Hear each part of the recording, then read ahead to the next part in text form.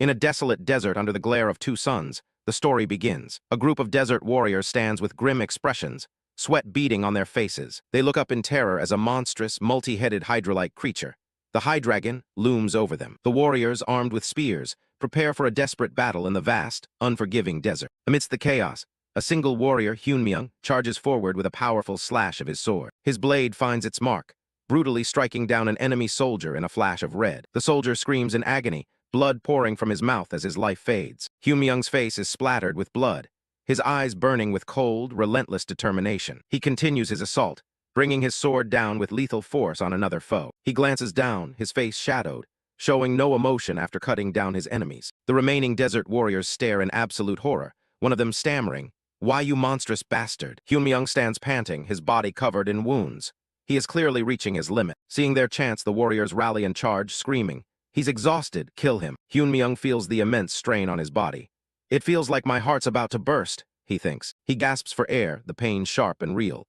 "Every time I exhale, it feels like a knife scraping the roof of my mouth." Blood and sweat mix and drip from his chin.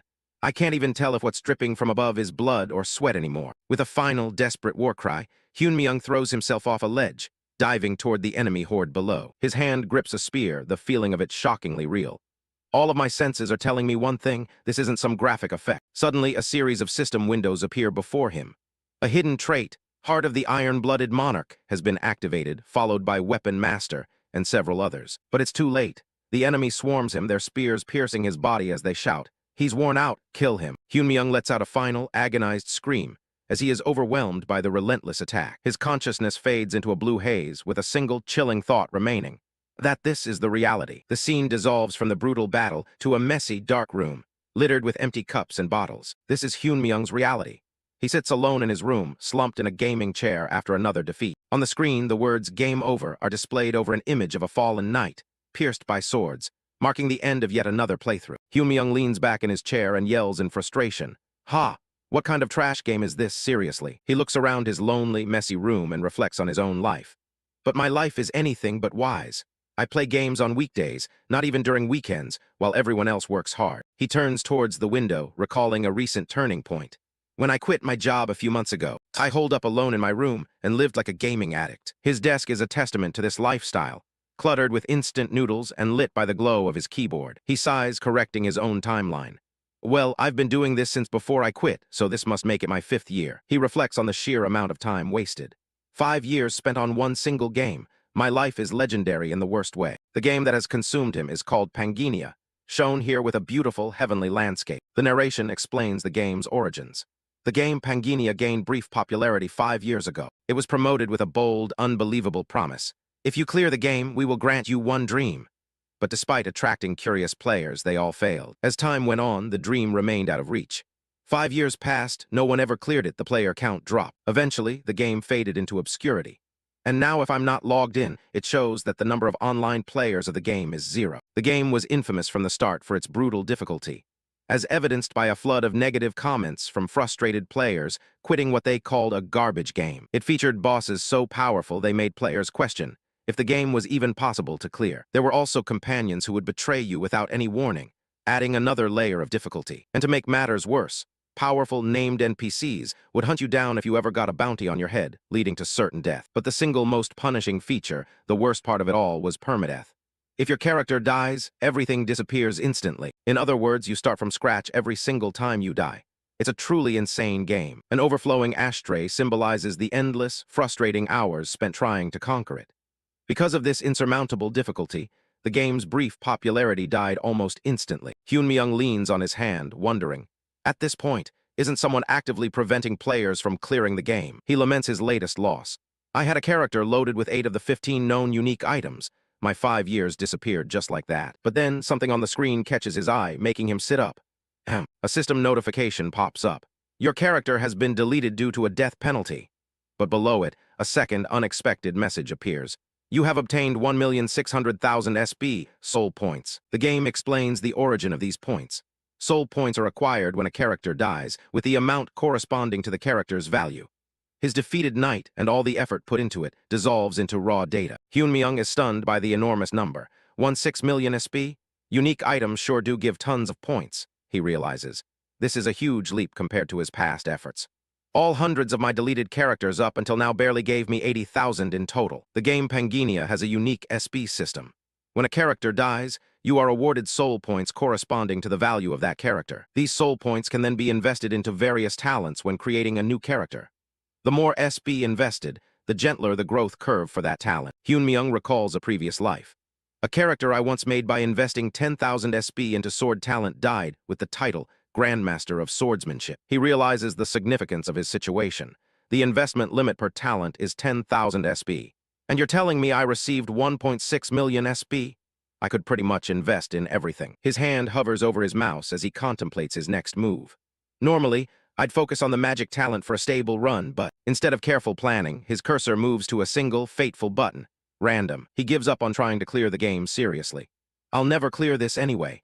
This is my first and last time to enjoy it properly before I delete it. With that thought, his thumb moves to click the mouse, setting in motion a chain of events rooted in his past. His mind flashes back to a painful memory, a woman's voice echoing, "Sorry, Hyunmyoung." A younger, more innocent Hyunmyoung looks up in shock and confusion. Huh, what are you talking about? His girlfriend at the time looks down on him, delivering the crushing words, "You're a good person, but I can't date someone with no future forever." She continues, her expression cold and distant. "I'm at the age where I need to think about marriage." Hyunmyoung is left speechless, unable to process what is happening. He bites his lip, a silent expression of his shock and hurt. She looks away, comparing him to others. "My friends are all dating or marrying guys working in big, well-known companies." Her eyes narrow as she lands the final blow. "Yet you." Hyunmyoung bows his head, completely defeated and ashamed. She sighs, standing up from the table. "Ha, that's enough, I'm leaving." His face is covered in shadow, reflecting the darkness of his despair. She walks away with a final, hollow sentiment. "I hope you have a nice life." She doesn't look back, leaving him sitting alone in the cafe. The scene is summarized. 3 months ago, I who dated my girlfriend for 5 years got brutally dumped. The memory fades, returning to the present in his dark room.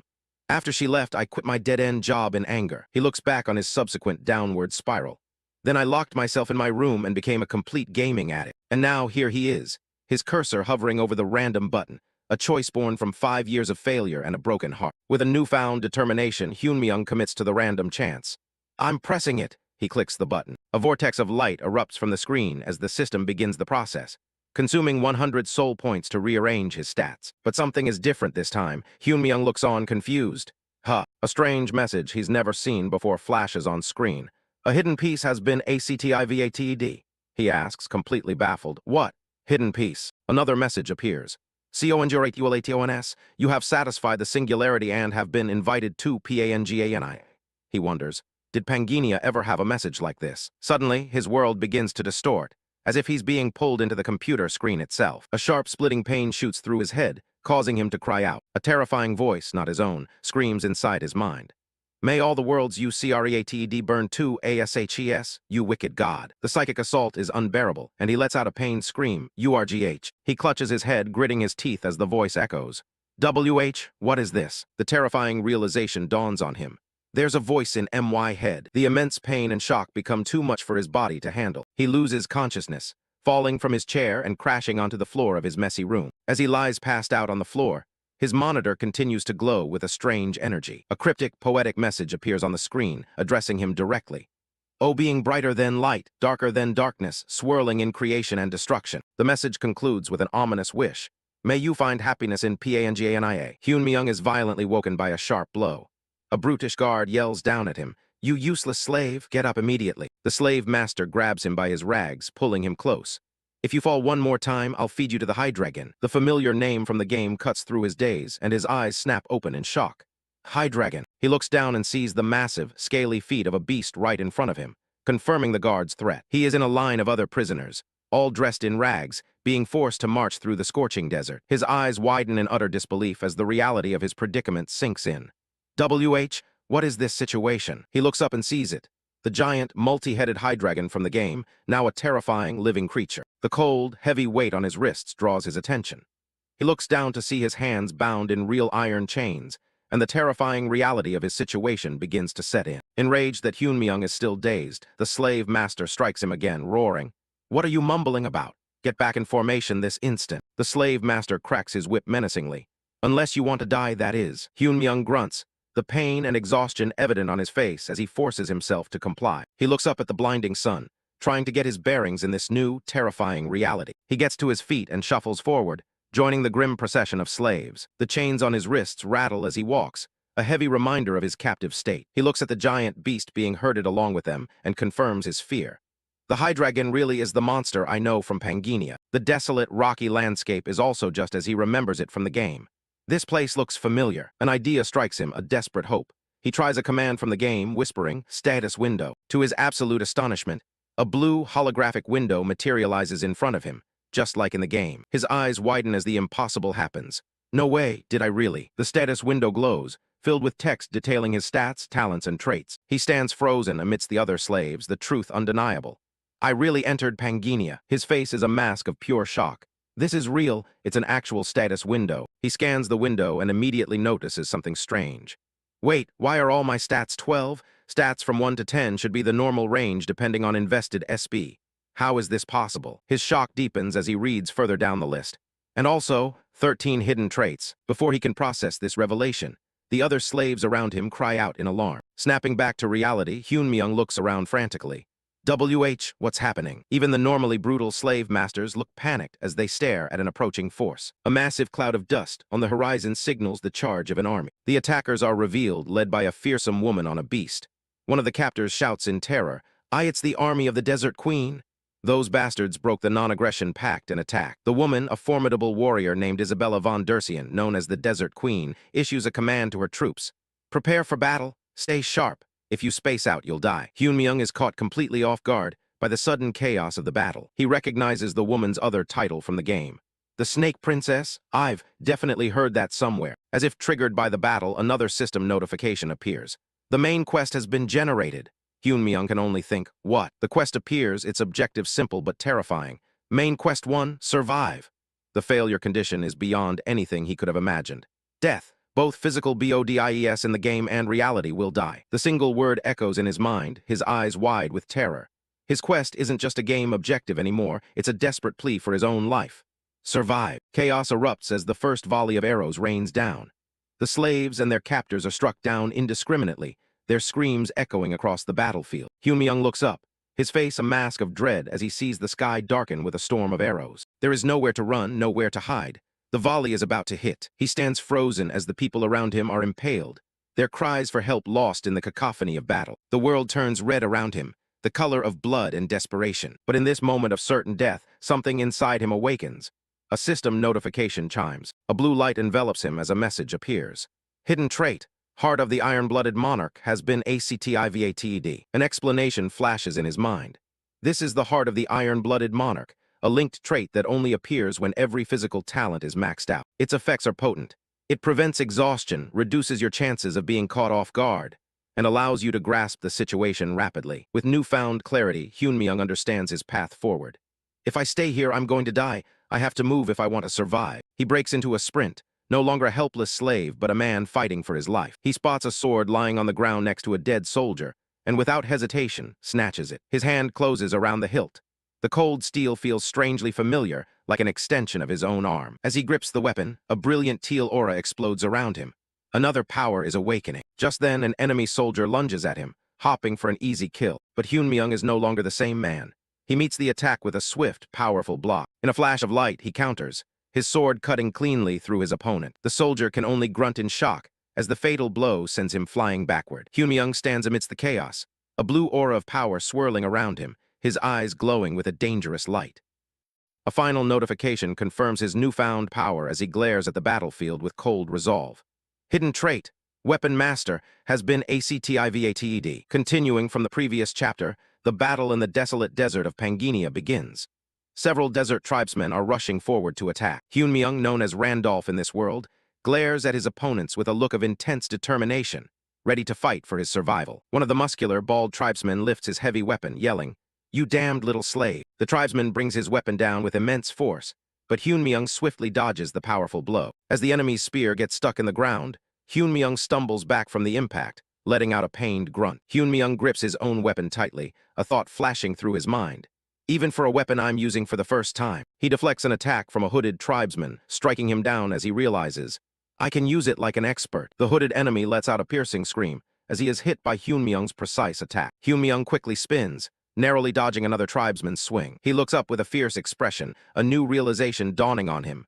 And what's more, suddenly his perception of the battle changes, as if he can see the weapons in a new light. Hyunmyung's eyes follow the movements of the enemy weapons, anticipating their every move. He thinks to himself, I can see, as a glowing blue line appears over the enemy's body, showing the trajectory of the incoming attack. Hyunmyung's eyes widen in amazement as he fully comprehends his new ability.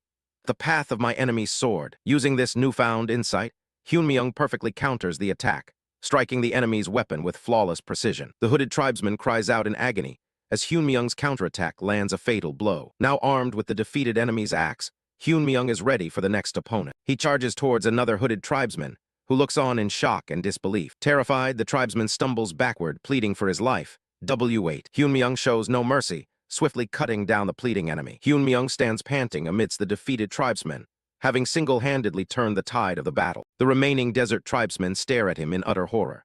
What a monster! One of them exclaims, while another adds, I thought the entire expedition was unable to fight due to their injuries. A system window appears before Hyunmyung. It reads, Hidden trait due to the effect of masterful hands. Your weapon proficiency will increase faster. Your sword proficiency has reached level 6. Another message follows. Your spear proficiency has reached level 6. Hyunmyung is shocked by this rapid growth. The max proficiency level is 10 and I'm already at 6, he thinks. Proficiency level 6 means that I should be able to use it like a famous knight. Is this the power of the hidden trait? He looks down at the sword in his hand, acknowledging the source of his survival. The fact that I lasted this long at my level, this wouldn't have been possible without my hidden trait. A grim reality sets in. But, he admits, even that miracle won't let me last forever. But his momentary confidence fades as he gazes at the sheer number of enemies still before him. He thinks in despair, there are at least 500 troops gathered here, and you're telling me I have to survive this. Standing over the bodies of the few he managed to defeat, Hyunmyung curses the impossible situation he's been thrown into. God, this quest is bullcrap. The scene shifts to a dark, ominous throne room. Isabella von Dercian is seen kneeling before a mysterious queen who sits upon a grand throne. The queen, shrouded in shadow, speaks down to Isabella. The expedition to the demon world failed, huh? Her crimson eyes glowing menacingly, the queen presses for confirmation. Is that true, Snake Princess? With her head bowed, Isabella replies with certainty. It is true. The queen explains the political fallout, saying, if it becomes known that we, the desert city of Faisalmer, didn't participate in the expedition, the fools of the central continent will pin the blame of this failure on us. We have to stop that at all costs. She then gives a direct order. Snake Princess, you are to head to the Kalsman Desert and eliminate all the stragglers of the expedition. From a high vantage point, the queen elaborates on the mission. We have to erase all evidence that may prove that Faisalmer hadn't sent any troops, and anything that may connect us to the failure of this expedition. As a reward, the queen makes a tempting offer. If you do perform well this time, I promise that I'll lift the curse from you. Isabella flinches at the mention of her curse. Isabella clenches her fist tightly in response to the queen's command and offer. Despite her internal conflict, she bows her head in submission. Understood. From her throne, the queen gives one final chilling reminder from the vast, dark hall. Remember, you cannot fail. Back in the desert, Isabella looks out towards the horizon, her expression now cold and resolute as she prepares to carry out her orders. She appears before one of the surviving tribesmen who is tending to the bodies and asks, all done. The tribesman reports, there's still one slave that's holding on, while gesturing towards where Hyunmyung is. Isabella looks slightly surprised by the news.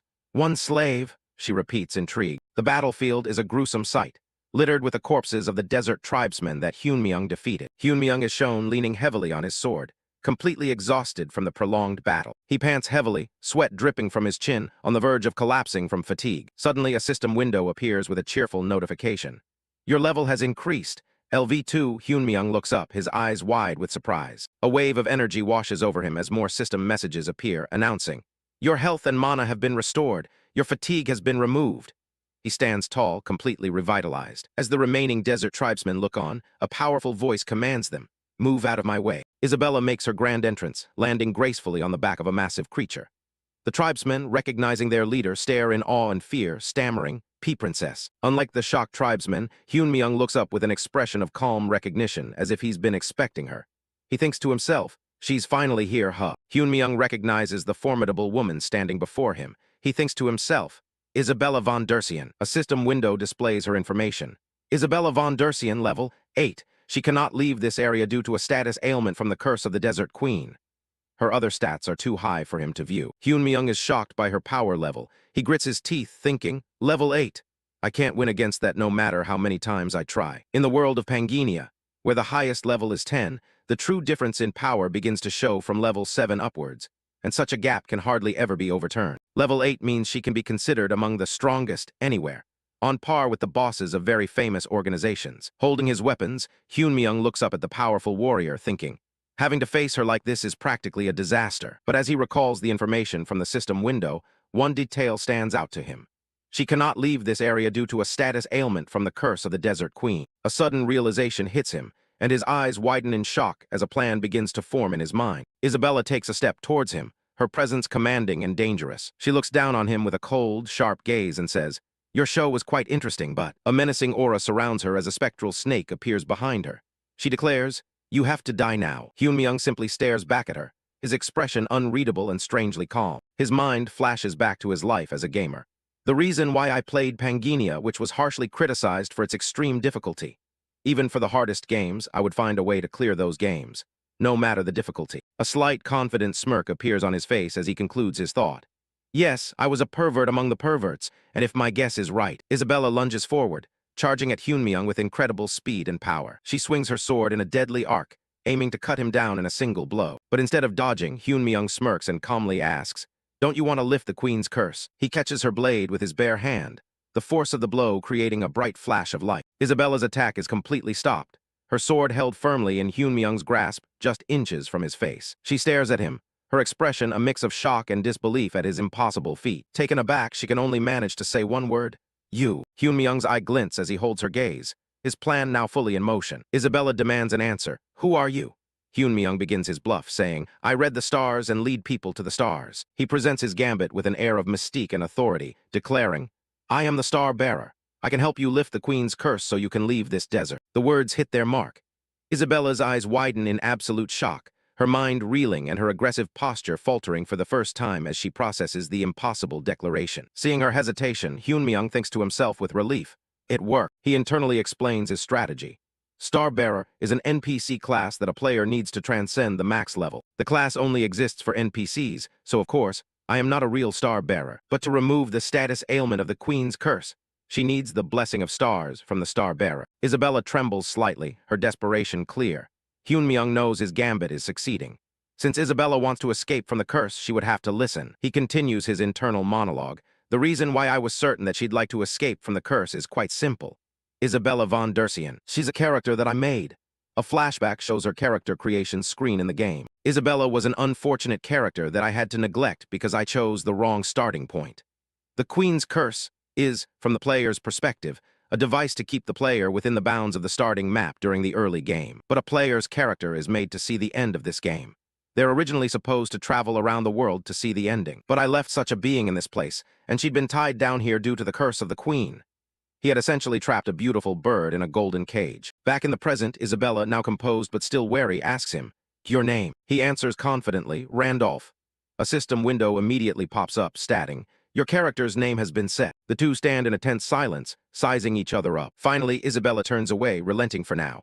"I'll postpone killing you for now." She glances back at him over her shoulder, adding a stern warning.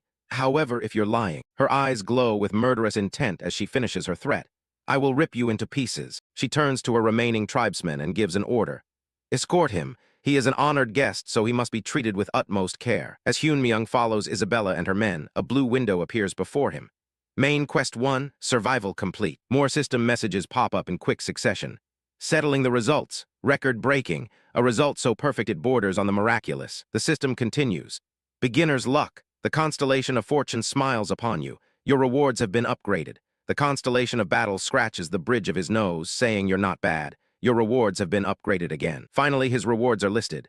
You have obtained the broken piece of the golden scale. You have obtained the soul of the high dragon. You have obtained the sword of Michela.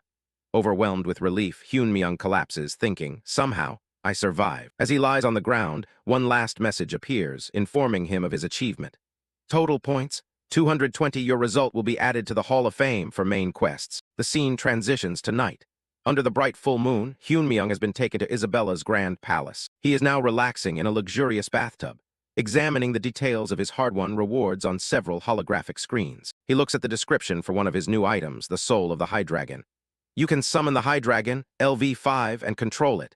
can be enhanced through the hidden ability Beast Lord. He continues to analyze his rewards, thinking, Soul of the High Dragon is infamous for only having dropped once ever since the release of this game, and a must-have item for the early game, Sword of Michela. I didn't think I'd get both of them at the same time. But then what is the broken piece of the golden scale? He wonders. The system window explains. Allows for the synchronization between reality and Pangenia. You can turn it on and off. 24 hours remaining.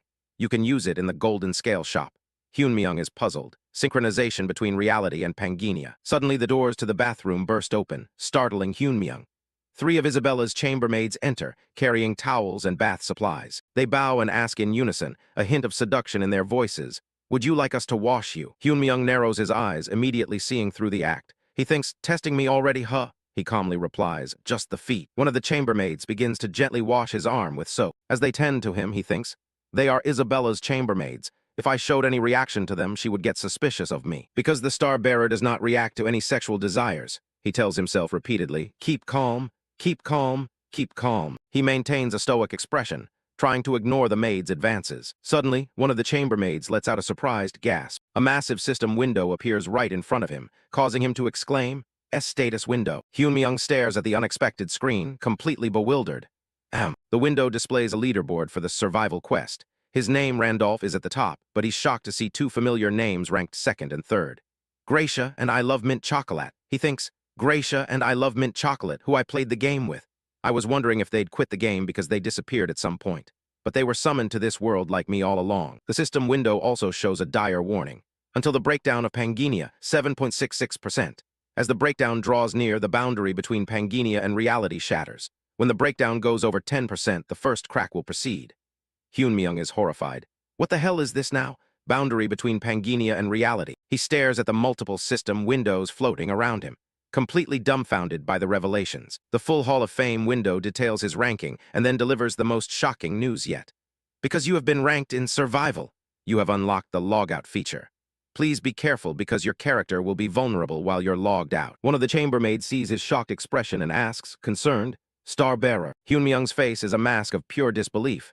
Impossible. His eyes dart to the message about the logout feature, his mind racing. He continues to read the notification, a wild hope building within him. And furthermore, logout feature. The realization finally hits him with full force.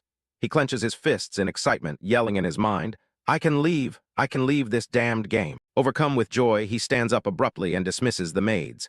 Stop! I need everyone to leave right now, for it is time to communicate with the stars. The maids look bewildered, one protesting, pardon, but the Snake Princess wanted us to treat you with. He maintains his authoritative, star-bearer persona, warning them, if I don't communicate with the stars in time, I lose all my power. Go ask the princess if she'd truly want that. The lead chambermaid is flustered and speechless, unable to argue with his command. Let the princess know that I'll come see her when I'm done communicating, he says, turning away as they hastily exit. They bow and say, we hope you have a comfortable time communicating. Once the chambermaids leave and the doors close, Hyunmyung finally lets himself relax. He looks back with a sigh of relief. Phew, thank goodness, that shabby excuse actually worked. Getting out of the tub, he admits, I was scared that I'd get stuck in this place forever. I'm gone for good now, though. I'm out of this stupid game, he exclaims, his finger hovering over the glowing logout button on the system screen. Without a moment's hesitation, he presses the button, determined to escape. The system initiates the process. Logging out, keep your character in a safe place. But as he closes his eyes, a final, chilling tip appears. In the blackness of the logout screen, a single, terrifying message hangs in the air. Tip: if your character dies, you die in real life. Hyunmyung's consciousness returns. He is back in his room, sitting in his gaming chair in front of his now blank computer monitor. He looks towards his window, noticing a strange, flickering light from outside. He peers out the window to see an unbelievable sight. The city below is engulfed in flames and chaos. People are running for their lives through the burning streets, screaming in terror. KYAHHH, help. A monstrous, insect-like creature with glowing red eyes stomps through the city, leaving a trail of destruction in its wake. It is a monster from Pangenia. His phone buzzes with an alert. Emergency disaster message. An unknown attack AT-14, 32. Everyone in Seoul, BUSAN, DAGU, and GYO and GGI needs to evacuate to the nearest underground shelter. Hyunmyung stares out the window in absolute horror and disbelief, his glasses perched on his face. What is this? The monster lets out a deafening roar, its terrifying presence looming over the buildings. Its head splits open, revealing a grotesque, flower-like mouth with sharp teeth, ready to devour anything in its path. Terrified, Hyunmyoung scrambles back and falls onto his bed, exclaiming, "Whoa." He looks back towards the window in a state of shock, his mind unable to process the catastrophe. Why are there monsters from Pangania in the real world? As he sits on his bed, something small and metallic falls from his clothes with a soft clink. It's the broken piece of the golden scale, one of his rewards from the game, now a physical object lying on his bed in the real world, confirming the terrible truth of the synchronization. The scene opens to a desolate battlefield where countless individuals stand facing a distant, ominous fortress. In the foreground, a single person looks on, a holographic system interface floating before them. In a flash of action, a young man with determined eyes is seen in the heat of battle, a swirling green aura of power surrounding him. He strikes a powerful pose, brandishing a gleaming sword as a spectral, fiery energy emanates from his body, ready to unleash a devastating attack. The screen splits, showing a mysterious woman with dark hair looking down with a heavy gaze, while below the young man's face is seen with his eyes closed, as if in a deep slumber or lost in thought. Suddenly, Park Hyunmyoung's eyes shoot open, filled with a look of sheer terror and disbelief, as if waking from a nightmare. He finds himself sitting in his computer chair, looking around with wide-eyed confusion. Where am I?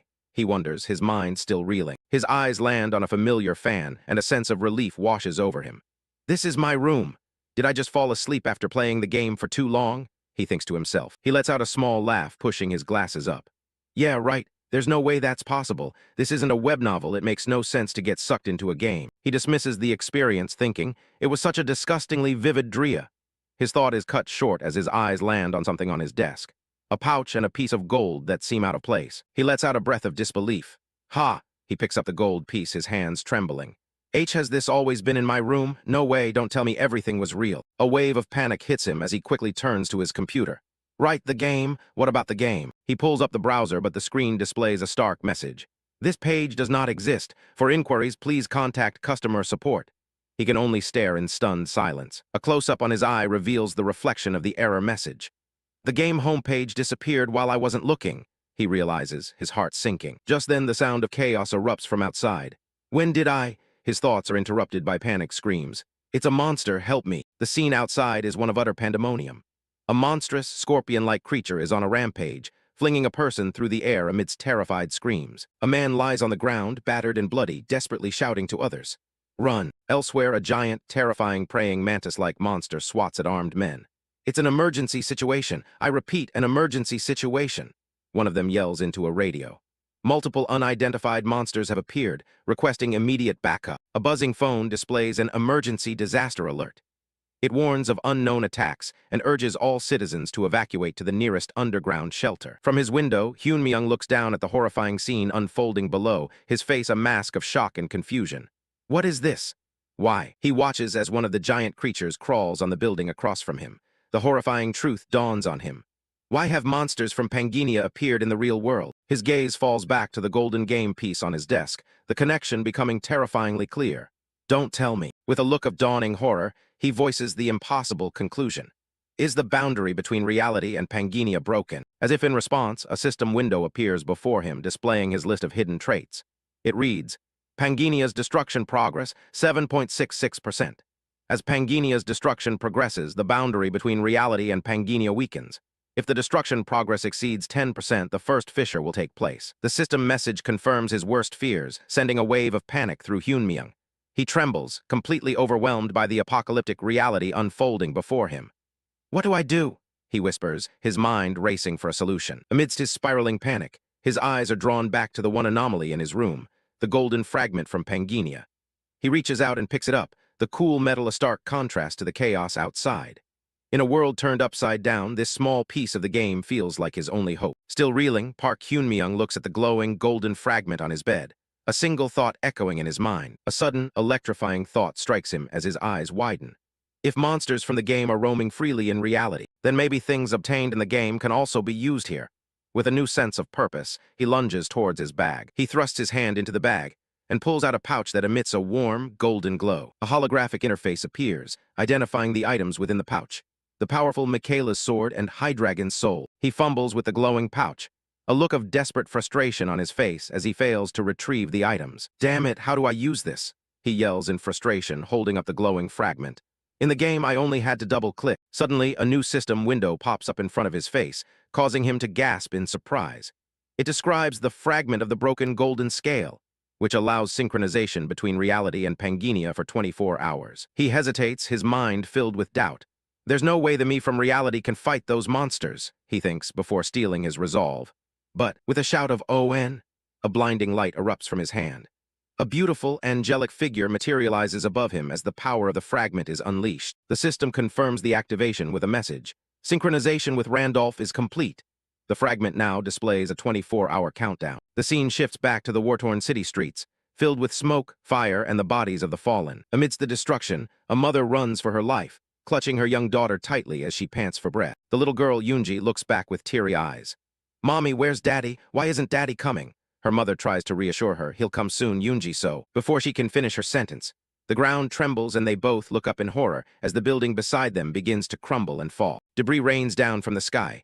In the dust, the little girl sits alone, calling out weakly for her mother.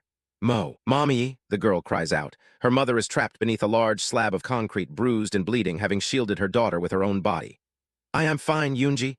I'm okay. Go quickly," she urges. A foot lands firmly on the rubble-strewn ground nearby, signaling the arrival of someone new. A young woman named Kim Hana, dressed in a now tattered business suit, rushes towards them.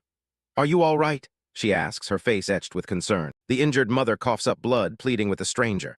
"I'm fine, young lady. Please take my child with you," while her daughter continues to cry out, "Mommy." Kim Hana bites her lip, her expression a mixture of pity and grim determination as she takes in the tragic scene. Looking at the trapped mother, Kim Hana makes a solemn vow. "I'm sorry, I'll protect her for sure." Her eyes suddenly snap wide with alarm as she senses an immediate, unseen threat approaching. In an instant, she is brutally impaled from behind by one of the giant insectoid monsters, its claw piercing clean through her torso. Staring into the monster's glowing red eyes as her consciousness begins to fade, a single, despairing thought crosses her mind. So this is how I die. But just as the monster's claw is about to strike, a brilliant flash of blue light slices through the air, severing the limb and saving Kim Hana at the last possible second. A close-up reveals the eyes of the savior, Park Hyun-myung, now glowing with an intense blue light, a sign that the synchronization with his game character is complete. With newfound speed and power, Hyun-myung unleashes a devastating series of attacks, obliterating the monster that had nearly killed them. Kim Hana's eye is wide with pure, unadulterated shock, unable to process what just happened. Clutching the terrified child, she trembles as the reality of her survival sinks in. I survived." She stares at the back of her rescuer, a man who appeared from nowhere, and wonders, who is this man? Before she can get an answer, another giant mantis monster fixes its glowing red eyes on them and charges forward. Seeing the new threat, Kim Hana screams out a warning to the mysterious man. "Look out." As the monster bears down on them, Hyun-myung remains perfectly calm, standing his ground as if facing a mere insect. Kim Hana looks past him, her face filled with a new kind of terror and awe. "What is that?" she asks, trembling. Behind Hyun-myung, a colossal creature of myth has appeared, a massive dragon with 9 heads, its red eyes glowing ominously. "A dragon with 9 heads?" Kim Hana whispers in disbelief. As if it were a common pet, Hyun-myung calmly reaches out and pats the snout of one of the massive dragon heads. He then leaps onto its head and gives a simple, authoritative command. "Stay still." Kim Hana can only stare, her mind completely blown by the impossible sight before her. Her face cycles through shock and wonder. Am I dreaming?" she stammers to herself. The moment of awe is broken as the little girl, Yoonji, breaks free from Kim Hana's grasp and runs towards her fallen mother, screaming, "Mommy." Kim Hana watches with a heavy heart as the child reaches her mother, a tragic scene amidst the unbelievable chaos. A close-up on Kim Hana's eye reveals a newfound sense of clarity and determination. The 9-headed dragon effortlessly wipes out the attacking monsters, leaving a trail of destruction in its wake. Onlookers can only stare and wonder, who is he? The narration explains that monsters appeared simultaneously across the entire world, not just in Korea. Showing scenes of destruction from Paris to other world cities, it's clear they immediately began to destroy human civilization. However, the monsters were not the only ones who appeared. Powerful warriors, immune to bullets and capable of summoning their own beasts, emerged to fight back, hinting at other players from Pangea arriving in reality. A glowing piece of shoulder armor materializes, symbolizing the arrival of these new, super-powered individuals. One such heroic figure stands before a crowd of survivors, raising a glowing sword. "Don't worry, everyone, I'll protect all of you," he declares as a thought appears. A new world of monsters will soon descend. A stark white panel with black text delivers a simple, ominous message. The world was rapidly changing. Back in his room, Park Hyun-myung watches a video of the self-proclaimed hero on his phone, who is shouting, "We must unite our strength." Hyun-myung lets out a disdainful scoff. Tusk. Still in his room, Park Hyunmyung looks on with a cool, analytical expression. He thinks to himself, idiots. They're wasting their fragments of the broken golden scale. The scene shows a player named Massacre holding a fragment. The narration explains. It's now been confirmed that reality and Pangenia are beginning to merge. Pangenia and reality might merge into one world over time. A fist clenches with determination as Hyunmyung thinks. In the coming age of chaos, everyone is a competitor. Those who obtain more fragments, more power, will become the protagonists of this era. A system window displays the newly updated rankings. The ranking that's remained unchanged for 2 years has finally been updated, too. Randolph is in first place with an astonishing 220 points. Focusing on the top ranker, the question is posed, is this Randolph guy Phantom? The text below confirms it. Phantom, also known as Ghost, a depiction of the legendary player in full armor, appears. The narration explains that since no one knows his name, he's known by these 2 nicknames. He was the first to form an NPC expedition, called the Demon Realm Expedition, the only one to reach just before the game's final clear. The text continues over an image of his defeat. Though it ended in complete failure, he is undeniably the #1 player of Pangenia. Back in his room, Hyunmyung pieces it together.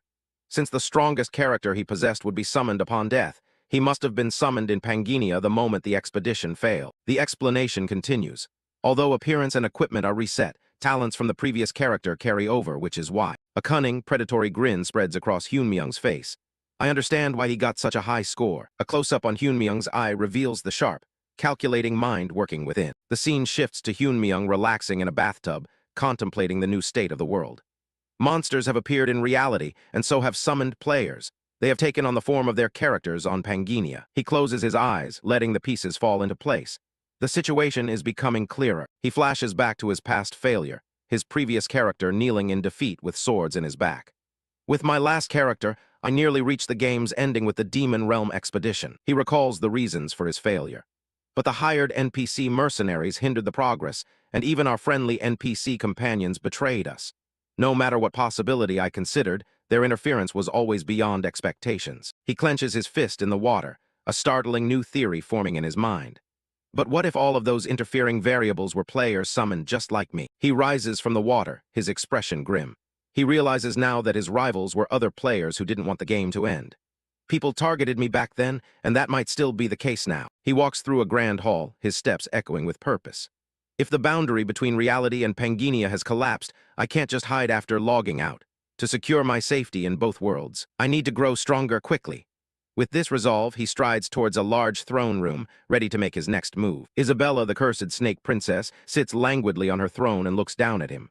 Have you finished talking with the stars? She asks. Hyunmyung looks up at her and confirms, yes, I've come to keep my promise with you. Isabella gives a slight, satisfied smile. Good, but Hyunmyung isn't finished. I do have one condition, though. Isabella's expression shifts slightly.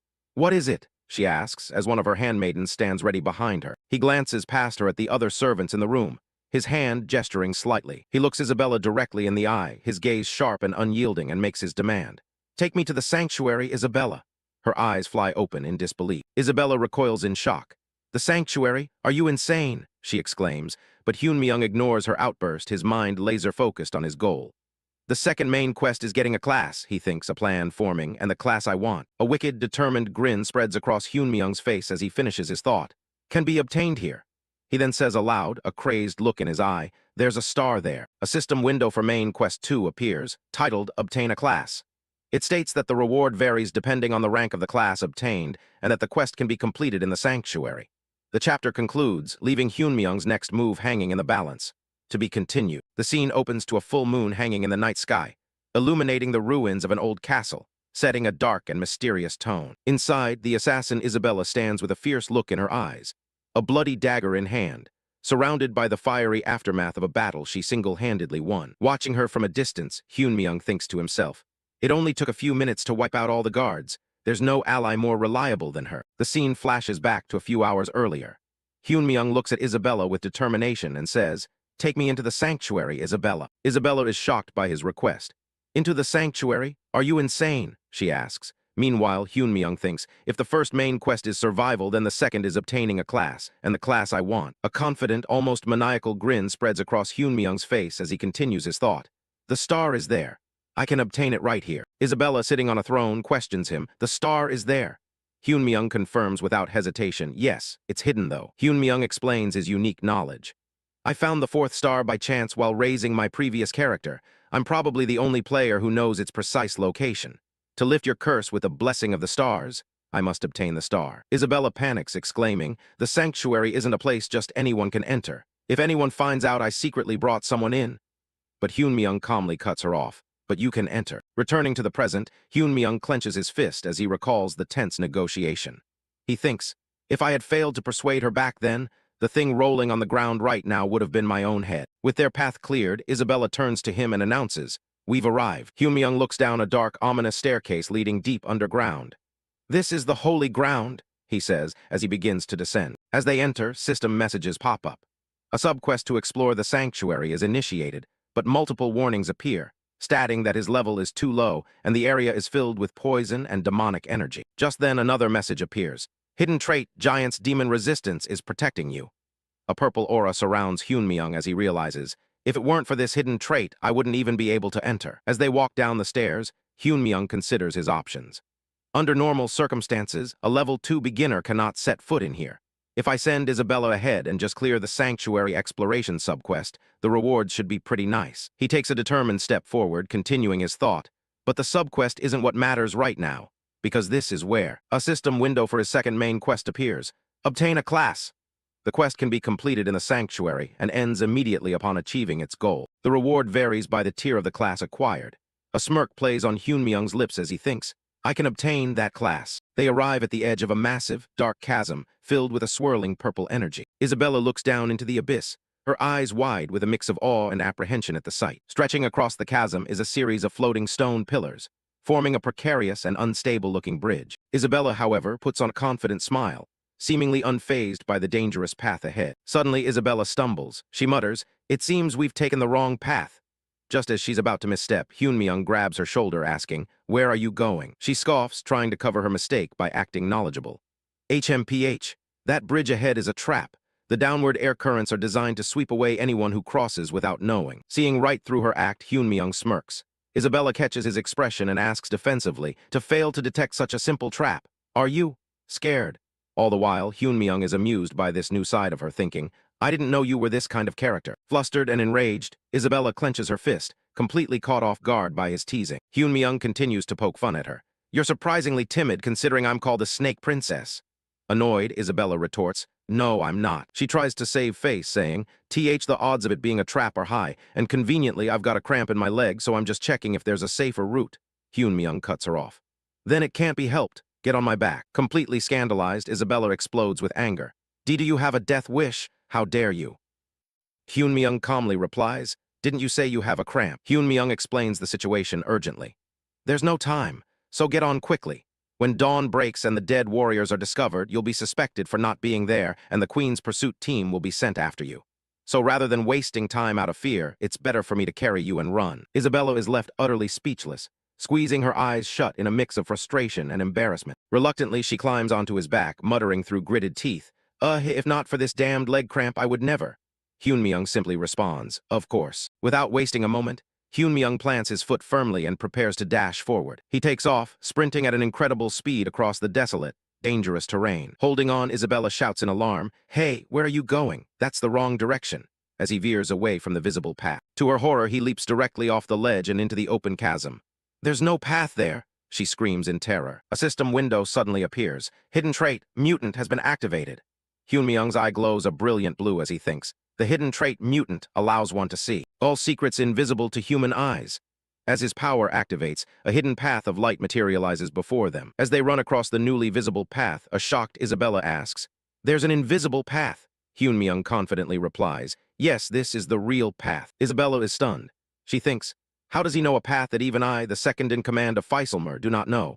And in this sanctuary, overflowing with poison and demonic energy, he's not even gasping for breath. There are too many strange things happening to chalk up to simply being a star-bearer. Hyun-myung smirks, continuing to tease her. I didn't know the second in command of Faisalmer had acrophobia. Flustered, Isabella just yells, shut up. Still annoyed, Isabella thinks, and he's even acting so relaxed in front of me. This isn't just some confidence that comes from being strong. As he continues to run, she studies him, her suspicion growing. It's as if He's welcoming an old friend he hasn't seen in years. Leaning closer, she asks him directly, "Have we met before?" Hyunmyung pauses for a beat before answering. As they ascend a staircase made of pure light, he gives a cryptic answer, "We've never met in the same place." Confused, Isabella asks, "What's that supposed to mean?" A strange blue energy gathers in Hyunmyung's hand as he begins to explain. "It means I have seen you." The energy surges around them as he delivers the finishing line.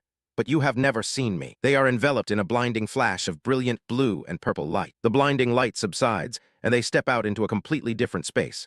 A serene, beautiful path lined with flowers, seemingly floating in the sky. Hyunmyung instantly recognizes the area. He thinks, a domain barrier cast over the entire area. Only those who follow the designated path can see what lies ahead. His eyes narrow in anticipation, knowing exactly what's coming. If my memory is correct, next is. Just as Hyunmyung finishes his thought, the ground before them begins to crack open. From the darkness of the newly formed fissure, a single, menacing red light begins to glow. The ground trembles and shakes violently as large rock formations start to rise from the fissure. Several monstrous golems, their bodies made of stone and glowing with a sinister red energy, emerge from the earth. A massive golem guardian takes center stage, a large glowing rune of power visible in its chest. Hyunmyung calmly assesses the threat. This time, the guardian is a golem. Judging by the size of the rune on its chest, it's at least upper tier. At my current level, even a graze from it would mean instant death. He turns to Isabella with a smirk, asking, "Is your leg cramp better now?" She retorts, annoyed. "You keep running your mouth, just shut it and watch." Without a word, the golems begin their assault, charging straight for the two intruders. One of the golems raises its huge, rocky fist, preparing to crush them. Isabella stands her ground as the golem's fist smashes into the earth, but she remains untouched. A wicked, bloodthirsty grin spreads across her face as she relishes the incoming fight. With incredible speed, she moves in a blur, her blades flashing as she slices through the golem's stone arm. She unleashes a flurry of attacks, completely shattering the stone monster into pieces. As the debris flies past her, Isabella calmly states, "It'll be over soon." She leaps through the air with deadly grace, her daggers at the ready as she moves toward her next opponent. The lead golem guardian watches, its core glowing ominously as it prepares to defend itself. Isabella effortlessly uses the falling rubble from the smaller golems as stepping stones, launching herself towards the main guardian. Hyunmyung watches with a satisfied smile. To think she's an assassination-specialized character, it's ridiculous, even though I raised this character myself. In a brilliant flash of movement, Isabella's blades slice through the final golem, dicing it into pieces with perfect precision. She lands gracefully amidst the shower of exploding rock, as Hyunmyung thinks to himself, "So this is what level 8 really means." As the battle ends, a system notification window appears before a surprised Hyunmyung. The system offers him a new class. You can now acquire the class Golem Maker. He looks on in surprise, thinking, "It's recognizing Isabella's kill as my own. Is the system reading us as a party?" He considers the offer, noting the class's value. In Pangea, summoner-type classes are rare, so Golem Maker is a pretty good class. And in terms of class rank, it's at least high tier. Although the system presents a high-tier class, Hyunmyung's ambition lies elsewhere. With a resolute expression, he thinks, "But that's not the class I want," and presses decline. The instant he rejects the offer, the tranquil atmosphere shatters. A sinister, dark energy erupts and begins to consume the sky, heralding a far greater power as Hyunmyung thinks. Because the one who can give me the class I want is something else entirely. Isabella is startled by the sudden shift in energy, her senses on high alert as she tries to understand what's happening. The entire flowery field is consumed by a violent, dark purple aura, as the ground itself begins to tremble and roar. A system message appears, providing a chilling explanation. The ancient king, the master of this mountain that was buried by the nameless star, rages against the intruders. Hyunmyung looks up, his face set with grim determination. This is what he was waiting for. "You've finally shown yourself," he thinks. A colossal, serpentine creature of immense size emerges, its ancient eyes glowing. This is the greater god who guards the stars, ancient King Dramat. The chapter ends with one final, stark warning from the system, highlighting the impossible odds they now face. The player's level is far below the sanctuary's recommended level, 10. As Hyunmyung stands in a field of purple flowers, a dark aura surrounds him. He looks up and says, "You've finally shown yourself." A colossal serpent with glowing red eyes appears before them. It is the ancient King Dramat, the greater god who guards the star. A system window pops up, warning that the player's level is far below the recommended level of 10 for the sanctuary. Hyunmyung feels the immense pressure from the creature, wondering if this is it. Hyunmyung confirms his suspicion as he stares up at the giant serpent, identifying it as the mountain guardian of the sanctuary. Hyunmyung turns to Isabella with a smirk, asking if she seriously expected him to handle the mountain guardian. He then reassures her not to worry, claiming that despite its appearance, The creature is quite gentle. Just as Hyunmyeong is saying Dramat never attacks first, the giant serpent launches a powerful beam of energy, cutting his sentence short. The blast from Dramat's attack sends a surprised Isabella flying backward. Isabella manages to land on her feet, stabbing her daggers into the ground to stop her momentum. Hyunmyeong turns away with a sheepish and awkward expression, letting out a small A, as his prediction proves completely wrong. Isabella glares at Hyunmyeong, her face a mask of pure, unadulterated rage and disbelief. Isabella furiously shouts at Hyunmyeong, reminding him that she remembered Dramat as a friendly guide. She then sarcastically asks if the giant, attacking snake looks friendly to him. Dramat issues a challenge. Challenger of the sanctuary, defeat me and prove your qualification. Panicked, Isabella quickly tries to explain that she isn't the one challenging the sanctuary. Dramat questions her denial, reminding her that she defeated his sentinel. A flashback shows Isabella standing over a fallen golem, and she lets out a small ah of realization. Without waiting for an answer, Dramat's massive tail whips through the air, aimed directly at Isabella. Dramat declares that if she cannot prove herself, she will never leave alive. As the attack descends, Isabella continues to scream that she is not the challenger. Isabella is sent flying by the attack, shouting at the star-bearer to stop standing there and tell her what to do. Meanwhile, Hyunmyeong realizes something is wrong. In his memory of clearing this place, he never had to defeat Dramat. Hyunmyeong's eyes widen in shock, as a dreadful possibility dawns on him regarding the ancient King Dramat. The lore of the sanctuary explains that Dramat, the mountain guardian of the star, is an enchanted beast who gained wisdom and a gigantic body from the star's spiritual energy. Hyunmyeong recalls his past life as a gamer. He remembers clearing this very place while playing as Wilhelm, a powerful level 10, 5-star transcendent rank character. In his memories, when he came to the sanctuary as the powerful Wilhelm, Dramat was obedient and guided him directly to the star. Hyunmyeong understood this was because he was deemed qualified. Hyunmyeong connects the dots. Dramat attacks those weaker than him. Back when he was Wilhelm, he was overwhelmingly stronger. Now in his current, weaker body, he contemplates his next move. A sudden idea strikes Hyunmyeong, his eyes widening with a spark of genius. While Hyunmyeong strategizes, Isabella is once again sent tumbling through the air by another of Dramat's relentless attacks. She lets out a pained cry as she's violently slammed into the ground, bleeding from the continuous assault, and now completely at the mercy of the Guardian. Defeated, Isabella pants for breath, cursing the sanctuary's poison that has rendered her immobile. As she lies there, she begins to regret ever stepping into this place, a sense of doom settling in. Lying on the ground, defeated, Isabella can only think about her mistake. She believes that she's going to die after hearing what the star-bearer said. Just as Dramat's tail is about to crush Isabella, a firm voice commands, "Stop, Dramat!" The attack freezes in midair. Dramat's tail hovers just inches above Isabella. The ground beneath it cracked from the sheer force of the halted blow. A close-up on Dramat's eye reveals its surprise at being commanded to stop. Hyunmyeong stands with an aura of power, his hair momentarily turning blonde. Dramat, taken aback, asks, "How do you know my true name?" With a confident smirk, Hyunmyeong's appearance returns to normal as he makes a shocking declaration. "Your master, Wilhelm, has returned." From the ground, Isabella watches in disbelief as Hyunmyeong stands his ground before the colossal serpent. Dramat looms over Hyunmyeong, its voice filled with skepticism as it questions, "You are Wilhelm?" Dramat lets out a small laugh of disbelief that quickly erupts into a massive, echoing roar of mockery. The serpent belittles Hyunmyeong, stating he isn't even prepared to receive the star and is weaker than the golem sentinel he faced earlier. Dramat reminisces, acknowledging that Wilhelm was indeed a powerful human, a perfect transcendent worthy of being his master. However, Dramat reveals a critical piece of history. Wilhelm failed the Demon Realm expedition. All his stars fell, signifying that he met a complete and utter death. Enraged, Dramat bellows that even if Wilhelm is gone, a lowly creature like Hyunmyeong has no right to speak his name. Unaffected by the roar, Hyunmyeong is enveloped in a powerful aura and issues a command. "Honor the contract we made, Dramat." Dramat's massive tail slams into the ground right beside Hyunmyeong, a show of force that stops just short of an attack. The serpent is visibly shocked, its glowing red eye wide as it stammers, "You? How do you know about the existence of my contract with him?" As Hyunmyeong maintains his composure, Dramat thinks to itself in disbelief that no one should be able to know about the secret contract. Hyunmyeong begins to recite the terms of a glowing, magical scroll that appears before them.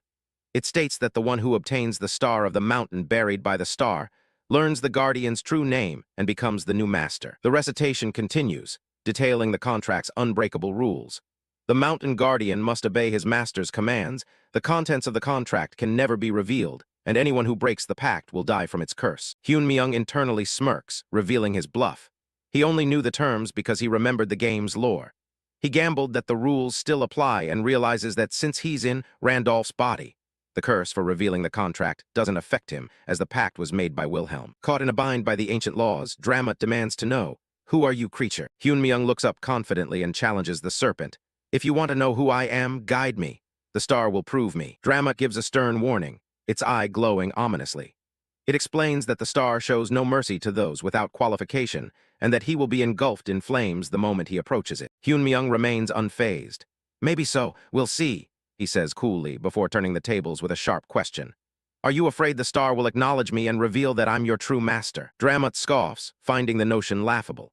It sees Hyunmyung as a mere brat who looks like he would crumble from a single bite, and questions what gives him the confidence to act so arrogantly. Dramat relents. "Very well, boy, I'll bring you to the star." It admits that while it doesn't believe he is Wilhelm, his knowledge of the contract-killing pact is unsettling. Deciding it would be easier to let the star itself get rid of Hyunmyung, Dramat begins to glow with cosmic energy, preparing to guide them. The scene shifts, transitioning to a dark and foreboding new location. Isabella looks around at the new surroundings with wide, shocked eyes, uttering a single word. "This." They have arrived in a massive, dark chamber. Dramat's head snakes down as Isabella asks if this is where the star is located. Hyunmyung confirms her question. "Yes, the object that's placed on the altar, to be exact, is the star."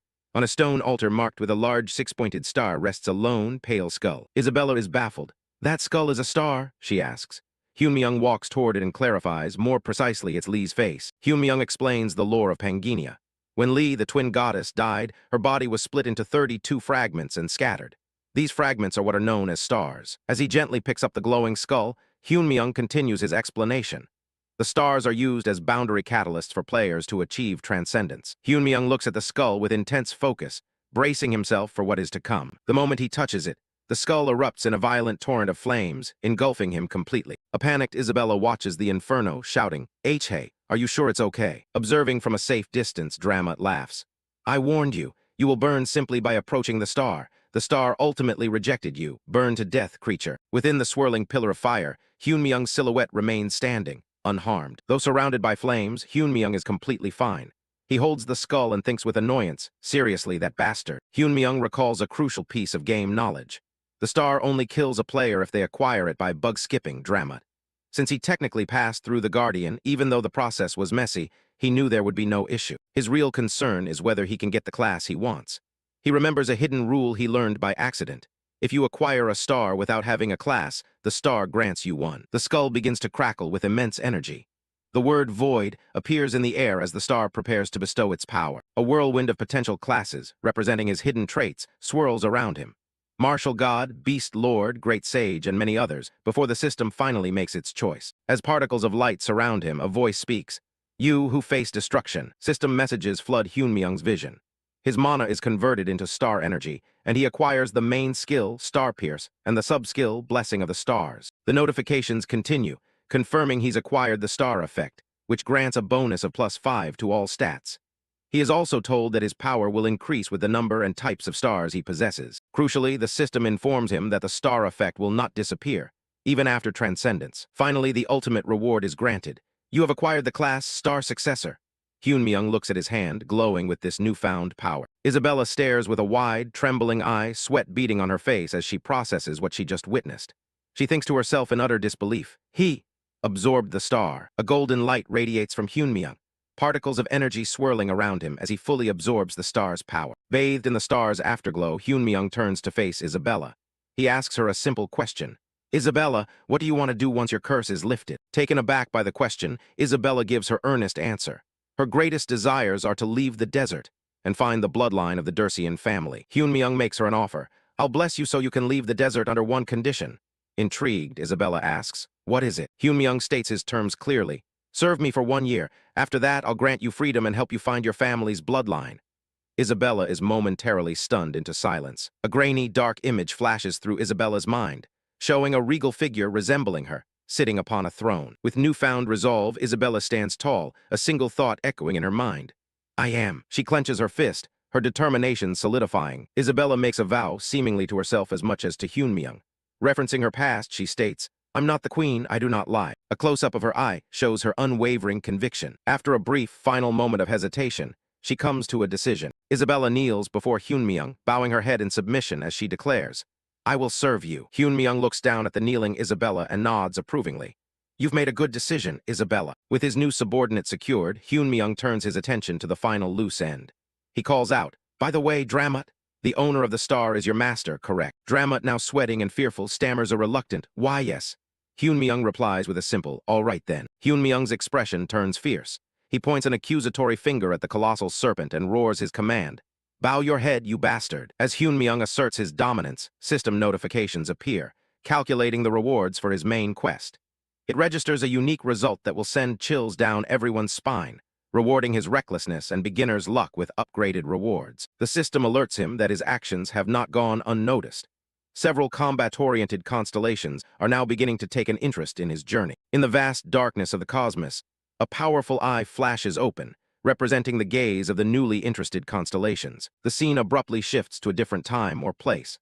A narrator explains that Isabella has entered another sanctuary, accompanied by a slave she captured, and stands before a group of hooded figures. The chapter ends on a cliffhanger as a powerful, unseen figure gives a command to the hooded men.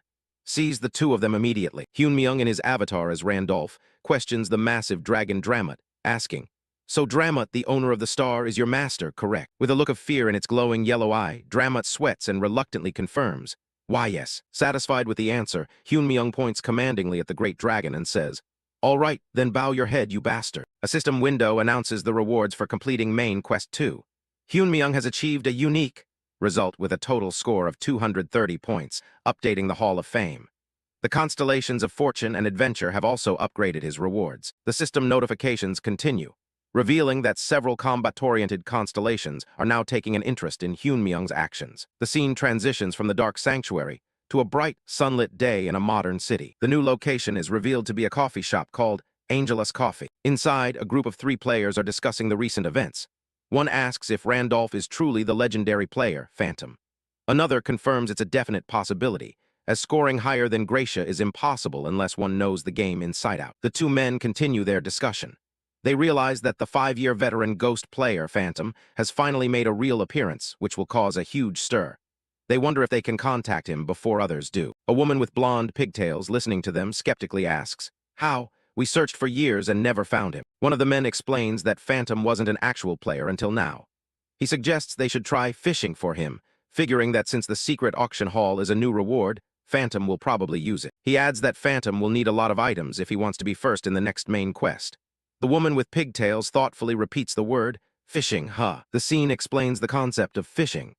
It's a strategy used in the secret auction hall where players trade items by uploading a high-quality item at a very cheap price to bait a target. The explanation continues, revealing the trap.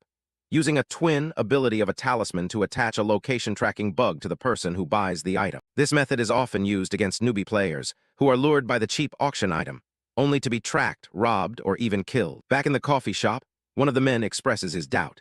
He doesn't think someone like Phantom would fall for such a simple trick, arguing that a veteran player would know every talisman option in the game. However, the woman with pigtails confidently states, "No, he might fall for it," catching the 2 men by surprise. With an excited, almost crazed expression, she explains her reasoning. She believes Phantom's reckless decisiveness, like initiating the great expedition even though it failed, means he would jump at a cheap, valuable item. She knows that this is the kind of player Phantom is. She gets carried away, saying they absolutely have to meet and kidnap, or rather, invite him to their guild. Just then, one of their phones rings, and the man answers comically, asking if the caller is reporting them for stalking and to shout "pizza" if they're in danger. The scene goes dark as a monologue reflects on the situation. Someone wonders what kind of person Randolph is to get such an amazing class trait, speculating that he must have been scouted by a major corporation, and that it's just another unrealistic hope. A system window displays the updated rankings for main quest 2. Randolph is in first place with 230 points. At the same time, a player named Massacre has had their quest rights and auction participation revoked for being pushed out of the ranking. Elsewhere, the player Massacre stares at the ranking screen in disbelief, wondering, Randolph has 230 points. What kind of class gives that many points? Standing over a defeated player, Massacre resigns himself to being locked out of the auction house, but says it doesn't matter. A brutal scene unfolds, showcasing the bloody aftermath of one of Massacre's recent kills, a testament to his violent methods for climbing the ranks. Grabbing a fresh victim by the hair, Massacre reaffirms his cold-blooded strategy with a menacing look, declaring, "As long as I kill anyone in the top ranks, I'll rise back up anyway." While he plots his bloody return to power elsewhere, Hyunmyung is about to discover the full extent of his own rewards. The scene transitions back to Hyunmyung, also known as Randolph, who is in motion. A system window appears, announcing that the sub-quest, Sanctuary Exploration, has been completed with an unbelievable 100% exploration rate. For being the first to perfectly clear the desert sanctuary, Hyunmyung acquires the Conqueror of a Sanctuary achievement.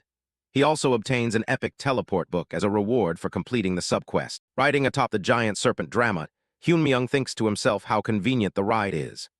As his companion Isabella gives directions, he realizes he can escape the sanctuary and complete the exploration at the same time, killing two birds with one stone. A blue system window flashes, informing Hyunmyung that his accumulated experience has caused him to level up. Hyunmyung notes he has finally reached level 3, realizing the process is much slower compared to regular characters. His status screen shows his name, Randolph, his class as Star Successor, and that his stats have all increased to 36. He figures that because he has so many talents, his required experience is probably 10 times the normal amount. He muses that he can't complain, since his stats grow more as a result. He pushes the thought aside, reminding himself that it's not what matters at the moment. Hyunmyung turns his attention to the reward he received from completing the main quest. He smiles, thinking about the two extremely rare items he now has for his current level. Beside him, Isabella looks on with a questioning expression. He reveals one of the rewards is the Shadow Cloak. When activated, it turns the wearer invisible, essentially giving him a free stealth skill which he notes is not bad. Suddenly, a loud sound effect echoes through the sanctuary, signaling an abrupt change in the situation. A close-up shows the eye of the great serpent Dramat, now glowing an ominous red, sensing danger. A group of mysterious, cloaked figures are seen rushing into the sanctuary at high speed. Riding on Dramat, Hyunmyung and Isabella are alerted to the danger. Dramat informs his master that intruders have been detected in the sanctuary, to which a surprised Hyunmyung replies, "What?" Isabella identifies the intruders, stating that it is probably the Queen's pursuit squad. Hyunmyung grimly comments that they must have stayed in the sanctuary for too long. Isabella asks Hyunmyung what he plans to do. She warns him that while the Queen herself won't be present, the pursuing squad will still be a sizable force. She continues, expressing her doubt that they can handle all of the enemies, even with the help of the mountain guardian, Dramat. Hyunmyung, now cloaked and hooded, looks on resolutely. Hyunmyung calmly turns to Isabella and asks, "Dramat's the guardian, why would we fight?" Isabella is stunned into silence by his completely unexpected and strategic question. Without another word, Hyunmyung grabs Isabella and leaps from Dramat's back, shouting, "Dramat, we're counting on you." He sternly commands the sweating, nervous-looking dragon to do your job. As they flee, cries from the intruders echo behind them, shouting about a giant serpent appearing. Isabella anxiously asks if it's okay for them to just leave. Hyunmyung confidently tells her it will be fine, reminding her that she said the Queen isn't coming. He believes this is likely just the advance unit of the pursuit squad. He explains that their only chance of survival is to escape quickly before the main force arrives and surrounds the sanctuary, especially since the squad is after them specifically. Isabella's eyes widen as she finally grasps his strategy. He isn't sacrificing Dramat out of cruelty. Hyunmyung clarifies her realization, stating that as the mountain guardian, Dramat is bound to the sanctuary, leaving them as the only ones who can flee. As they run, Hyunmyung explains that to get out of there, they have to use the warp gate at the edge of the desert.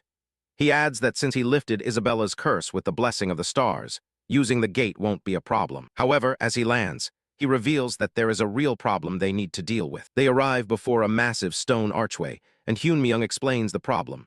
The gate requires a significant amount of time to activate. Isabella looks towards the gate with a determined gaze, gulping as she says, "Once we get past here." Hyunmyung confirms that once they pass this area, they will be out of the desert.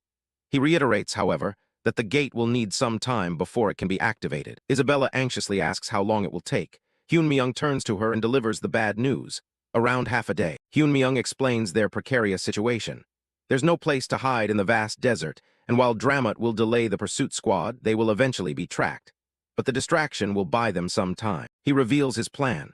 During the half-day wait, he has to log out to communicate with the star and check on the situation in reality, as he can't stay logged in forever. He looks at Isabella with a serious expression, asking her directly, "Can I trust you?" In response to his question, Isabella firmly grips the hilt of her dagger, her determination clear. As Hyunmyung sits down to log out, Isabella stands guard over him and makes a solemn vow. "I will protect you." System windows announce that Hyunmyung is logging out. A tip pops up, warning him to be cautious when purchasing from the secret auction hall before confirming the logout is complete. The scene shifts to reality, with Hyun-myung now back in his own body, lying in his bed. He sits up, feeling the disorienting sensation of returning to his real body from his avatar, Randolph. A feeling he is still not used to. He immediately reaches for his phone lying next to him on the bed. Checking his phone, he concludes that since there are no news alerts or disaster warnings, monsters haven't started appearing in the real world yet. He reflects on the certainty that reality and the game world, Pangenia, are slowly merging. A status screen shows Pangenia's destruction progress is at 7.66%, indicating that the boundary between worlds is weakening. He anticipates that more monsters will appear soon and also feels concerned about other players in the real world. He resolves to return to reality periodically to gather information. His thoughts are interrupted by his phone buzzing with a call, causing him to look down with a quizzical hem. He looks at his phone screen in surprise as his ex-girlfriend, Kim Seoyeon, asks how he has been. He mutters her name in disbelief. The scene changes to the exterior of a cafe, setting the stage for a confrontation. Inside a coffee shop, a woman is on the phone with a man arguing. "Don't push it. I already buy you food and clothes. What's your problem?" she says. The man on the other end seems to be retorting. "Didn't you flirt with me saying that you're rich? Now you act cheap. And what did I say that was wrong?" The woman, Seoyeon, sighs and suggests they talk in person.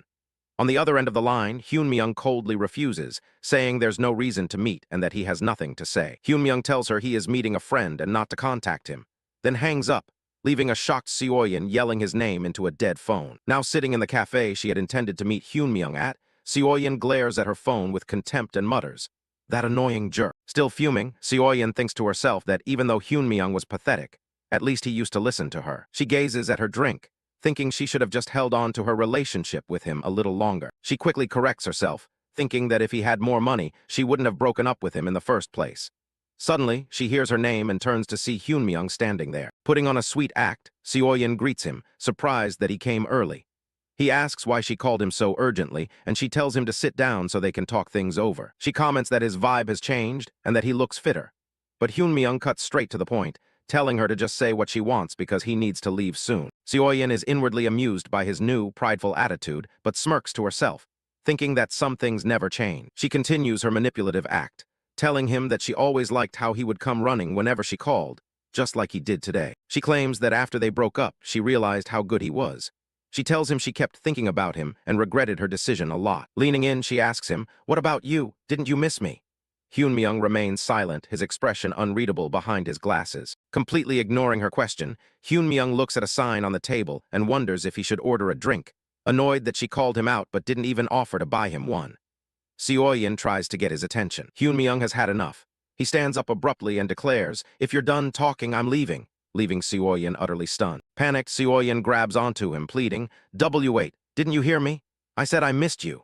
She desperately asks if his cold behavior is because of something she said when they broke up. Hyun-myung turns to her with a cold, piercing gaze and asks, "Seoyeon, does your new boyfriend know you're meeting me right now?" Her face flushes with shock and horror as he continues, telling her that if she's going to flirt with multiple men, she should have deleted her SNS pictures, not just her profile photo. With a final, decisive "I'm out," Hyun-myung walks away, leaving Seoyeon behind as she desperately calls for him to listen. As he walks away, Hyun-myung reflects on how calm he feels.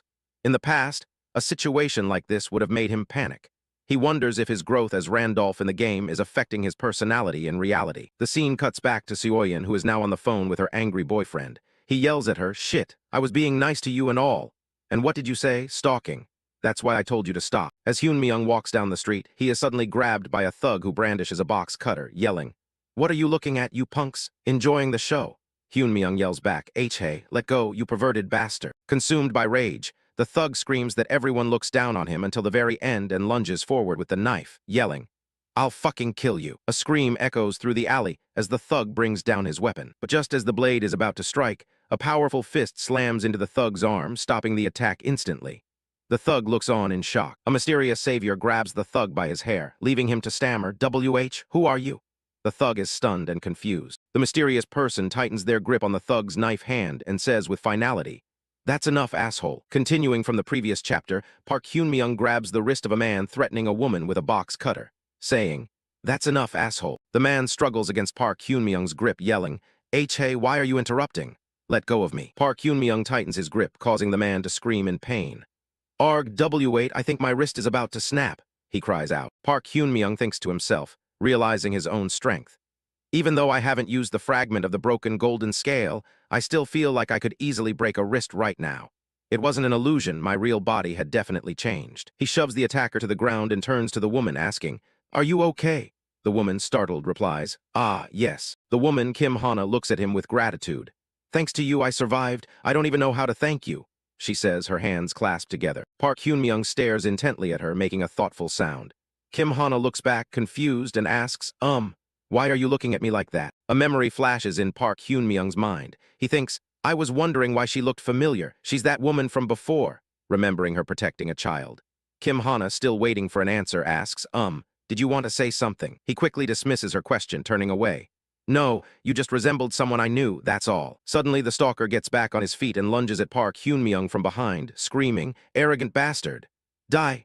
Kim Hana lets out a frightened yelp. Without missing a beat, Park Hyun-myung spins around and throws a powerful punch at the charging man. His fist connects solidly with the stalker's face. The force of the blow sends the man flying, knocking him out cold. Kim Hana watches the display of strength with wide-eyed astonishment, uttering a soft, "Wow." Park Hyun-myung stands over the unconscious man, ready for any further threats. A police car pulls up to the scene, and two officers get out to investigate. One of the police officers approaches Park Hyun-myung. "You'll need to follow us all the way to the police station." Park Hyun-myung looks back in disbelief. "What, me?" Kim Hana immediately steps in to defend him. "Wait a second, this person was just trying to help. I'm the one who reported the stalker." The officer is unmoved. "Still, that was an act of violence, so you must also come with us." Kim Hana retorts, "Act of violence? He had a knife. Are you saying he should have just stood and watched?" Park Hyun-myung mutters under his breath, annoyed, "I really don't have time for this." Kim Hana glances at him, concerned. One officer insists, "We can't bend regulations." His partner thinks to himself, "If he goes as a witness and he gets dragged into something, will you take responsibility?" Kim Hana can't believe what she's hearing, exclaiming, "What?" Kim Hana pulls out her ID card. "I'm Kim Hana, a CK broadcasting reporter," she declares. "Instead of harassing an innocent person, you should speak to the actual victim." She challenges them, "Unless you want this case publicly reported." The officers are taken aback. One thinks, "CK? That's a major broadcasting network." The other mutters, "Great, just what we needed." The officers suddenly recognize her. "Isn't that the person, the one who saved a child from a monster on YouTube?" One murmurs. The other confirms, "Yeah, I think she was on TV too. Her name's Kim Hana. It matches." With his hands in his pockets, the lead officer sighs in defeat and gives in. "Fine. The complainant may accompany us then." In the background, Park Hyun-myung and Kim Hana stand together as the police finally relent. After the police take the stalker away, Kim Hana turns to Park Hyun-myung to express her gratitude once more. "Hey, thank you for today, really." He, however, remains detached and simply replies, "Don't mention it." Kim Hana hands Park Hyun-myung her business card, saying, "Here's my card. I'm a dedicated reporter covering Dimension Warriors." He takes it, thinking to himself, "Dimension Warriors." She explains, "Oh, you know the people who appeared on the day monsters invaded. They defeated the monsters, so people call them Dimension Warriors." Seeing his blank look, she asks, "Do you have no interest in social issues?" Park Hyun-myung looks at the card, making the connection in his head. Dimension Warrior. Does she mean players? He thinks. Unexpectedly, almost nobody mentions Pangenia directly. I guess an interdimensional attack sounds more believable than a video game turning real. As Kim Hana asks for his contact information, "Also, if you don't mind, may I have your business card?" They are interrupted by a young woman running towards them, calling out, "Hyun-myung, are you all right?" The newly arrived woman grabs onto Park Hyun-myung's arm possessively, asking with concern, "Are you hurt anywhere?" Kim Hana looks at the scene and asks plainly, "Is she your girlfriend?" Park Hyun-myung firmly pushes the woman's hand off him. "No, absolutely not," he states before telling Kim Hana, "I don't have business cards, though." The spurned woman looks on in shock. Kim Hana, unfazed, says, "Oh, could you give me your number? Oh, okay, I'll need your phone." The woman mutters Hyun-myung's name in disbelief. As Kim Hana enters his number, she reads his name from the screen. "Park Hyun-myung, that's a nice name." Handing his phone back, Kim Hana waves goodbye. "Text me tomorrow, let's grab coffee or dinner, it'll be my treat." Hyun-myung agrees. "I won't refuse then." She walks away cheerfully. "Great, see you." Left alone with Park Hyun-myung, the other woman glares at him, demanding, "How could you do this to me?" Her face contorts with rage as she snarls, "Park Hyun-myung, you're just a nobody." The scene ends with both Park Hyun-myung and Kim Hana walking away in separate directions. Later, while walking down the street, Kim Hana's phone starts to ring. She answers the call. The person on the other end jokes, "Hello? Supreme Authority Kim of our broadcast station, are you having a good weekend?" Kim Hana replies dryly, "It's Kim Hana, please don't call me that." Her boss gets straight to the point. "Anyway, the deputy director went on a business trip and left you an assignment." She asks, "What assignment?" Her boss informs her, "An interview with Gracia." Kim Hana is shocked, thinking, Gracia, the person treated like a hero who saved America, why ask me to handle such a big shot? A vision of a powerful hero, Gracia, surrounded by glowing swords above a slain monster fills the panel. Her boss continues, no idea. The almighty superhero said she wants to see you. The vision shows Gracia looking out over a city at sunset as her boss finishes. And she wants to come to Korea. The scene suddenly shifts to a grim battlefield littered with corpses under a dark sky. This marks a flashback to Hyunmyung's time in Pangenia. Hyunmyung's avatar, Randolph, breathes heavily, exhausted from the fierce battle he just fought. He stands protectively before a woman, surrounded by the bodies of their fallen enemies and a strange, towering structure. The woman, Isabella, stands ready with 2 bloody daggers, her face grim and determined. A group of hooded soldiers confronts them. Their leader commands, Snake Princess, the Queen commands your return. Hand over the slave behind you and we'll pretend none of this happened. Isabella, called the Snake Princess by her enemies, grips her blood-soaked dagger. Staring down the army sent to capture her, she scoffs. You fool. Enraged, the enemy commander orders the execution. Kill the traitor. As the soldiers charge, Randolph leaps into the fray, cutting them down to protect Isabella. After the battle, Randolph sits calmly while Isabella looks down, exhausted and seemingly resigned to her fate. Suddenly, the massive stone structure behind them erupts in a brilliant pillar of blue light. A system window announces that warp has been activated and is free from the starting point.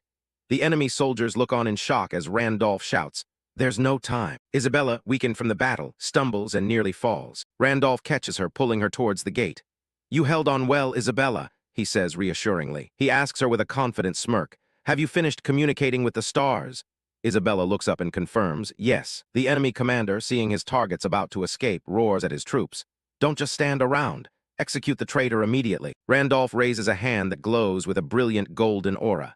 You kept your promise to protect me, so I must keep my promise to you, he declares. He clenches his fist, concentrating the immense golden energy within it. He unleashes the power. A system window flashes. You have used the exclusive skill of the star successor, Star Pierce LV1.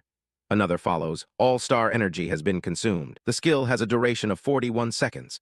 The attacking soldiers are engulfed in the radiant blast, screaming in agony as their bodies are torn apart. Standing before the destructive wave of light, Randolph announces, this is the moment of liberation. Rejoice. Isabella stares, mesmerized by the overwhelming display. This is the power of the Star Bearer, she thinks to herself. With their enemies obliterated, Randolph turns to Isabella and gives her one last chance to leave. Isabella, it's not too late. If you wish to return, I won't stop you. Isabella looks up at him, her eyes wide with a newfound resolve, and answers firmly, no. A small, genuine smile appears on her face for the first time. With her loyalty sworn, she declares, I will stay with you, as she turns and walks towards the swirling cosmic energy of the warp gate. As she makes her choice, a system message appears. The curse of limits placed on Isabella has been nullified by the blessing of the stars. Another message confirms a connection is established to 12 warp cities. Randolph selects their destination. The destination selected is the central continent, Arcana. The system announces, warp commencing, as they are enveloped by light. They arrive in a bright, sunlit city. A system window welcomes them. Welcome to the Golden City, Arcana. A helpful tip pops up, warning them. Arcana is a city where materialism has reached its peak. Without wealth equivalent to a high-ranking noble, avoid entering deeper districts. The city is bustling with activity, filled with opulent architecture and richly dressed citizens. As they take in the sights, Isabella remarks, the city is incredibly extravagant. Randolph explains, it's the Golden City. Everything can be resolved with gold here. First, we must gather funds. Isabella smirks, proudly presenting a hefty pouch. If it's gold, do not worry. I brought 300 gold coins, she says, confident in her contribution. Randolph stares blankly at the pouch, his simple O, indicating that her fortune might not be as impressive as she thinks. Randolph bluntly crushes her hopes, stating, that'll do for one night at best. Isabella is stunned into silence. She protests in disbelief. That can't be. In the desert, 300 gold could buy 10 slaves. Randolph just smirks, adding, that's 10 times the price of a cleric. He gestures to a loaf of bread with a 50G price tag. The prices here are different from the Kaltzman Desert. Realizing their predicament, Isabella asks nervously, so what do we do now? Randolph waves off her concern. What are you worrying about so much? There's money lying all over the place. Isabella looks on, confused. What money lying around? He confidently points his thumb towards a massive, ornate building with a brightly lit sign. Casino. Isabella looks on with a blush of confusion, not understanding his plan. Randolph stands proudly before the entrance to the casino, completely in his element. He glances back at Isabella with a sly smile and says, don't worry, I'm rather lucky. As if on cue, a system window appears, revealing his secret weapon for the task ahead. Hidden trait, Blessing of Gold has been activated. The story introduces the Golden City Arcana, also known as the City of Pleasures. In the world of Pangania, every lower city operates as an independent monarchy. And here, in this City of Pleasures, there is only one law. In Arcana, money alone decides everything. And the place where all of the city's wealth gathers is the Hudson Casino. A massive, brightly lit building stands as the center of it all, with crowds of people lining up to enter. A stern-looking man in a suit steps forward, addressing someone off-panel. "Excuse me, sir." The casino staff declares that anyone without the 10,000 gold deposit may not enter. Park Hyunmyung and his companions, a woman with black hair and a man with light brown hair, are stopped at the entrance. The woman is shocked, exclaiming, "T 10,000 gold." The female companion whispers to Hyunmyung, "Why didn't you tell me there was a deposit? I only have 100 gold left after washing up and buying clothes." He replies, "Not that it matters since we never had enough money anyway, and the clothes were necessary." The doorman tells them to leave if they lack the deposit. Other customers in line start to complain, calling them beggars and telling them to move aside. The doorman insists, "You're disturbing the other customers." Park Hyunmyung steps forward unfazed. "I don't have a deposit, but I'll leave this as collateral instead." He holds out his hand, which begins to glow, much to the doorman's surprise. He presents a brilliant, glowing diamond. A system window appears, identifying it as the Fairy Queen's Tear, an immortal-grade raid item. It is the crystallized first tear shed by the Fairy Queen and allows equipment to break past its limit restrictions. The tear itself does not break, even if the equipment it's bound to is destroyed. The doorman stammers, sweating profusely, at a loss for words. Changing his tune completely, the doorman bows deeply, proclaiming, "We'll treat you as a VIP." Park Hyunmyung and his female companion walk past him into the casino. As they walk, the female companion anxiously asks Hyunmyung, "What did you just leave with them?" He calmly replies, "The Fairy Queen's Tear, a talisman." Hyunmyung explains that it was a reward from a sanctuary visit and is worth at least 1 million gold. His other companion, a burly man with spiky hair, looks back in disbelief and asks, "You're really okay leaving something like that with them?" With a confident smirk, Hyunmyung looks out over the bustling casino floor. "No problem, it's just a deposit, so once I win money I can pay it back." The roulette wheel spins rapidly. The ball clatters along the wheel, slowing as it approaches the numbered slots. The ball finally settles into a slot. An overhead view of the casino shows an uproar around Hyunmyung's table. Onlookers are in disbelief. "He did it again? Who is that guy?" one exclaims. Another asks, "Is he the god of gambling?" Someone else notes, "He started with 1,250 gold and has already surpassed 1.4 million gold." The panel shows Park Hyunmyung sitting calmly at the table, surrounded by massive stacks of chips. Hyunmyung thinks to himself, a determined look in his eyes, as expected of the blessing of gold. When money is on the line, there's no better trait. The casino staff from the entrance trembles as he approaches Hyunmyung's table. His female companion shouts with glee, "We're rich now." Hyunmyung dryly comments, "It's my money, though." The staff member nervously addresses him, "Sir." The staff member bows low. "Of course we will give you all your winnings. However, you are now banned from entering the Hudson Casino anymore." Hyunmyung looks up in surprise. Already?" The staff explains, "Every customer who copies your bets keeps sweeping the chips clean. It's becoming a serious issue." The scene shows the casino floor where other patrons are celebrating their winnings. A well-dressed man with a goatee, Sir Hudson, appears, flanked by other staff members. His expression stern as he looks down on the scene. Park Hyunmyung's eye glows with a menacing red light, showing his resolve. He nonchalantly agrees to their demand, saying, "Fine, I'll leave." Hyunmyung then adds a condition, "But first, I'll need to speak with the owner of this place." The casino staff immediately shuts him down. "That won't be possible. Please exit quietly." With a confident smile, Hyunmyung clarifies, "Don't misunderstand. It's not me who wants a meeting." He boldly declares, "Your boss will want to meet me. Go tell him about me." Meanwhile, in a dark room, the casino owner Sir Hudson is already examining the deposited Fairy Queen's Tear. Sir Hudson activates his skill as a system window announces, "Hand of Observation LV8 activated." As the skill analyzes the item, Hudson's eyes widen in disbelief.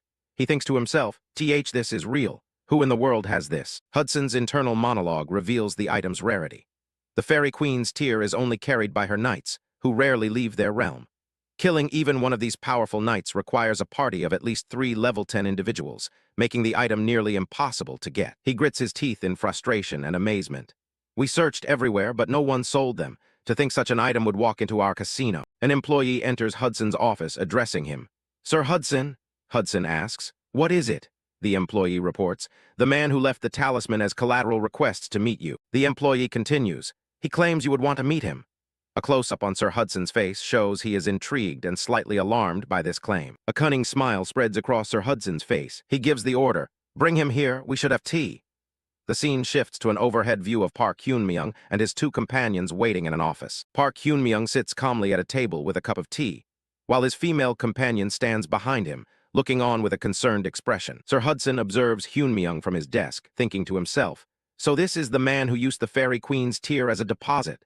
He doesn't look like a strong fighter at all. Hudson addresses his guest. "I heard you said I would want to speak with you. May I ask what you meant?" Hyun-myung casually takes a sip of tea. "There was no hidden meaning. I knew you'd want to meet me, so I told them to pass on that message." Hyun-myung cuts straight to the chase. "You need the talisman I used as a deposit, don't you?" Hudson's eye widens, showing a flash of shock. Trying to regain his composure, Hudson feigns a casual interest. "Ho! So you know that I collect rare talismans. You're right. I was about to call you to negotiate buying it anyway." Hyun-myung plays along, taking another sip of his tea. "If the price is right, I won't refuse."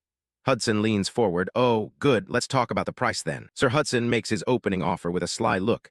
"How about 2 million gold? I consider this a generous offer." Hyun-myung's female companion is flabbergasted, shouting, 2 million gold for a single talisman." Hyun-myung, however, remains silent and unimpressed. Park Hyun-myung calmly states his counteroffer, 20 million gold. The absurdly high number shocks both his companion and Sir Hudson. Hudson scoffs at the exorbitant price. 20 million gold is enough to buy a mansion in the center of Arcana, he argues. "No matter how rare, a talisman is only used for reforging weapons. Do you truly believe it's worth that much?" Hyun-myung's reply is sharp and direct. "Not for me, but for you, yes." Attempting to downplay his interest, Hudson gestures towards his library and retorts, "Even I cannot pay that amount for a mere hobby item." Hyun-myung puts his cup down, a slight tremor in his hand. "If it were only a hobby item, sure." He looks directly at Hudson, his expression sharp. "But the Fairy Queen's tear is not just a talisman for you. It is something you must have to enter the city council." Sir Hudson is rendered speechless, his eyes narrowing in shock. Hyun-myung explains that the minimum qualification for joining the council is to achieve level 10. For a non-combat class, that wall is nearly impossible to break. Thus, Hudson needs an item that removes the minimum equipment requirement. The Fairy Queen's tear. As an image of the glowing tear floats between them, Hyun-myung adds, "With it, you can equip higher-tier gear to compensate for your lacking combat stats." Hyun-myung delivers the final blow to Hudson's composure. "As for the reason a merchant who only runs a casino wants to enter the city council, it's in order to be acknowledged by the family of your fiancé, Serengeti, isn't it?" Hudson's face contorts with shock and rage. A close-up on Hyun-myung's eye shows him calmly observing Hudson's reaction, his plan unfolding perfectly. Hyun-myung's thoughts drift into a flashback, introducing Serengeti, the only daughter of Marquis Weiser from the Balrin Kingdom. She is a beautiful woman with a warm smile and light-colored hair. His memory continues, recalling her title as the Pure White Knight. She led 500 knights and accompanied him during the Demon World Great Expedition. He remembers her ultimate sacrifice. She gave up both of her legs to the Demon King to save his life. To him, she was his right hand. Hyun-myung reflects on his past perspective, seeing himself as a gamer in a dark room. Back then, he saw her actions as just a dramatic event, because Pangenia was merely a game to him. But his perspective shifted after the death of the powerful warrior Wilhelm, an awakening in this new reality. As he soaked in a tub, seemingly after being transported to this world, he began to realize that the NPCs of the game might actually be real players. With this new understanding, Serengeti's last words came back to him. He remembers her holding a locket with Hudson's picture, asking him, "If I don't return from the expedition, please deliver this for me, Captain." After her death in the game, he had obtained Serengeti's necklace. Confused, he wondered what it was. The item description revealed it was a precious necklace holding a photo of Serengeti and her fiancé, Hudson. He had questioned it at the time. Was this part of her original setting, based on everything I knew about Serengeti's character? She had no fiancé. The memory of her glitches, highlighting the fact that her relationship with Hudson was not part of the original game's story. Hyun-myung realized that someone had influenced the preset character parameters. The reason Hudson was in her locket was because. Returning to the present, Hyun-myung reveals the shocking truth. Hudson is a player just like me, someone who assimilated into this world. Hudson is completely floored, thinking, "I never told anyone about this." He asks out loud, "How did you know?" Hyun-myung internally strategizes. He surmises that Hudson arrived in this world long before he did, and that he must extract as much information as possible from him about the world and other players. Hyun-myung holds up a finger, beginning his cryptic explanation. "I didn't know, I heard it." He delivers the mysterious line, "The stars told me." Sir Hudson leaps from his seat in shock, exclaiming, "What do you mean? Are you saying you're a star bearer?" Hyun-myung remains calm and makes his offer. I'm not asking you to believe me, but I can give you what you want. I don't need your money. Just accept one simple condition. Hudson is wary. Condition. Hyunmyung explains his unusual request. Tell the stars the story of your life. I will decide whether to help after hearing it. From an overhead view, Hyunmyung gives his final, solemn stipulation. However, all of it must be true. The stars favor the truthful, he warns, setting the stage for Hudson's difficult choice. Hudson clenches his fist, shocked by the audacity of the request. My life story. Hyunmyung knows it's a difficult decision. A star-bearer is not a common NPC, and revealing personal information could expose Hudson to the dangerous hunters. Hyunmyung thinks about the hunters, NPCs specializing in hunting players they label as criminals. They execute them upon discovery, and countless players have died at their hands. Their infiltration methods are so varied that extreme caution is the only defense. He reflects that revealing personal information in Pangania is practically suicide, which is why most players hide their identities.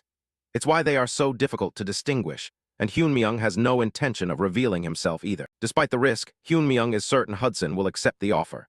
To Hudson, Serengeti is not some random NPC, she is much more than that. Hudson is shown gazing at the locket containing her picture. A close-up shows the warm, smiling face of Serengeti inside the golden locket. With a look of resignation and determination, Hudson agrees. Very well, I will share the story of my life. Hudson stands up to begin his tale. To do that, I must begin with Serengeti. Most things I want to achieve are tied to her. He starts, Serengeti was a brave knight who participated in the Demon World Great Expedition, led by the 8 heroes. This revelation catches Hyunmyung completely off guard, making him jolt in surprise. Hyunmyung interrupts, confused. 8 heroes? What are you talking about? Wilhelm led the expedition, didn't he? Hudson clarifies. Pardon, Wilhelm is the most famous, yes. But the Demon World Great Expedition was conducted by all 8 heroes together. Hyunmyung is stunned by this new information, which contradicts the history he knows. The idea of infighting among the heroes flashes through his mind as nonsensical. Hudson continues, sensing Hyunmyung's ignorance. Do you even know who the 8 heroes are? Of course, they are all extremely legendary figures, and one of them is the strongest after Wilhelm, Gracia. The scene abruptly shifts to a modern office, where a handsome man with blonde hair, Gracia, sits looking at his phone. Gracia is reading a breaking news report by reporter Kim Hana. The headline is The Man Who Wrote a Monster. Who is he? The article details how an unidentified man riding a giant mantis appeared in Seoul and stopped the monster's rampage. An assistant informs Gracia, I've scheduled the interview with Kim Hana, the Korean reporter you mentioned. He simply replies, thank you. The assistant questions his decision. I must apologize, but do you really need to go to Korea yourself? We could bring the reporter here. The government wants you to remain in the U.S. in case of further monster attacks. Gracia is resolute. No, I must see for myself. He looks at the picture of the man on the monster. Because I have a feeling this man might be the friend I've been searching for. The chapter concludes with a final shot of Park Hyunmyung, listening intently to Hudson's story, completely unaware of the powerful figure in the real world who is now searching for him. Park Hyunmyung recalls what he had learned. Serengeti was a brave knight who participated in the Demon World Great Expedition led by the 8 heroes. The man he was talking to, Sir Hudson, questions him. 8 heroes? What are you talking about? Wilhelm led the expedition, didn't he? Park Hyunmyung looks on, confused. Pardon, Sir Hudson clarifies. Wilhelm is the most famous, yes. But the Demon World Great Expedition was conducted by all 8 heroes together. Sir Hudson continues, revealing that there was infighting amongst them which led to the expedition's failure. The revelation shocks Park Hyunmyung, who thinks to himself, infighting? What nonsense is that? The scene transitions back to the present day, showing a bright, modern city street. In a restaurant, Park Hyunmyung stares blankly at his steak, looking exhausted and troubled. A woman named Kim Hana, who is dining with him, asks with concern, does the meat not suit your taste? Hyunmyung replies, no, it's not that. Something happened yesterday, so I'm just tired. Hyunmyung thinks back to his conversation with Sir Hudson. I told him to talk about his life a bit, and he actually stayed up all night crying and rambling. Still, thanks to that, I did get information about those guys called the 8 heroes. He realizes with a sigh. But in the end, I stayed up all night while logged in yesterday, and because of that, I ended up being 10 minutes late for today's appointment. He looks around the fancy establishment and thinks, but isn't this place expensive? I don't know if it's okay for me to eat for free like this. Hana reassures him with a smile, you got rid of my stalker last time. Honestly, even this isn't enough. Hyunmyung dismisses it. It was something I should have done. But Hana insists, no, it's something only someone truly brave could do. Hyunmyung is suddenly taken aback by something he sees. Hana, noticing his reaction, asks, what is it? He points out, that woman in the back. Isn't she the person who was with you back then? She keeps glancing over here. The camera focuses on the couple in the background. The man with blue hair smirks and thinks to himself, what a coincidence. The man's thoughts continue as he recognizes Hyunmyung. And the guy she's with looks like the man who was on Kim Seoyin's social media. He thinks condescendingly towards the woman he's with, Seoyin. Seoyin, does your new boyfriend know you're meeting me right now? If you're going to flirt with multiple men, you should have deleted your SNS pictures too, not just your profile photo. Seoyin looks flustered, her face breaking into a nervous sweat as she tries to recall Hyunmyung's name. Was his name Young Jinwoo or something? She thinks. Back at their table, Hana notices Hyunmyung's discomfort and whispers, if it's making you uncomfortable, should we move to another table? Hyunmyung doesn't answer. As he takes a bite of his food, Hyunmyung calmly says the name out loud, Park Hyunmyung. Suddenly, the blue-haired man, Young Jinwoo, appears behind their table, looking furious. He confronts Hyunmyung directly. Don't tell me you followed Seoyin all the way here. Jinwoo glares at Hyunmyung with contempt and accuses him. Not only did you keep pestering her after you broke up, now you're even stalking her. You shameless bastard. Hyunmyung looks up calmly and questions the accusation. Stalking her? Me? Jinwoo points down at him from above, shouting, Yeah, you. Jinwoo continues his tirade. And I heard last time you were clinging to Seoyin crying and begging, and dragged her out to a cafe. A flashback image shows Seoyin looking distressed. Hyunmyung, however, is completely bewildered by this story. A glint appears in Hyunmyung's eye as he starts to understand the situation. Across the restaurant, Seoyin smirks with her arms crossed, thinking to herself, Now I get it. Jinwoo leans in close, threatening Hyunmyung with a menacing glare. If you follow Seoyin one more time, I'll kill you. Got it? He snarls, adding, You worthless piece of trash. Unable to tolerate the insults any longer, Hana slams her hands on the table and stands up. Excuse me, she begins. I've stayed quiet, but the more I listen, the more ridiculous this gets. Why are you saying whatever you want? Unfazed, Jinwoo turns his sneer towards her. What is this? You've even got a woman with you? Is this some rent-a-girlfriend thing? Hana is left speechless, utterly shocked by his crude accusation. Jinwoo presses his attack, asking disdainfully, How much are you getting paid? Judging by your looks, maybe 500,000 won? I'll pay you double, so learn when not to butt in. Standing her ground, Hana retorts, I made a reservation at this restaurant myself, and I'm treating him because he helped me. Just because you have a mouth doesn't mean you can say anything you want. But Jinwoo is relentless, throwing a wad of cash at her. What, is money not enough? 1 million won or 2 million won? He looks down on her with a sneer. Now, can you filthy trash move somewhere else? Fed up, Hana slaps Jinwoo hard across the face, sending the bills scattering through the air. With a furious expression, she yells, Crazy bastard. Stunned and enraged, Jinwoo glares at her. You hit me first, he seethes. He raises his hand to strike her back, shouting, Grit your teeth. Hana's eyes widen in shock and fear. A close-up shows Hana's terrified eye as the blow comes towards her, but the hit never lands. Hyunmyung, still seated, has shot his arm out and caught Jinwoo's wrist mid-swing. Seoyin looks on in surprise. Holding Jinwoo's arm firmly, Hyunmyung looks up and says calmly, That's enough. You don't exactly look innocent either. Infuriated at being stopped, Jinwoo snarls, You little. Hyunmyung effortlessly tightens his grip, causing Jinwoo to flinch in pain. With a swift motion, Hyunmyung slams Jinwoo's head down onto the table. I said stop it, he states firmly. Jinwoo can only let out a pained gook. Pinned and overpowered, Jinwoo is in disbelief. What's happening? Why is this guy so strong? He thinks, feeling the immense pressure from Hyunmyung's hand. Is this grip strength even human? Watching from the side, Seoyin is flushed with anger and embarrassment. She yells, You're embarrassing, Jinwoo. What are you doing? Get up now. Hyunmyung calmly leans over the struggling Jinwoo. How about we go outside and finish talking? He suggests. Jinwoo grunts, you. Hyunmyung continues. You started the fight first. Why make this exhausting for everyone? Jinwoo, humiliated, thinks to himself, A worthless piece of trash is embarrassing me in front of Seoyin. Enraged, Jinwoo reaches into his pocket, a new resolve in his eyes.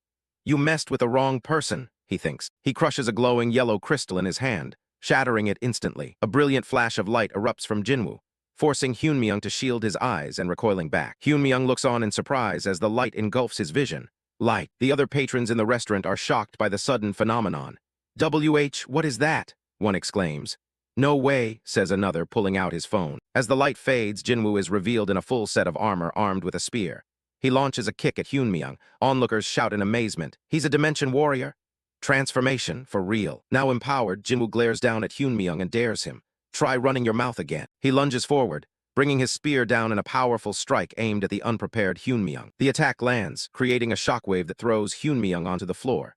Hana cries out his name in alarm, Hyunmyung. Lying on the ground, Hyunmyung thinks to himself, to think he was a player, but he gets up seemingly unharmed, wondering, how am I acting like nothing happened? Hana rushes to his side, shouting his name. He continues his thought, confused. I definitely saw him transform, so how can I act like it's nothing? Did he put me down gently? A blue notification window appears before Hyunmyung. Hidden trait, Great Sage is activated. Across the room, Jinwoo clenches his armored fist in anger. I let my guard down for a second and you dare make a fool out of me.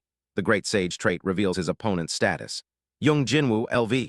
4, class Spearman. Hyunmyoung is shocked by this information. He even got a class and is level 4.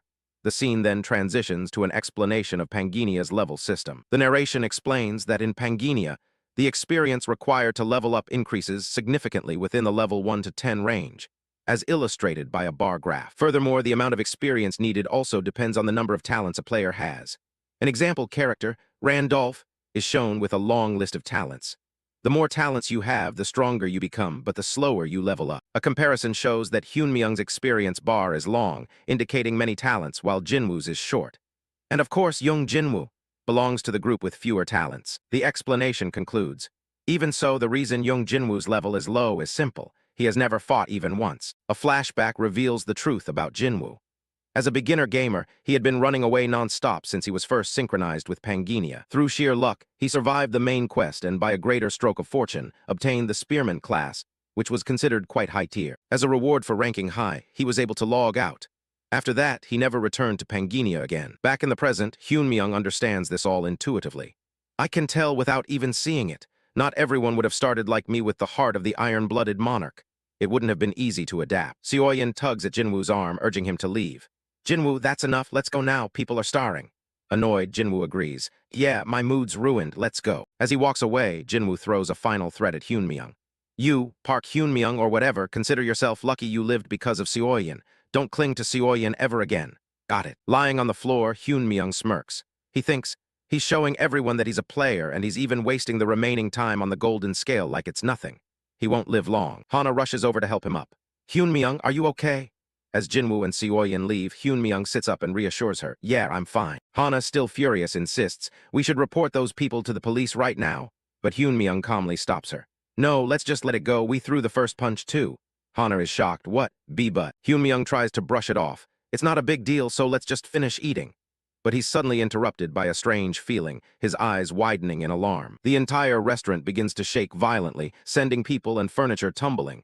A patron shouts in terror, an earthquake. Hyunmyoung and Hana hold on as the shaking continues. He recognizes the sensation with dread, thinking, this feeling?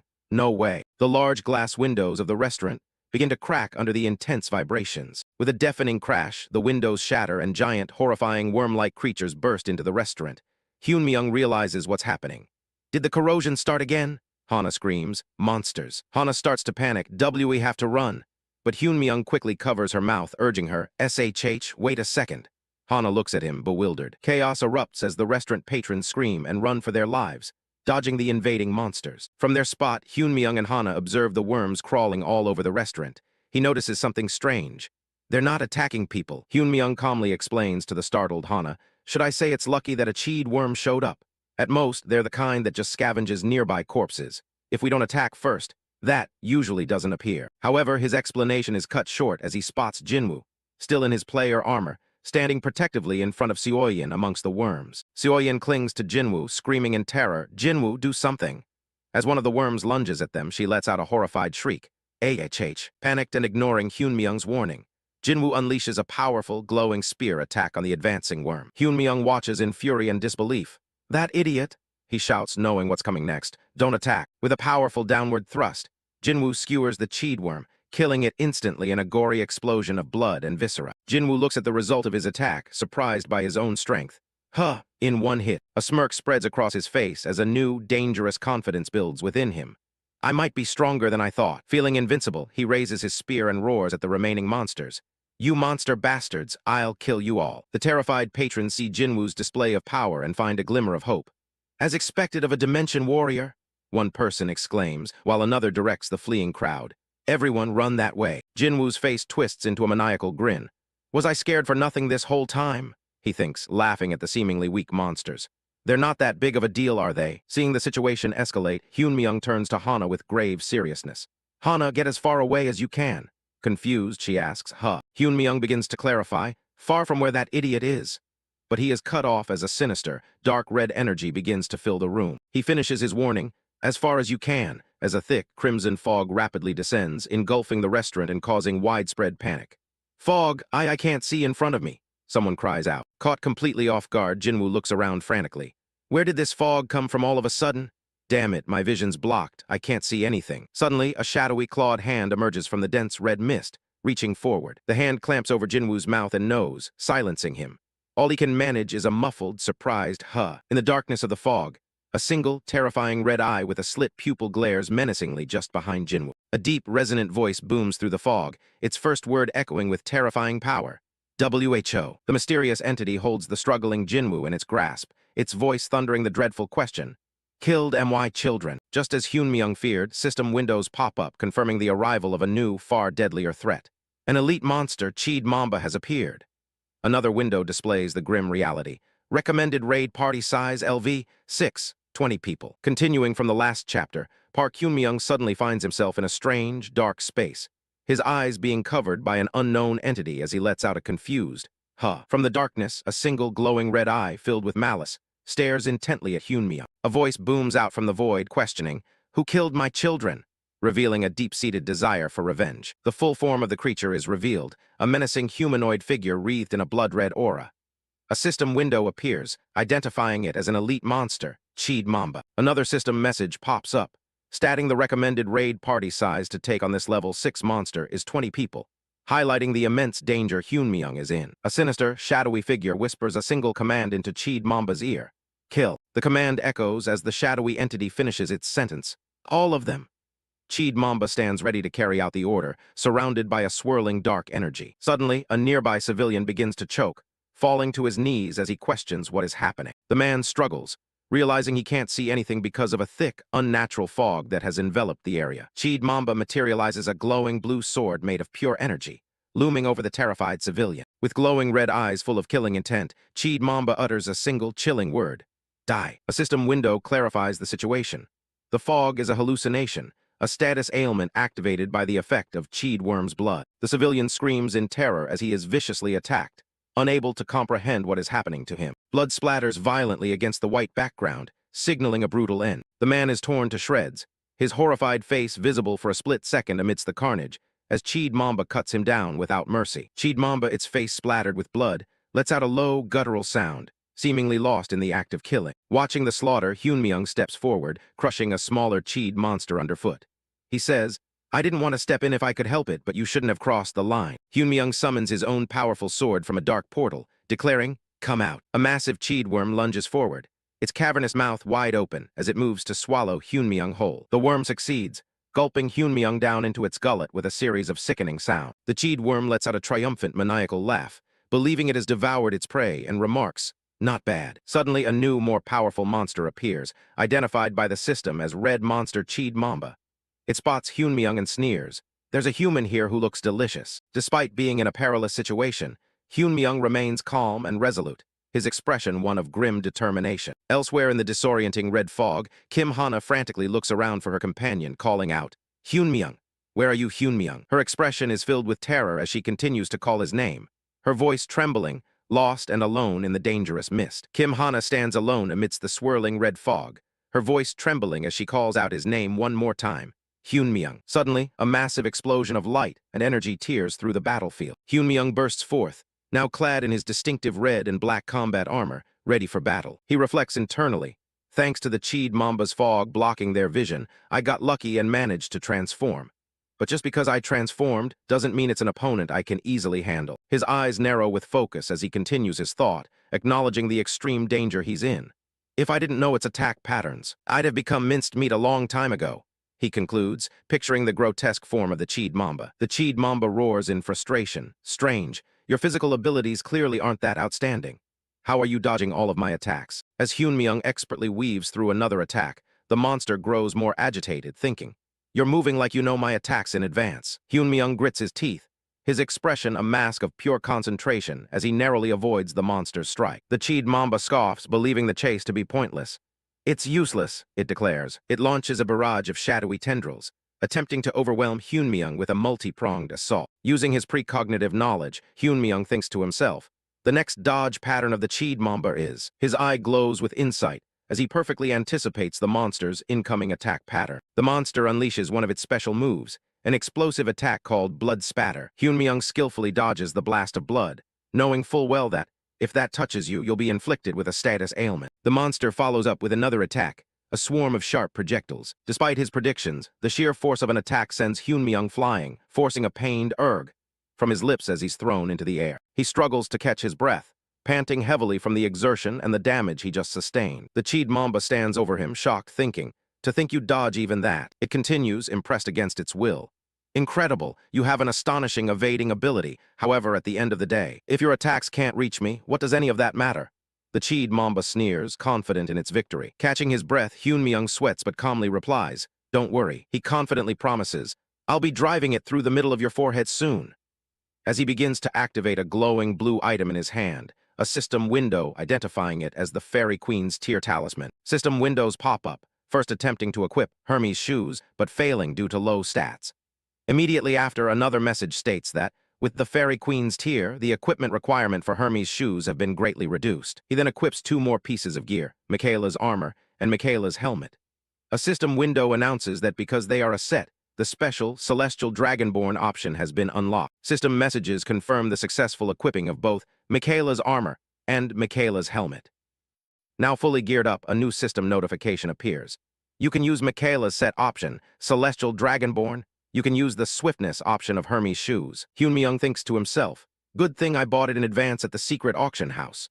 He then adds a silent apology and, "Sorry, Hudson.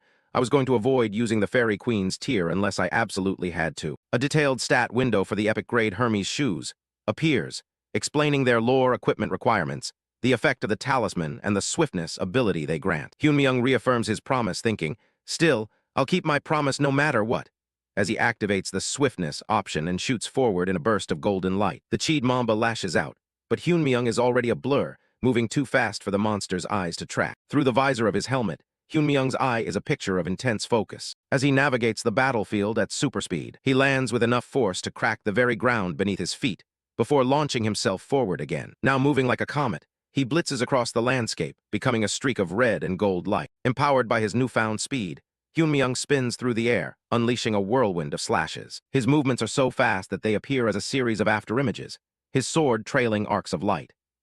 The Cheed Mamba is stunned as Hyunmyung suddenly appears directly in front of it, closing the distance in an instant. Enraged by this sudden turn of events, the monster lets out a furious roar. "You bastard!" Spikes burst from the Cheed Mamba's back as it prepares to retaliate against the speedy intruder. Hyunmyung expertly deflects the volley of spikes with his sword, his armor glinting with each parry. The camera zooms in on his helmet, emphasizing the skill and precision required to block such a rapid attack. His focus doesn't waver for a second, his eyes sharp and determined as he continues his assault. The Cheed Mamba brings its massive body down, attempting to slam Hyunmyung into the ground. With a loud crash, Hyunmyung is driven down, but he manages to hold his ground, blocking the immense force. He grits his teeth and lets out an annoyed as he struggles under the monster's weight. With a powerful surge, he pushes back, his sword glowing as he repels the monster's crushing attack. At that moment, a system window appears announcing, activating Michaela's set option. The effect is revealed to be Celestial Dragonborn, as massive ethereal dragon wings burst from Hyunmyung's back, swirling with dark energy. The Cheed Mamba recoils in shock, growling, "So you still had tricks left," as blood drips from its maw. Utterly infuriated, the monster lunges forward to swallow him whole, screaming, "You rat-like bastard." As the monster lunges, Hyunmyung's eyes narrow in recognition. He knows exactly what this is, Cheed Mamba's final attack pattern. Bracing himself against the overwhelming onslaught of dark energy, he thinks, "If I can endure just this." The Cheed Mamba, confident in its ultimate move, roars, "There's no way you can dodge this," as it engulfs the area in a storm of attacks. The attack coalesces into a massive, swirling crimson vortex as the monster screams, "Die, you rat." The screen is filled with the chaotic, destructive energy of the monster's final, desperate attack. But at that exact moment, 2 system windows appear. The first reads, "Celestial Dragonborn synergy effect with swiftness has been activated." The second follows, "A gale has been triggered." The Cheed Mamba's eyes widen in absolute shock as the gale produced by Hyunmyung's wings begins to blow away its signature attack. "You're using wind to blow away my poisonous fog." Panting heavily as the fog clears, Hyunmyung explains his strategy aloud. Cheed Mamba has 4 skill patterns: dodge, blood spatter, needles, and poisonous fog. After it uses all patterns, Cheed Mamba falls into confusion. The screen emphasizes that this window of opportunity lasts for a very brief moment. His explanation concludes over an image of the now stunned monster. A confused Cheed Mamba becomes unable to act, but once the confusion wears off, The next cycle begins again with enhanced skill patterns. His eyes gleam with deadly intent as he prepares to make good on his promise, aiming directly for the monster's head. Seizing the brief moment of weakness, Hyun-myung raises his blood-soaked sword and reminds the frozen monster, "I told you earlier." With a final, powerful thrust, Hyun-myung drives his sword deep into the skull of the Cheed Mamba, a shower of blood marking the decisive blow. He finishes his sentence with grim satisfaction. "I said I'd be driving my sword through the middle of your forehead soon." A series of system messages appear. "You have Eliminated the elite monster, Cheed Mamba. Contribution 100%. Another message follows. "Absorbing the broken golden scale fragment. 10 minutes." A timer is also displayed. Remaining time for the broken golden scale fragment is 47 hours 56 minutes 39 seconds. As the red, chaotic energy from the battle dissipates, a person caught in the attack expresses their confusion. Elsewhere, someone notices, "The fog is disappearing." A new system message pops up with an update on the world's status and a reward. "The darkness receds for a moment, 9.1% until the collapse of PANGANIA. You have obtained lucky dice." Amidst the aftermath, Kim Hana looks around, bewildered by the sudden calm. She thinks to herself, "What's this? Is it finally over? What on earth just happened?" Kim Hana's attention is caught by a lone figure standing amidst the lingering energy of the battle, a man in a white hood and red armor. She lets out a sound of surprise. A close-up shows the face of the mysterious man in the white hood, his expression unreadable. A memory flashes in Kim Hana's mind of being saved by this same man previously. She recognizes him, thinking, "That man from back then." Kim Hana rushes towards the man, calling out to him desperately. "Excuse me, why, you're the one who saved me last time, right? Do you remember me?" The man looks down, thinking to himself, "Hana, you're safe." At the same time, a system notification appears. The effect of the invisibility cloak has been activated. As the man begins to fade away into thin air, Kim Hana reaches out her hand, pleading, "Please talk to me for a moment." Kim Hana can only watch in stunned silence as the man completely vanishes before her eyes. She is left standing alone in the desolate area, the dark energy slowly swirling around her. Suddenly, the sound of footsteps breaks the silence as someone walks toward her. A familiar voice calls her name, "Hana." She turns around, surprised. It's Hyun-myung. He smiles, relieved. "Hyun-myung," she exclaims. He tells her, "I finally found you after I got separated from you in all that chaos." Hyun-myung looks at Kim Hana with concern, asking, "Are you hurt anywhere?" She shakes her head, replying, "No, I'm fine." A close-up shows the relief in Kim Hana's eye as she looks at Hyun-myung. Hyun-myung sighs in relief. "I'm relieved you're safe. I never thought we'd get caught up in something like this. I guess today just wasn't our day." Unbeknownst to him, there is blood on his hand. Kim Hana notices the blood on his hand and points it out with a worried expression.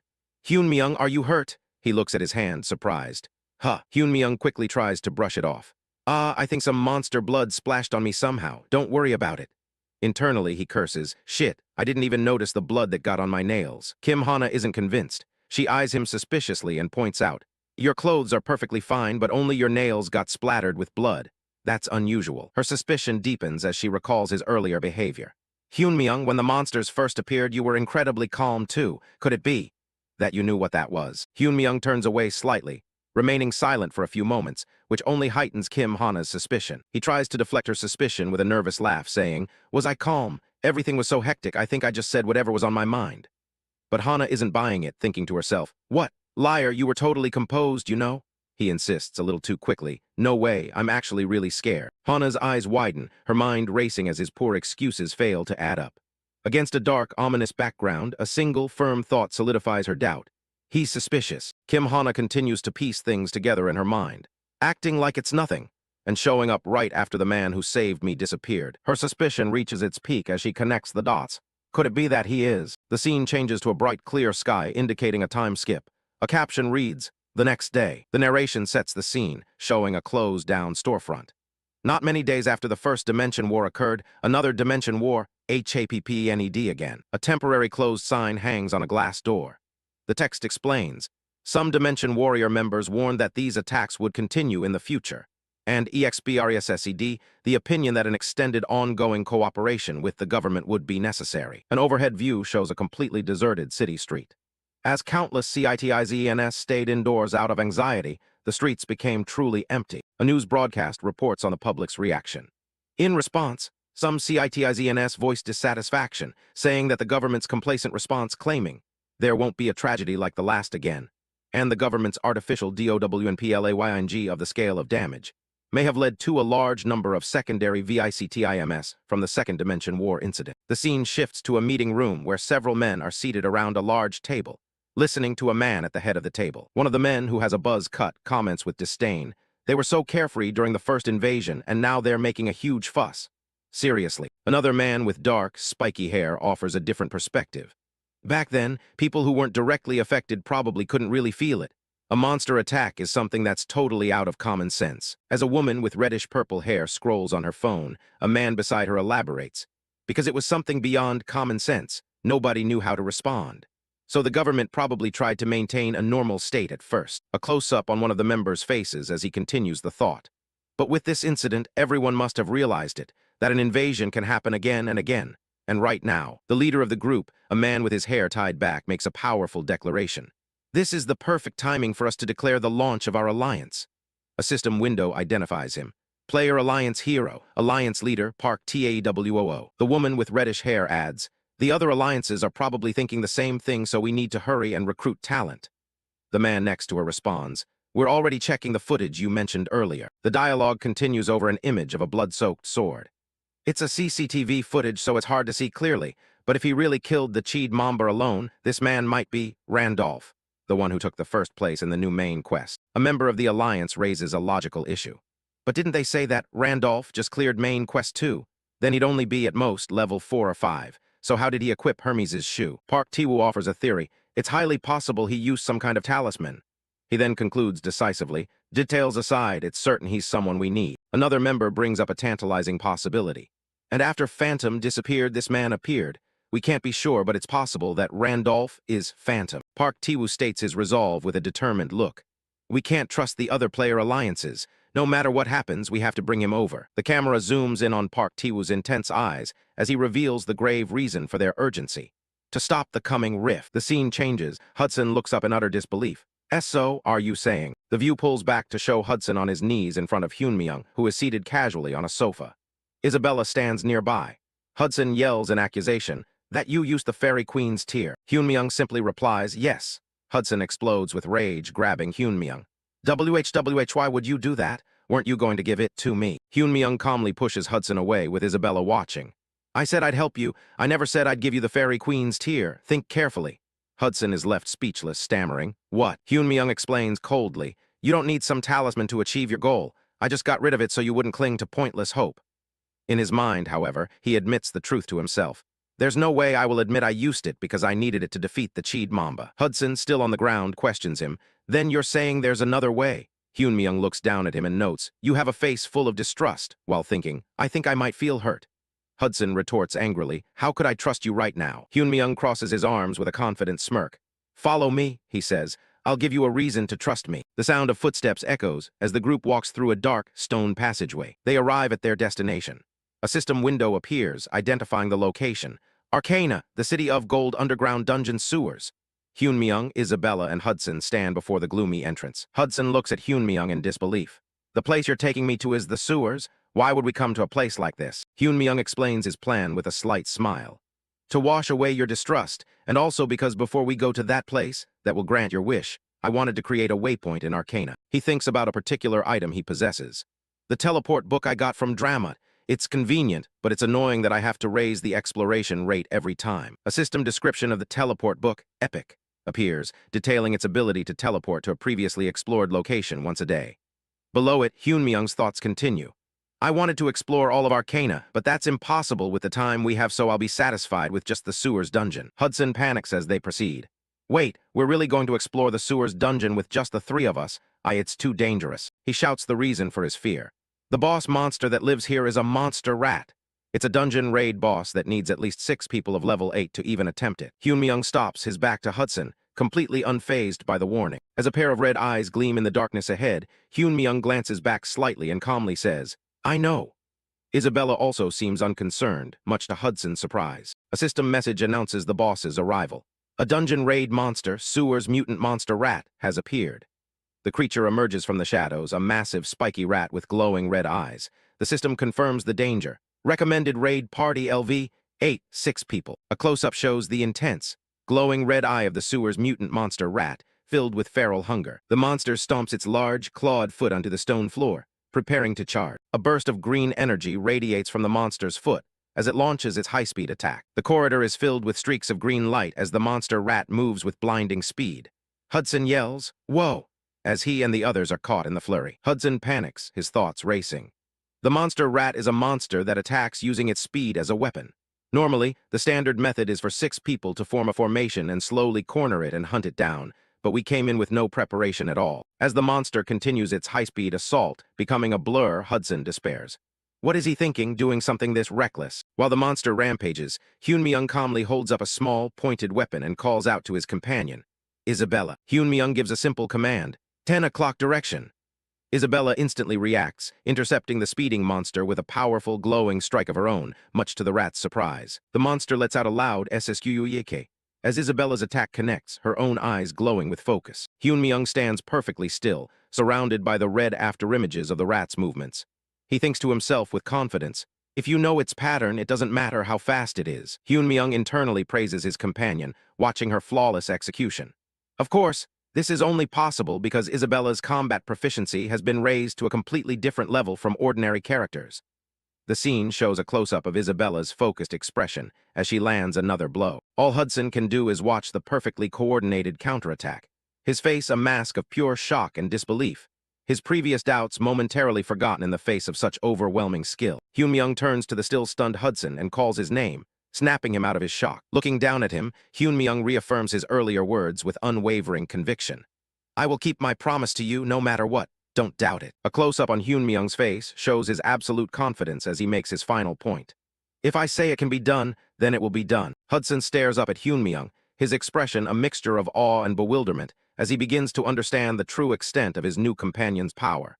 The chapter ends, to be continued. A man reports to his superior, Seon Jang, saying, I checked all the nearby CCTV footage too, but there's absolutely no trace.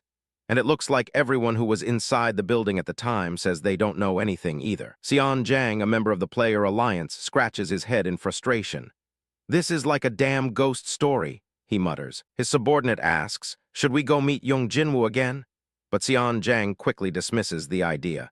No, he looked like he'd completely lost it. The scene cuts to Young Jinwoo in a hospital bed, his arms amputated and bandaged. Seon Jang's voiceover continues. He went insane from the shock of having both arms cut off. Going back again would just be a waste of time. Young Jinwoo's eyes are wide with terror, the traumatic memory clearly replaying in his mind as sweat beads on his face. Back on the street, Seon Jang advises his subordinate, don't mess with her for no reason. It'll turn into a huge headache. The subordinate is confused. Does Kim Hana have some kind of backing? Seon Jang reveals. Do you know Gracia is protecting Kim Hana? Yes, and because of that, all the players in Korea are in an uproar, Seon Jang explains. The scene shifts to a man surrounded by flashing cameras as the narration adds, I heard that person is doing a direct one-on-one interview with Kim Hana. The press swarms around the man, cameras flashing relentlessly as he makes his grand entrance. Looking down with a confident gaze, the powerful player introduces himself simply. I'm Gracia. Across from him, a reporter with short brown hair looks on with a determined expression. It's an honor to meet you. I'm reporter Kim Hana from Korea, she says. Watching from afar, the subordinate wonders aloud, did he fall for her at first sight or something? Seon Jang retorts, how would I know, you punk? Anyway, don't go poking a beehive for no reason. Seon Jang reflects on the situation, thinking to himself, with Phantom gone, Gracia is now the undisputed strongest player. Yet that kind of monster came all the way to Korea just to interview with some ordinary reporter. Honestly, I'm curious too. But if Gracia is involved, the right move is to stay as far away as possible. An image of Gracia's overwhelming power fills the screen as Seon Jang's thought concludes. If we so much as rub him the wrong way, the alliance itself could get crushed. The scene changes to a dark, blood-soaked room. A lone, injured player pants heavily, surrounded by bodies. It's already over, he wonders in disbelief. He looks up in terror at his assailant. WH, what the hell are you doing? He stammers. Player PK is supposed to be forbidden in the real world. His attacker remains silent. The player desperately tries to reason, shouting, Forbidden? Who decided that?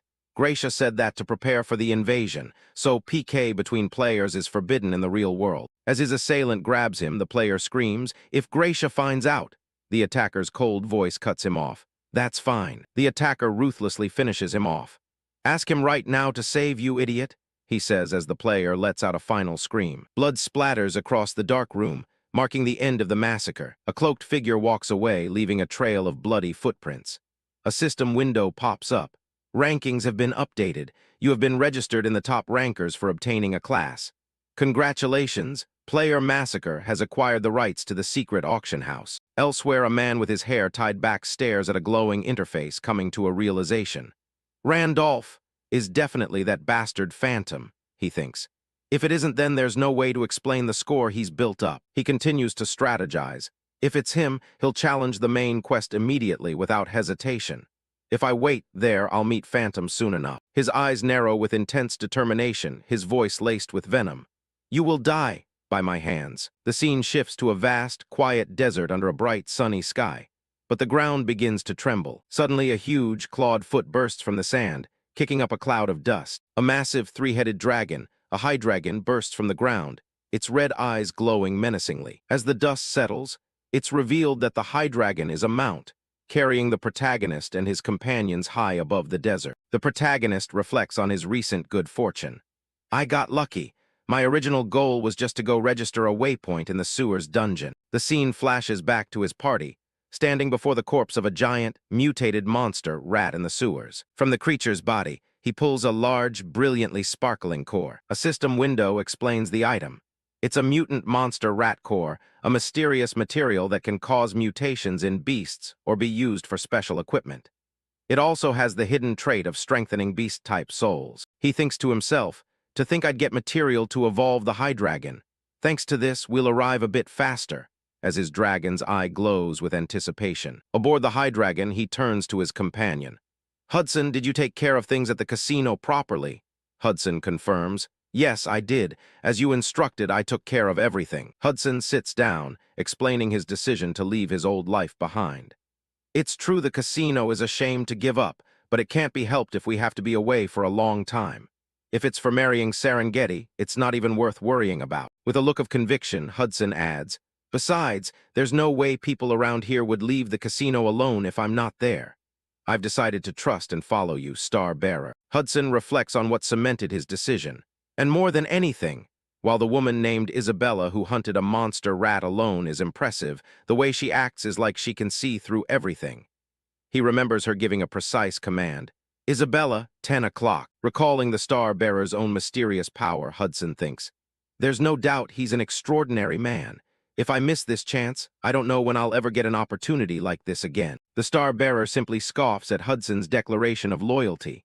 Is that so? While Isabella was dozing off beside him, he thought, he made the right call. Now I can focus entirely on hitting level 10 and advancing on the path of the Star Bearer. But Isabella, despite being fast asleep, muttered, "I can hear your true thoughts, you know." Hudson interrupts the moment, asking, "So where are we headed now?" The Star Bearer replies, "Didn't I tell you?" To which Hudson says, "No, I don't recall hearing it." With a smirk, the protagonist says, "We're going to the masterpiece that will grant your wish."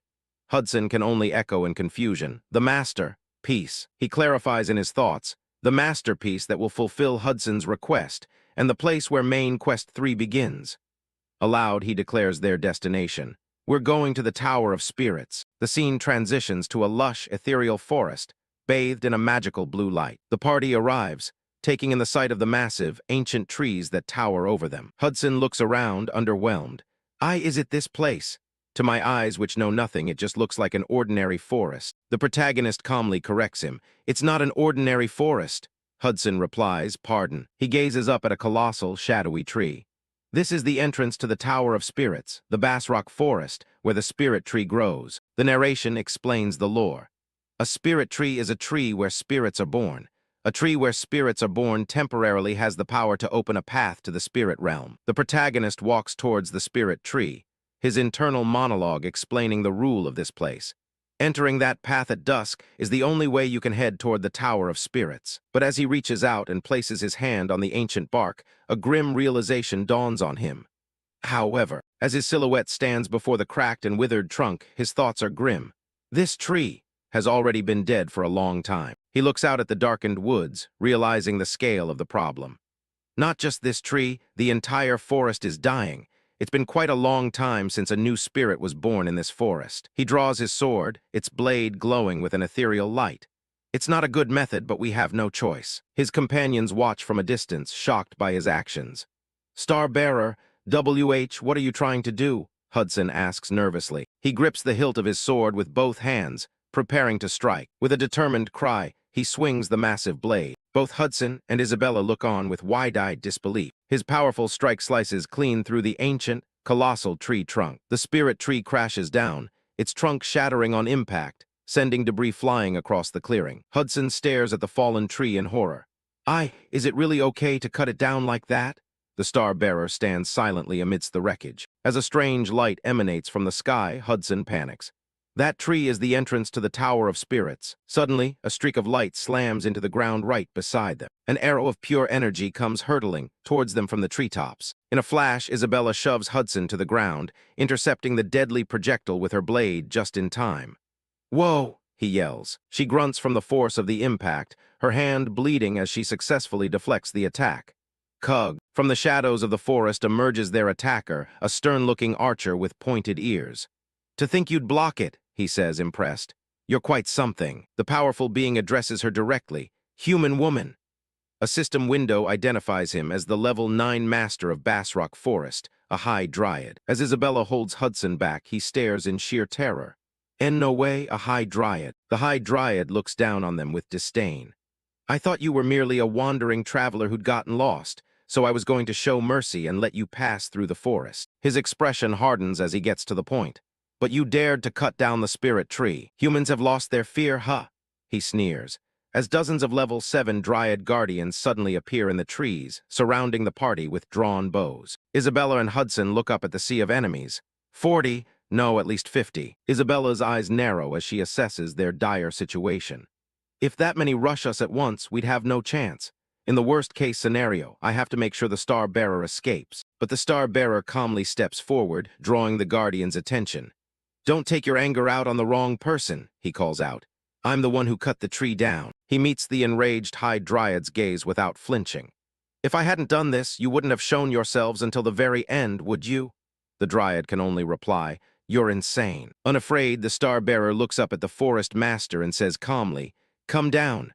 I want to talk with you." The High Dryad rejects the offer without hesitation, his eyes glowing red as he draws his bow, ready to fire. "I refuse." But as he aims, the human's voice cuts through the tension. "Do you plan to just stand by and watch as the forest dies?"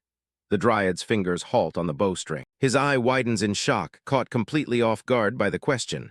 "What?" The Star-Bearer stands his ground, sword in hand, and makes an unbelievable promise. "I'll bring this dying forest back to life." He continues, laying out the grim truth for the forest's guardian. "I don't see a single spirit in this forest that could breathe life into it. If no new spirit is born like this, you know better than anyone that the entire forest will die before long." He then makes his demand. "Open the gate to the Tower of Spirits, then I'll give this forest a spirit." But the High Dryad scoffs at the proposal. "Nonsense. Even if we open the gate, the Tower of Spirits is a place only the chosen can enter." He glares down with contempt, asking, "Are you saying a mere wretch like you can enter the tower?" The narrator explains why this seems impossible. To enter the Tower of Spirits, one needs specific talents and must complete countless quests. Over an image of the magnificent tower, the narration continues. "It requires breaking through atrocious odds, and among all gamers, the number of people who have entered can be counted on one hand. At Randolph's current level, it's an impossible dream. But there's a catch.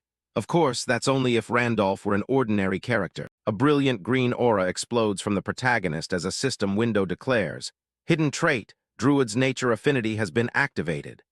Ignoring the impossible odds, he issues a command. "Shut up and open the gate. I'll take responsibility for saving this forest, so open the gate already." The leader of the Forest Guardians fixed his gaze on Hyunmyoung and asked calmly, "So, are you claiming that you will save this forest?" The remaining High Dryads, losing their patience and not believing a single word, snarled in fury. "Lies! I'll kill you, spirit tree! Destroy, I'll kill you!" Seeing the Dryad swarm surging forward, Hudson and Isabella brace themselves for the clash. The Dryad Guardians roar, "I'll kill you!" while others chime in, "I'll shoot you dead," while the lackeys were still causing a chaotic ruckus, screaming, "I'll kill you! I'll kill you!" They were all poised to pounce. Just one word from their leader, and the entire mob would tear Hyunmyung's party of three limb from limb. But just as the tension reached its breaking point, the leader raised his hand, his voice turning cold and sharp, drowning out the noise with a single command. Stop! The Dryads are taken aback, their furious charge momentarily halted by his unexpected authority. With a single stride, the leader closed the gap, standing face to face with Hyunmyung. The High Dryad stares him down, speaking with a threatening tone. You'd better keep that promise. Hyunmyung meets his gaze without flinching. Don't worry, I always keep my promises, he declares, adding, I'll bring a spirit back to this forest. The High Dryad turns away, still skeptical. I don't expect someone like you to actually pull it off, he scoffs. I just figured it wouldn't be too late to kill you after you fail. Having reached an uneasy truce, the High Dryad leads the way deeper into the woods, simply stating, Follow me. The sun shines brightly through the canopy of the ancient forest. He leads them to a clearing, where a large pile of stones stands like a makeshift grave. This is all that remains of the forest's last spirit. The High Dryad explains the grim situation. With the forest dying like this, the only way to open the tower's gate is to use the corpse of this stone spirit. He reminds Hyunmyung of the stakes. Don't forget that if you fail, you'll become nourishment for the forest immediately. Hyunmyung crosses his arms and asks, And if I succeed? The High Dryad's eye narrows as he makes his promise. Then, I'll give you a reward worthy of it. A system window appears, outlining the subquest. Hyunmyung smirks, thinking to himself, A battle with the forest, huh? What a grandiose way to put it. A green aura began to emanate from the leader's hand as he declared, Get ready, for now I shall. Open the portal. A brilliant burst of light exploded from his hand, consuming the entire area. The entire forest is consumed by a blinding flash. As the light intensifies, the silhouettes of Hyunmyung and his party can be seen entering the newly formed gateway. The force of the portal's opening is immense, blasting everyone with its radiant energy. A system message confirms his success. A portal leading to the Tower of Spirits has been created. Only those who have been granted permission may enter. Before them lies a swirling vortex of golden light, an entirely new dimension. Stepping through, Hudson and Isabella find themselves in an otherworldly space, surrounded by a sea of cosmic energy. Hudson stammers in awe, this place is. Hudson turns to Hyunmyung, asking, Star-bearer, does this mean we've entered the Tower of Spirits? Hyunmyung clarifies, No. This is the inside of the portal meant to enter the tower. To enter the tower itself, you have to receive permission here. Permission from who? Hudson's question is answered before he can even finish it. A small, fiery spirit wearing a golden helmet materializes before them, floating amidst the star-like embers of the portal. A spirit? Hudson wondered to himself. Do we just grab it by the neck and take it with us? Hyunmyung calmly replied, No. Hudson added, I mean, it looks pretty cute. The little spirit floats closer to Hyunmyung, seemingly inspecting him. It looks up at him, its simple white eyes blinking in the cosmic void. Suddenly, a voice emanates from the spirit. I can sense a druid's aura. I grant you permission to climb the tower. A system notification confirms what's happening.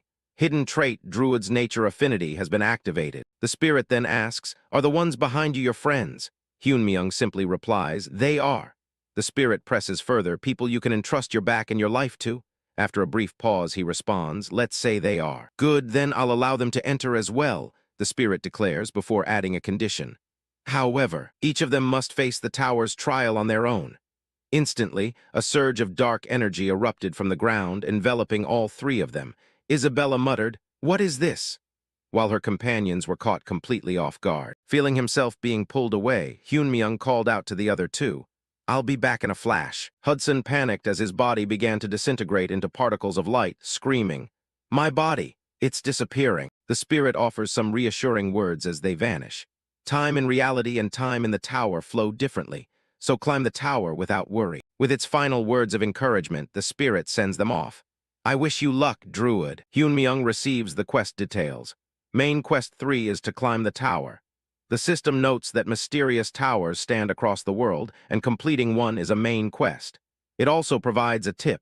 It's recommended to first climb the Tower of Basics that exists in each city. Hyunmyung finds himself alone, standing before a massive, ominous door adorned with a skull and wrapped in shadowy tendrils. He looks at the menacing gate, thinking to himself, It's been a while since I've been in the Tower of Spirits, before his thoughts are cut short. What? Looking up at the terrifying stone face carved into the door, he wonders, What is this trial anyway? His mind races, recalling the rules. To enter the Tower of Spirits, you must pass a trial, which takes on different forms depending on the climber's elemental affinity. He remembers that when he created Isabella, the elemental affinity he chose was wind. Meaning for Isabella, it would be the trial of wind, he thinks. As for Hudson, who has water affinity, it will be the trial of water. He concludes that each trial that forms will be delivered best suited to its climber. But the trial before him is different. But this is a trial of an element I've never seen before, he muses. Is it because when Randolph was created, he had an affinity for every element? As if in response to his thoughts, the eyes of the stone face on the door crackle and glow with intense power. A disembodied voice booms from the gate, impressed. Amazing! A being with affinity for all elements, water and fire, light and darkness. You possess elements that can't coexist. The voice continues its assessment. Is it because of the void element, the one that encompasses all things? Though this is far too much to be simply called a void. It's the incarnation of chaos. The gate issues its challenge. Come in, the trial you must pass through is called the trial of chaos. The heavy doors begin to swing open. As he steps across the threshold, the voice offers a final warning. You who have opened a trial that has never once been opened, be careful. If chaos devours you, you'll never be able to return. Hyun-myung walks alone into the vast, empty space beyond the gate. He enters a massive, empty hall echoing with silence. He whispers the name of his challenge to himself. The trial of chaos. His thoughts drift back to his past. For the past 5 years, I played Pangea without missing a single day. It wouldn't be an exaggeration to say I'm the gamer who's played Pangea the longest, and knows more about this world than anyone, he continues, reflecting on the countless skills and mysteries he's encountered. And yet, Pangea still has endless things I don't know about. A game with insane difficulty that's impossible to clear, yet always igniting an overwhelming urge to challenge it. Pangea has these unknown regions, places where there is nothing but mystery, he thinks, a determined smile playing on his lips. This is exactly why I can't help but love this game. He grips the hilt of his sword, his resolve hardening. They said the trial of chaos has been opened for the first time, right? Then this time too. I'll be the first to clear it. He draws his blade, ready to face whatever lies ahead, just as a shadowy figure manifests before him. The figure resolves, revealing long white hair. It slowly raises its head, its sharp features becoming clear. It's a man with a regal and powerful presence, his piercing gaze fixed on Hyun-myung. Hyun-myung's eyes widen in disbelief. Wilhelm, he thinks in shock. Why is the character I raised showing up as a trial? Wilhelm immediately lunges, his sword flashing in a deadly arc. Hyun-myung barely manages to bring his own sword up to parry the lightning-fast strike. The force of the blow sends him sliding backward. He grits his teeth, stunned by the sheer power of his own creation. As he regains his footing, his mind reels. Putting aside why Wilhelm has appeared as the trial, don't tell me I'm supposed to fight that guy who used to be rank 1. Wilhelm deflects another blow with ease, sending Hyun-myung stumbling. He struggles to comprehend the challenge. And win. A massive swing from Wilhelm's sword cuts through the air. Hyun-myung ducks just in time, a look of grim realization on his face. He thinks to himself, they are essentially. The shadow of Wilhelm looms over him, sword raised for another strike, his eyes glowing ominously. Not expecting anyone to clear this trial, a powerful impact sends shockwaves through the chamber. Hyun-myung can only marvel at the situation, thinking, Pangea is such an insane game. A blinding light flashes as Park Hyun-myung equips his new gear. A system window confirms it. You have equipped Michaela's armor, Michaela's helmet, and Hermes' shoes. A sword is stopped just shy of his wrist, drawing blood. Hyun-myung analyzes the attack, thinking, the sword couldn't completely cut through my arm. That means his attack power isn't that far off from my defense. 2 streams of blood spray from behind his back. He sizes up his opponent, musing, he looks like Wilhelm, but are his stats closer to Randolph? From those streams of blood, 2 massive dragon wings take shape, their sheer power blowing away the surrounding earth, stone, and dust. New system notifications pop up. The Michaela's set option, Celestial Dragonborn, has been activated. The Hermes' shoes option, Swiftness, has been activated. Hyun-myung grits his teeth, realizing it's not just a cosmetic copy. If only the appearance copied, he thinks. A third message appears. Gale, the synergy effect from the potential Dragonborn and Swiftness has been activated. With a surge of power, Wilhelm is thrown back, and Hyun-myung feels a wave of confidence.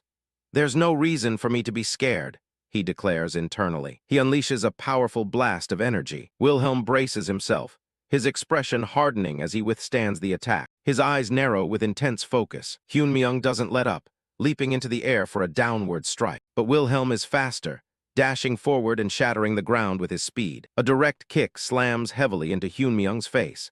That vicious counterattack deflects Hyunmyung's strike, causing the sword to miss his face by mere inches and shatter the ground behind him. Having just scored a hit, he throws a contemptuous look at Hyunmyung. His lips curl into a smirk as he taunts in a mocking voice.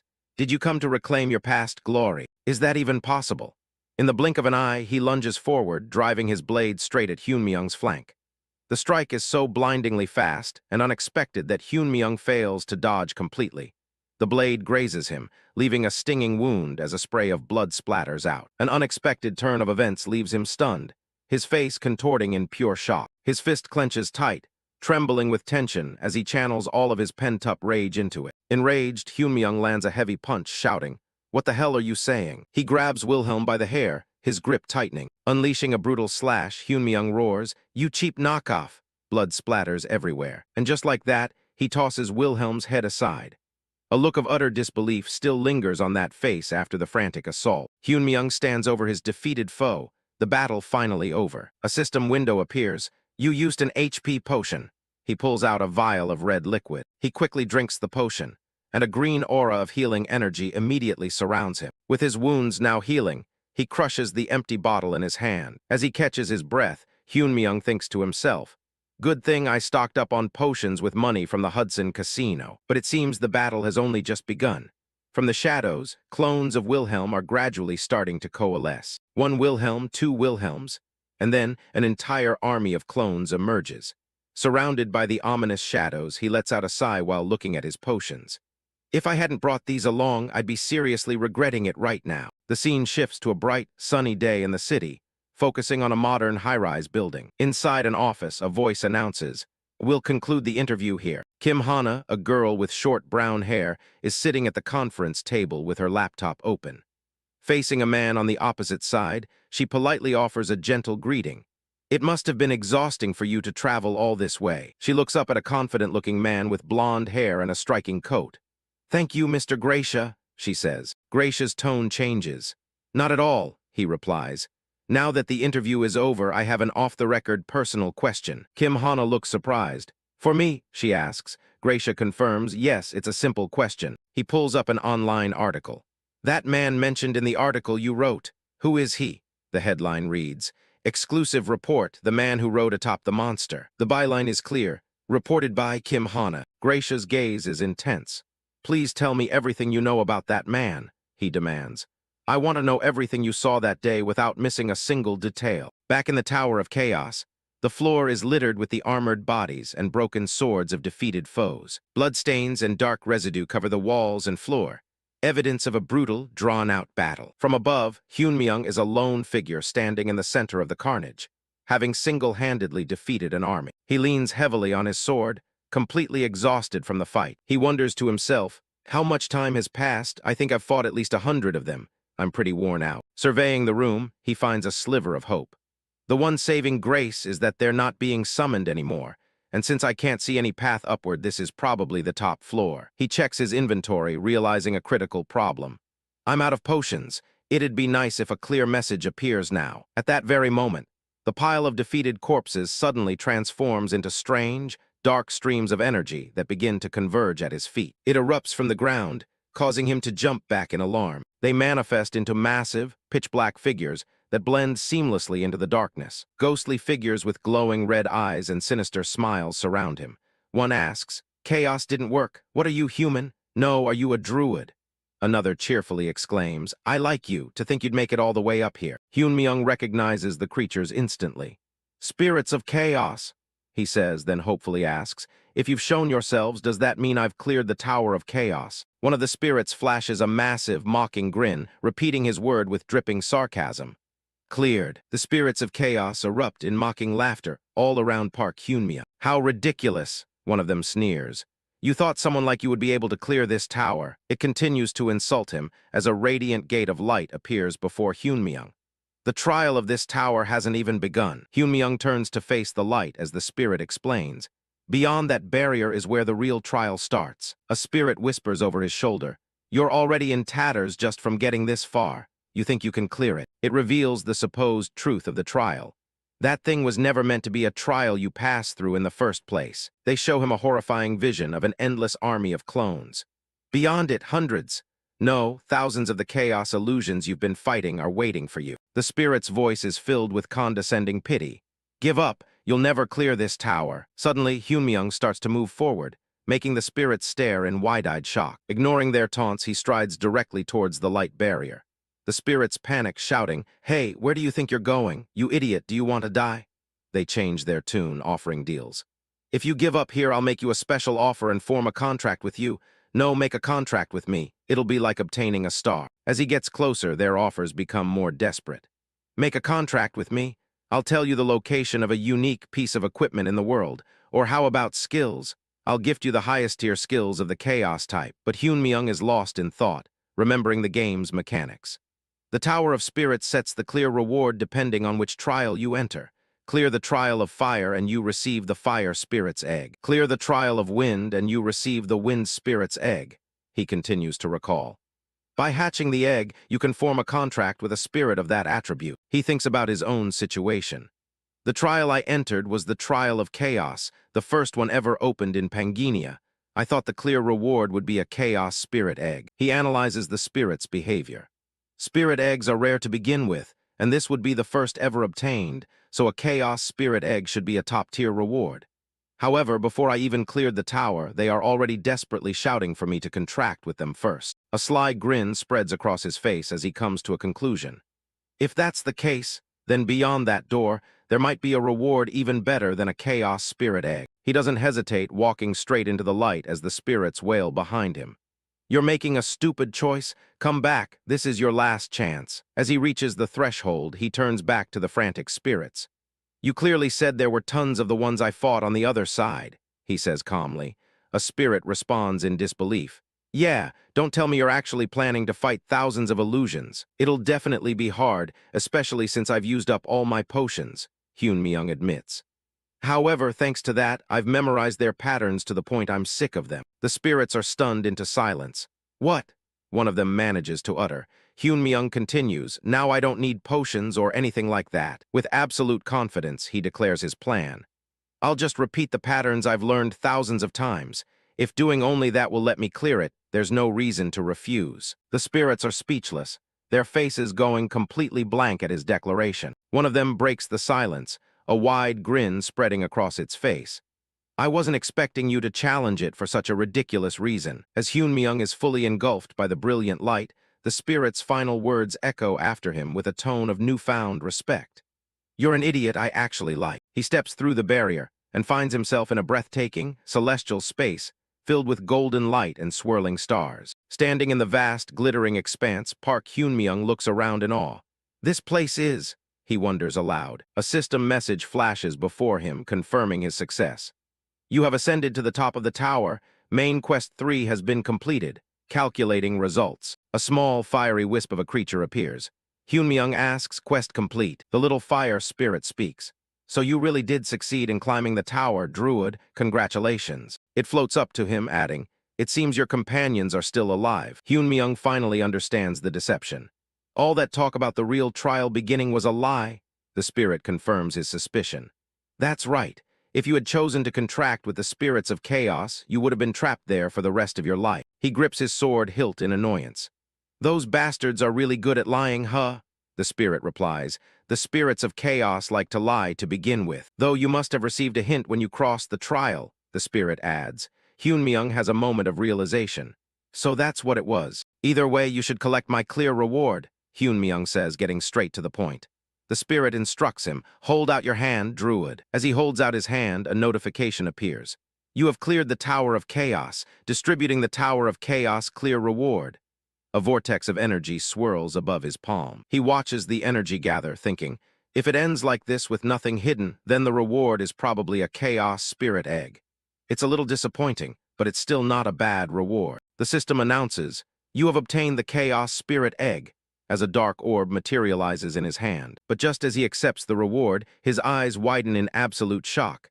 Something is wrong. Dark, shadowy tendrils begin to lash out from the egg in his hand. The darkness parts to reveal a new, glowing system message. "Hidden trait heavenly." Suddenly, out of nowhere, Brilliant snow-white feathers burst forth, swirling around to embrace and shatter the dark energy of the Chaos Egg. The system message glitches. The words "you have obtained the Chaos Spirit Egg," flickering and breaking apart. It corrects itself, revealing the true, unprecedented reward. You have obtained the Heavenly Spirit Egg. Hyunmyoung is left holding a breathtakingly beautiful egg, wreathed in soft white feathers and a gentle, golden light. He can only stare in disbelief. His mind reels as he tries to comprehend the impossible item in his hands. What is this? As the trial concludes, a system notification flashes. You have obtained the Chaos Spirit Egg. But that wasn't all. Another message immediately followed. You have obtained the Heavenly Spirit Egg. Holding the glowing orb in his hands, he stares at the strange, feathered egg, its golden light illuminating his armor. His eyes widen in confusion as he examines the unexpected reward, thinking to himself, what is this? A description window pops up, detailing the Heavenly Spirit Egg.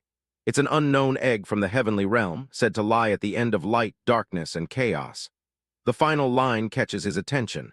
Only Celestials can see and hatch this egg. The implications hit him instantly. He thinks, Celestials refer to the heavenly race that lives in the heavenly realm, and the fact that I found this egg is proof that I'm one. The pieces start to connect in his mind. No way! Is this connected to heavenly, my hidden trait? Maybe heavenly isn't just a name overlap, and this could be a trait related to the heavenly race. He decides to ask his companion spirit, Hey, do you know what this is? The spirit replies, Other than the fact that it isn't an ordinary egg, I don't know. The spirit adds a crucial piece of information. However, even the spirit kings are showing interest in it. Hearing this, he can only mutter, What? Hearing those words, old memories of the game suddenly flood back. The spirit kings are some of the strongest beings in existence. If even such beings are interested, it means that this has tremendous value. Realizing he can't figure it out right now, he decides to put it away. I'm curious what kind of egg it is, but there's no way to find out right now. A notification confirms the Heavenly Spirit Egg has been stored in his inventory. I'll have to hatch it later and find out. With that settled, the main quest completion window appears. He has succeeded in becoming the first to conquer the Tower of Chaos, an unprecedented achievement. With a total score of 240 points, the main quest's Hall of Fame will be updated. Suddenly, a flurry of new messages floods his screen. Beginner's luck. The constellation of fortune is amazed by your results. The rewards are upgraded. And another. Excited by you being full of adventure, the constellation of adventure licks their lips with their tongue. The rewards are upgraded. The praise continues to roll in. A constellation praises you for defeating the battle against yourself. The rewards are upgraded. He looks up, a bit bewildered by the sudden attention from these powerful beings. Even more notifications appear. A cursed constellation expresses interest in you, the owner of the Heavenly Spirit Egg. The rewards are upgraded. And the constellation that guides black light remembers your name. The rewards are upgraded. A slow smile spreads across his face as he understands what's happening. The constellations of the 100 Stars Temple. He recalls a previous encounter, thinking, some constellations showed interest back at Dramat's sanctuary too. A faint memory of a glowing skull flashes in his mind. Back then, the messages were similar. Beginner's luck. The constellation of fortune smiles at you widely. The rewards are upgraded. And the constellation of adventure applauds your adventure. The rewards are upgraded. But this time is different. He looks at the 5 stacked notifications, amazed. But to think 5 of those high-end mighty beings would take interest. He reflects on their significance. Constellations of the 100 Stars Temple. They are beings that play important roles in Panginia's setting, just like the Spirit Kings. From a player's perspective, he thinks, they're the kind of beings you lose nothing by staying on the good side of, since they can directly assign special quests or upgrade your rewards depending on how you clear them. He pieces it all together. In the game's setting, I heard they liked stories humans tell. I guess that means they really liked the Trial of Chaos I showed for the first time in Panginia's history. As if on cue, a massive pillar of light erupts before him, and a new message appears. The grade of the rewards is being transcended due to the constellations. The system presents him with a monumental choice. You can choose 2 rewards from the 20 listed below. Staring at the incredible list of items, he admits, this is beyond what I imagined. After he makes his selection and exits, some time passes before Isabella and Sir Hudson finally emerge from the tower, having completed their own trials. As for the others, their rewards were more modest. Isabella received a wind spirit egg as her clear reward, and Hudson got a water spirit egg. The number of spirit eggs received is random. Luckily, Isabella obtained 2 and decided to keep her promise to the Dryads by giving them 1. The Dryad accepts the egg, thinking that if someday they hatch the wind spirit and release it into the forest. A faint smile appears on his face at the thought. Then Basrock Forest can finally regain its vitality. The Dryad expresses his gratitude. In addition, as thanks, the Dryads gave us the best elixir, Mandragora.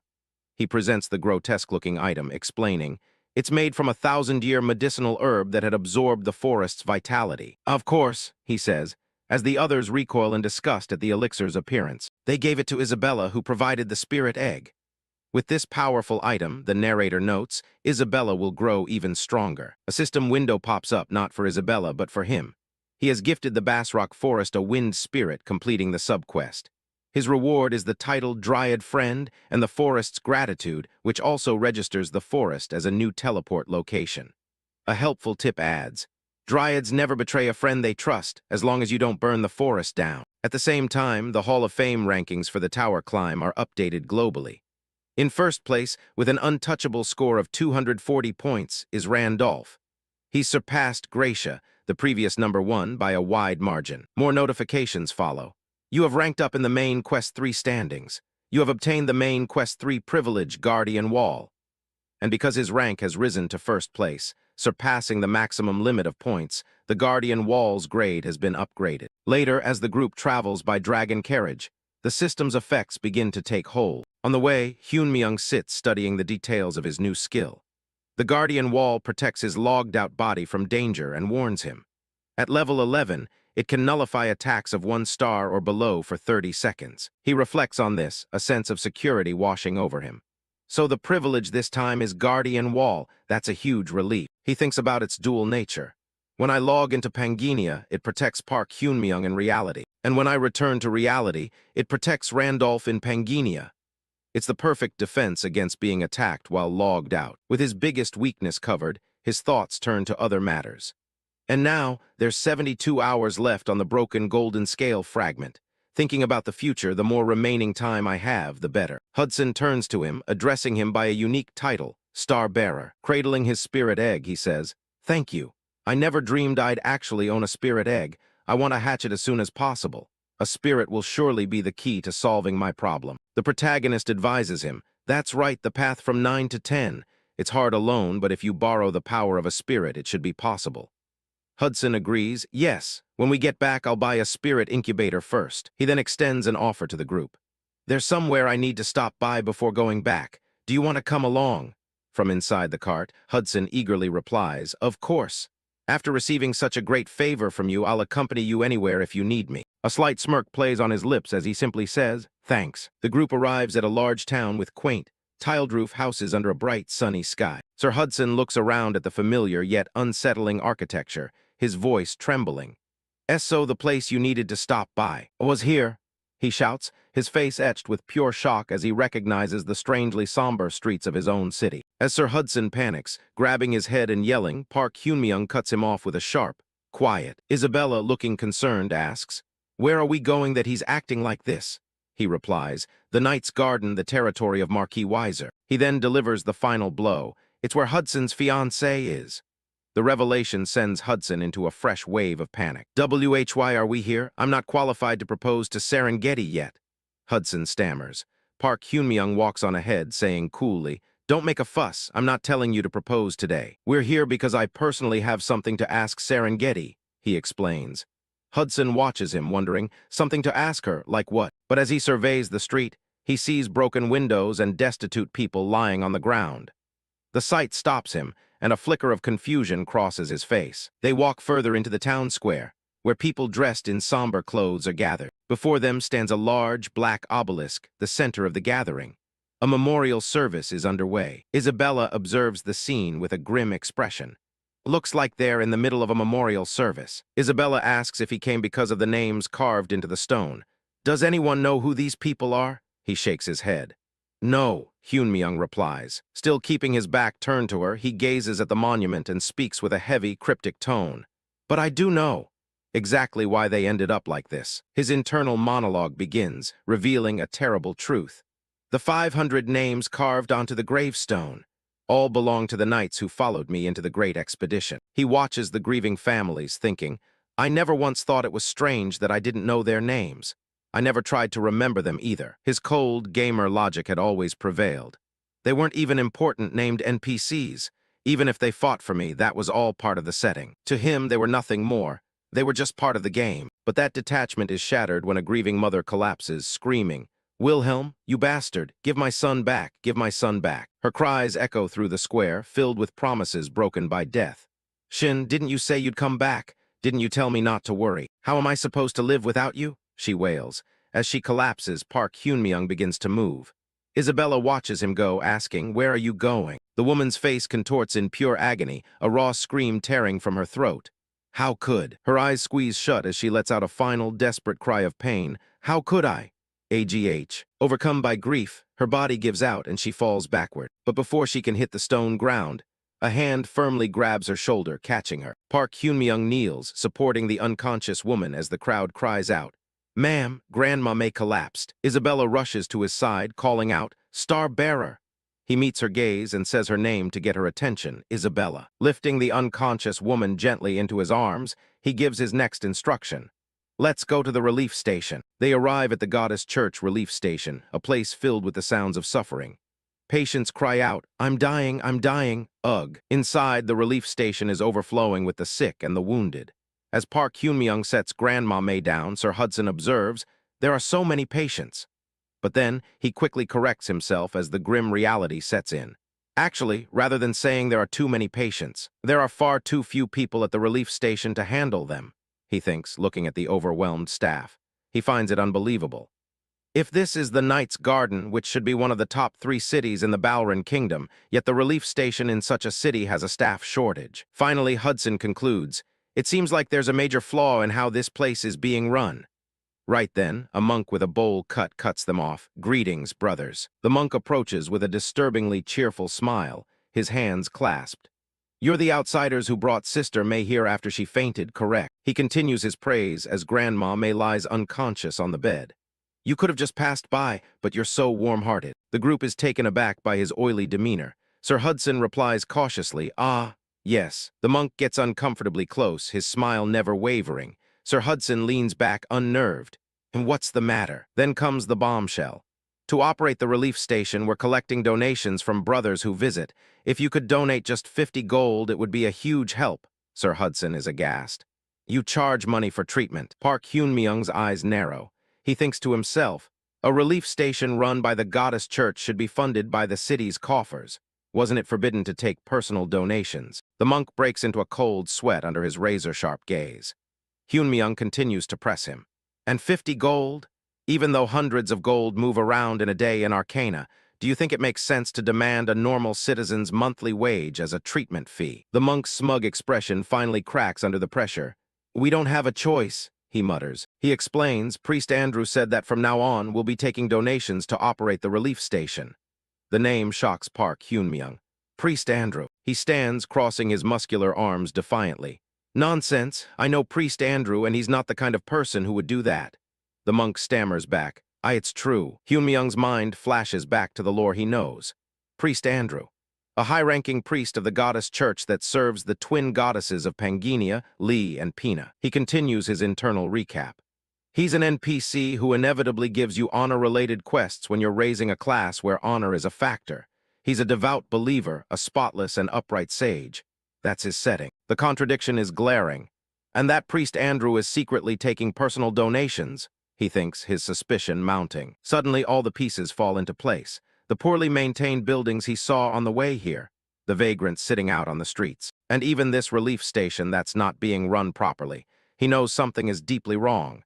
This city should be fairly wealthy too, even if it isn't as rich as Arcana. Staring up at the Lord's grand manor overlooking the city, he asks himself the question that sums up the entire situation. What on earth happened to this city? The scene shifts inside the manor, to a room filled with the evidence of excess. A table covered in empty bottles of expensive liquor. A man guzzles alcohol straight from the bottle as his terrified butler pleads, My lord, you've had far too many drinks." The lord responds with violence, smashing the bottle right next to the butler's head. The old man flinches, crying out, "Please stop now." Eek. The lord roars, "Shut up," sending the servant scrambling away in fear. The source of the city's decay is revealed. Drunk, disheveled, and drooling, the lord of the night's garden, Marquis Weiser, snarls his next command. Go bring the rest of the alcohol. A moment of silence passes as the visitor arrives at the relief station. He gets straight to the point with a man in robes. I need to speak with Priest Andrew in person. Take me to him. The abruptness of the request catches the man off guard, who can only reply, pardon. The monk begins to make excuses. That will be difficult. There are so many people lining up to be treated by the priest. But before he can finish, Hyun-myung cuts him off, signaling his companion with a simple command. Hudson. Hudson holds out a heavy pouch, prompting the robed man to stammer. What is it? A wide, greedy smile spreads across Hudson's face as he announces, a donation, 50,000 gold. The sheer amount leaves the other man utterly speechless. Leaning in close, Hudson whispers a tempting offer. If you let me meet him right now, I'll double it. The man's eyes widen in shock. His greed takes over, the reflection of gold coins filling his vision as he stutters. Suddenly, his entire demeanor shifts. With a bright, booming voice, he declares, I'll escort you immediately, brother, leaving a nearby bystander completely baffled. Soon, they're led into a quiet, respectable-looking office filled with books. An elderly man with long white hair greets them warmly. Nice to meet you, brother. I'm Priest Andrew. Andrew gestures to a chair. Have a seat and let's talk. The visitor simply replies, fine. Once they're both seated, Andrew opens the conversation. I heard you made a large donation to our relief station. The visitor doesn't deny it. It wasn't a small amount indeed. The visitor explains his reasoning. I heard you charge 50 gold just to receive a donation, so I figured I wouldn't be able to meet you with an ordinary sum. Andrew remains silent, listening. The priest seems to misunderstand the visitor's intentions, asking, Are you disappointed because I'm just an old priest who cares about money? I'm ashamed and have nothing to say. But the visitor clarifies his purpose. I was just curious, he begins. How did a relief station in a big city like this? He finishes the question that has been bothering him. End up so desperate for money. Priest Andrew clasps his hands and changes the subject. I heard you brought Sister May here after she collapsed. The visitor confirms, I did. The priest begins to tell a tragic story. Sister May's only son joined the Demon World Great Expedition and never came back. Since then, she's lived with that pain every day, saying it's her fault and that she should have stopped him, but she couldn't. And it isn't just Sister May, he continues, as images of grieving citizens appear. Many people lost family and friends. Countless knights who joined the Great Expedition while admiring Wilhelm, the Night King, swore they'd drive out the Demon King, but never returned here. And thus, Andrew explains, Knight's Garden lost countless talented people and consumed enormous resources as war funds. It was such a prosperous city that, even with heavy losses, it might have recovered someday as time passed. The real problem began when Serengeti, his lordship's blood relative, returned. The visitor's expression sharpens at this new piece of information. Andrew continues, She returned here having lost both legs, but for some reason, ever since she came back, she's remained unconscious and hasn't awakened. Many priests, myself included, tried to wake her, but nothing worked. His lordship gathered every kind of rare elixir and searched for a method, but even that failed. Because of that, the city's finances that were already strained had gradually hit rock bottom. In his desperation, his lordship was manipulated by swindlers. It reached a point where he even took on massive debts, using the territory itself as collateral. The priest concludes the grim tale. After that, his lordship fell into despair and broke. The images show the lord being accosted by debtors before collapsing, a completely broken man. Priest Andrew finishes his explanation with a heavy heart. As a result, all city subsidies were cut off, and now this is the only relief station left. If this place disappears too, every patient in this city will be left abandoned. That's why, even to brothers like you who helped Sister May, we shamelessly demanded donations, he admits, his voice filled with resignation. We didn't have enough beds, supplies, or manpower to care for the patients right away. The visitor nods, having heard enough. I get the gist of things, he says, before asking a critical question. Is Serengeti unconscious due to mental shock or a physical problem? Andrew shakes his head. If it were something like that, we would have treated it long ago. It seems she's in a cursed state, but it was beyond my ability to undo. A curse, the visitor mutters to himself. A new plan forms in his mind. In that case, like with Isabella, it might be possible to break it with the blessing of the stars. Having gotten the information he needed, he stands up abruptly. Thanks, I should get going. I have business with Marquis Weiser. Andrew is taken aback, stammering, pardon. The priest tries to stop him. Please wait. Since his lordship became a shell of himself, he doesn't readily receive guests. Andrew offers a compromise. I can't exactly call it repayment for your donation, but if you give me a few days, I'll arrange a meeting for you. The visitor, however, is not interested in waiting. I don't have time for that. With a sly grin, he adds, and don't worry about the donation. I already got my money's worth. Andrew can only ask in confusion, what do you mean by that? Just then their conversation is interrupted by frantic shouting from outside. Priest Andrew, are you inside? A knight bursts in, yelling an urgent message. His lordship says to bring in the guest who donated to the relief station. The visitor smirks at the priest. See, when you come in with money, they let you in right away.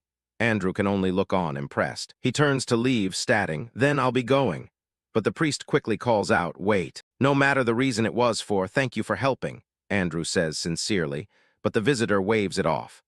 I told you not to worry about the donation. It wasn't even my money to begin with. The priest clarifies, it's not about the donation, it's about you helping Sister May. The words seem to strike a chord with the visitor, stopping him in his tracks. He pauses for a moment before a small, knowing smile plays on his lips. As he walks away, he speaks in a tone that suggests a shared history. Good to see you again, Andrew. The priest is left stunned, his eyes wide with disbelief as he whispers, again. The scene shifts to a grand, sunlit manor, the residence of the Marquis. Inside, an entourage stands waiting before a set of ornate double doors. In a lavish hall, the group is seated around a long, empty dining table. At the head of the table sits a stern-looking man with a thick beard, calmly sipping from a cup. This is Marquis Weiser. He intently recalls his subordinate's reports, his gaze sharp and focused. Weiser's subordinate finishes his report on the visitor, musing, so that man donated a huge sum of 100,000 gold to the relief station. Is he a wandering merchant? Doesn't look like he brought supplies in, though. Maybe he's just a rich young master traveling around. After evaluating those pieces of information, the Marquis addresses his guest directly. I'm sorry to invite you so abruptly like this. I apologize for that. He then introduces himself formally. I am Weiser, the Lord of Night's Garden. The visitor observes the Marquis, thinking to himself, Weiser. He really has changed a lot on the outside. His mind flashes back to the past. Marquis Weiser was once a knight who made a name for himself across the continent with outstanding skill in his youth. His daughter, Serengeti, was able to obtain a star and become a one-star transcendent in Pangania with my help back when I was Wilhelm. She rose into the strongest ranks on the continent. Thanks to that, Marquis Weiser's house established its position and held power within the Balrin kingdom. And in gratitude, he swore loyalty to me. Weiser was the kind of man who repaid grudges with his sword and repaid kindness with loyalty. Returning to the present, he thinks with a hint of sadness.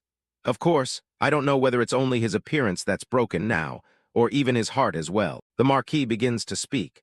You may already know why I invited you here, but Knight's Garden is currently facing severe financial hardship, so I'd like to propose something beneficial to both of us. But the visitor cuts him off with a bold declaration.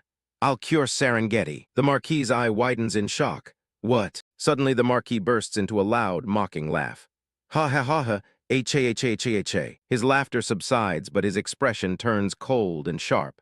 So I was mistaken. I thought you were just some rich young master. He sneers. Did you hear rumors of me from all over the continent?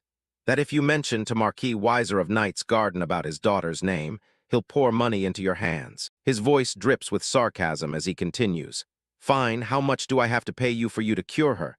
300,000, 400,000, or are you going to demand I hand over this territory? His frustration boils over as he clenches his fist. He slams his hand on the table, shattering the porcelain. I've been played by scum like you. I've already lost so much. His eyes glow with rage as he snarls. What more do I have to give before you're satisfied? Fed up, the Marquis dismisses him with a sigh. Ha! This was a waste of time. Gouge out that con artist's eyes and throw him out. His guards immediately move to obey, but the visitor remains calm, his voice steady. I don't need money, so listen to me to the end. He looks directly at the Marquis, unflinching. I can't guarantee it, but there is a chance I can treat her. Weiser leans forward, intrigued despite himself. Now that's a novel approach. Fine, let's say you really can treat her, but why? I've never seen you in my life, so why would you cure my daughter without taking money? The visitor explains with a cryptic smile.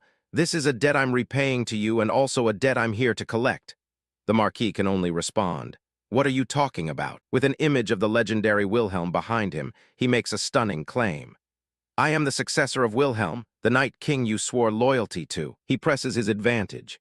Take me to Serengeti. I have something I must ask her, and in return I will heal your daughter who sacrificed herself for her master." The Marquis's disbelief twists into a dark, sharp-toothed grin.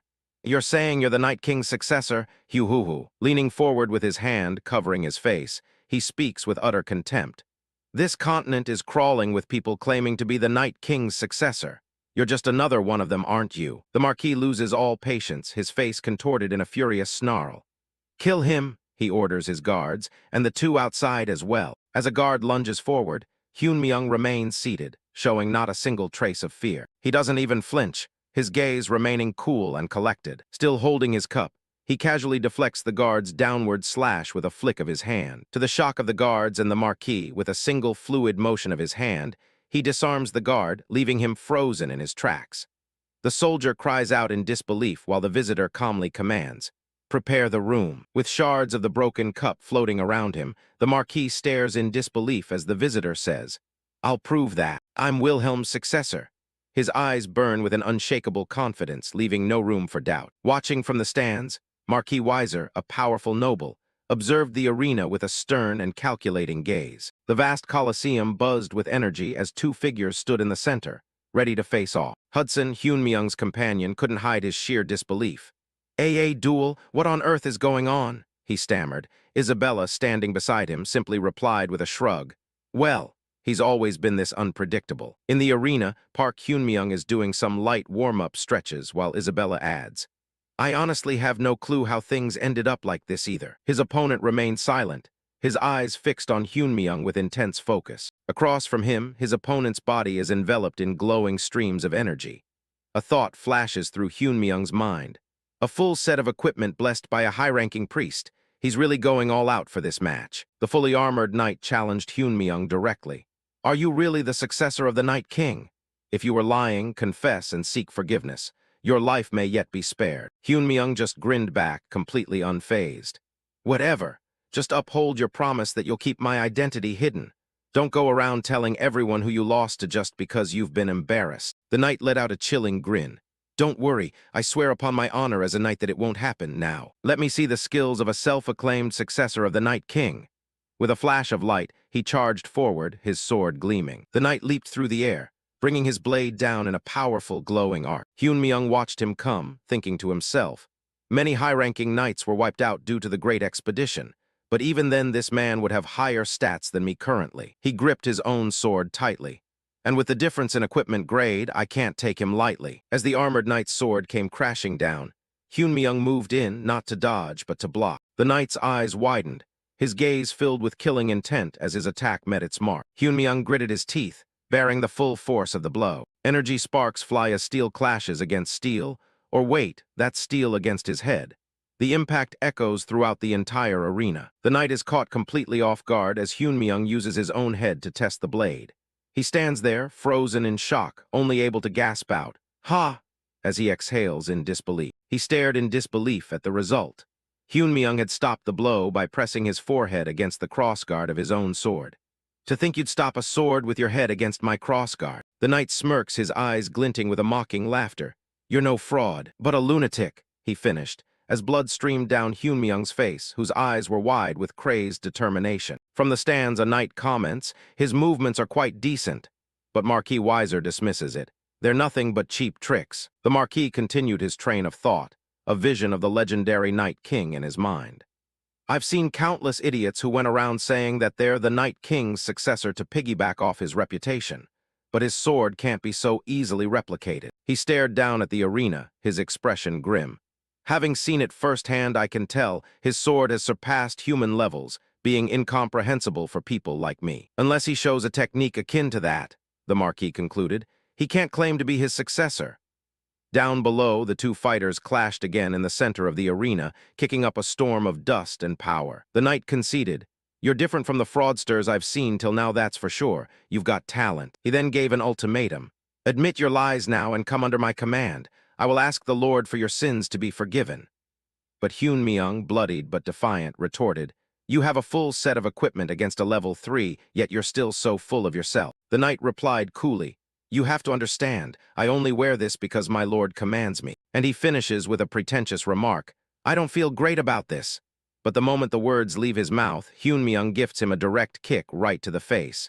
He then retorts, "Good for you, you got a lot of good stuff on." The powerful kick sends even Hyunmyeong tumbling backward, but he still has plenty of aces up his sleeve.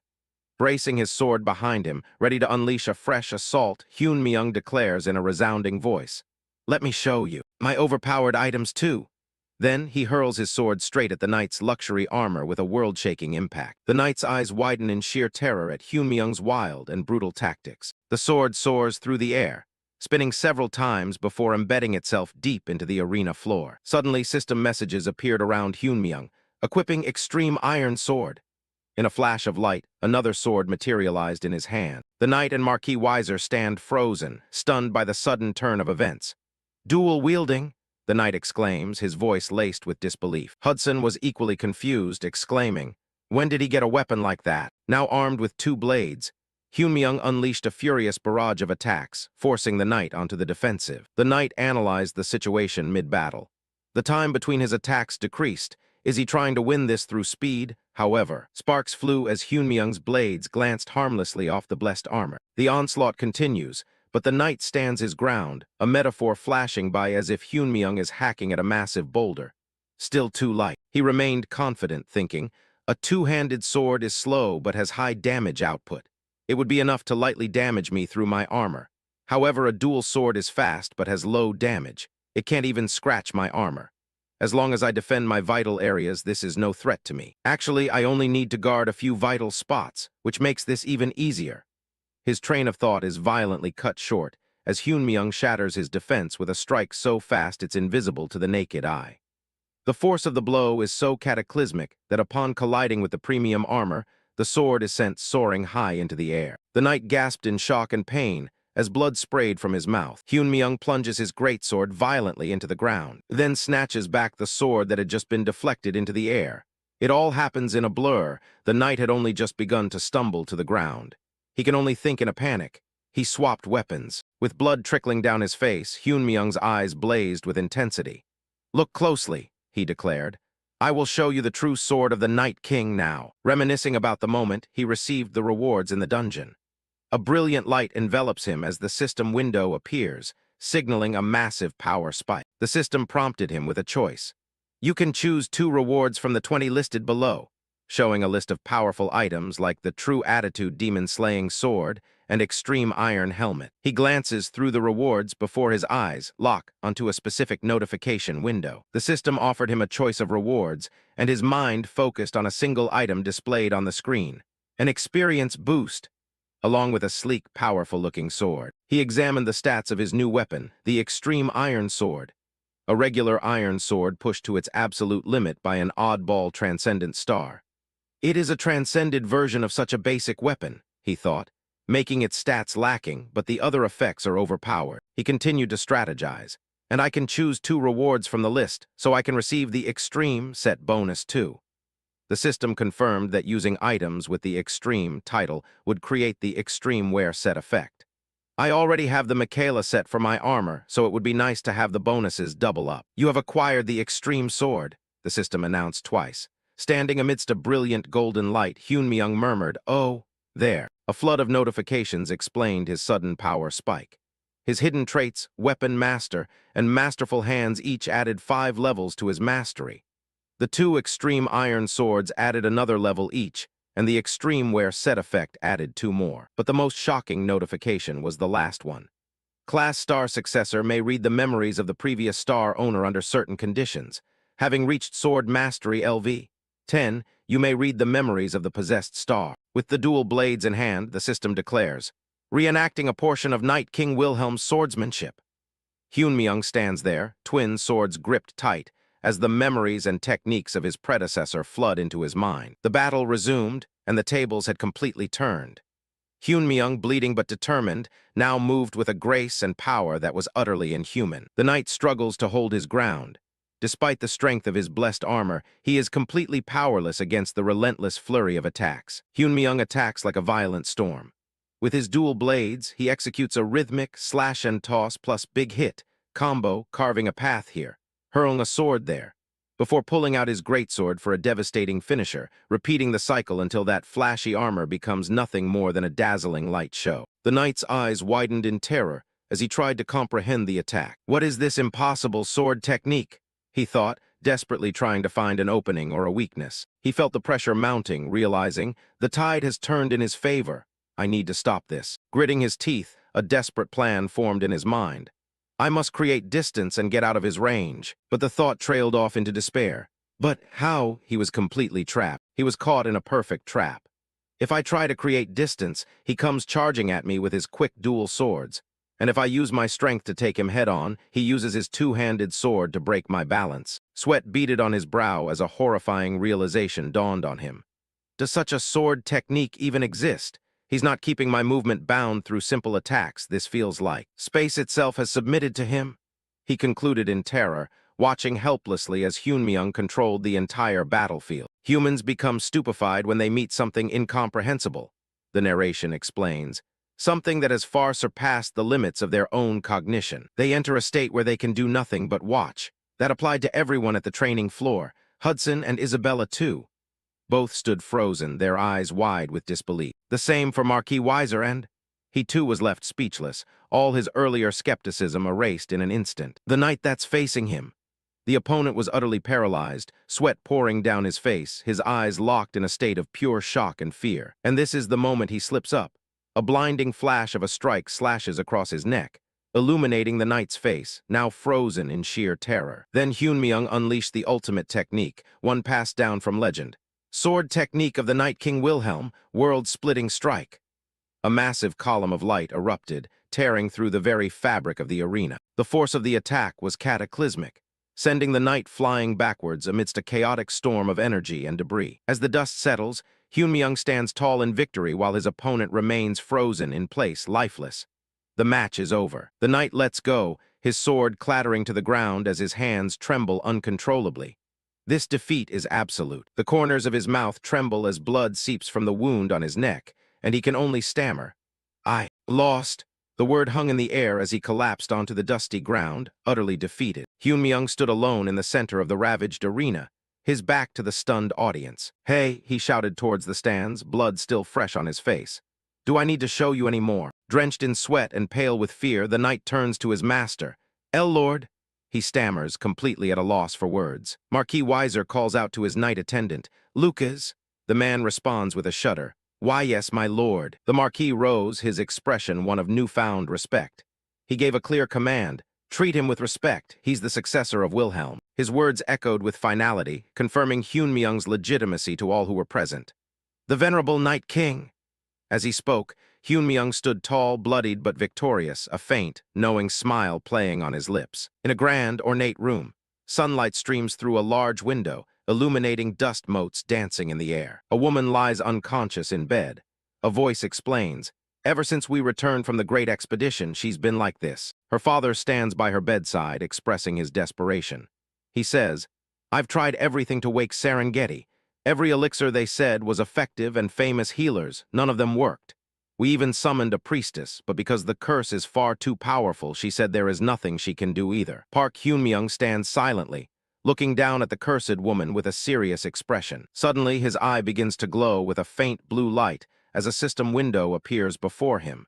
Hidden trait, the great sage has been activated. Dark, ominous energy swirls around Serengeti's sleeping form as Hyunmyeong confirms his suspicions. He thinks to himself, as I thought, Serengeti is currently under the Demon King curse.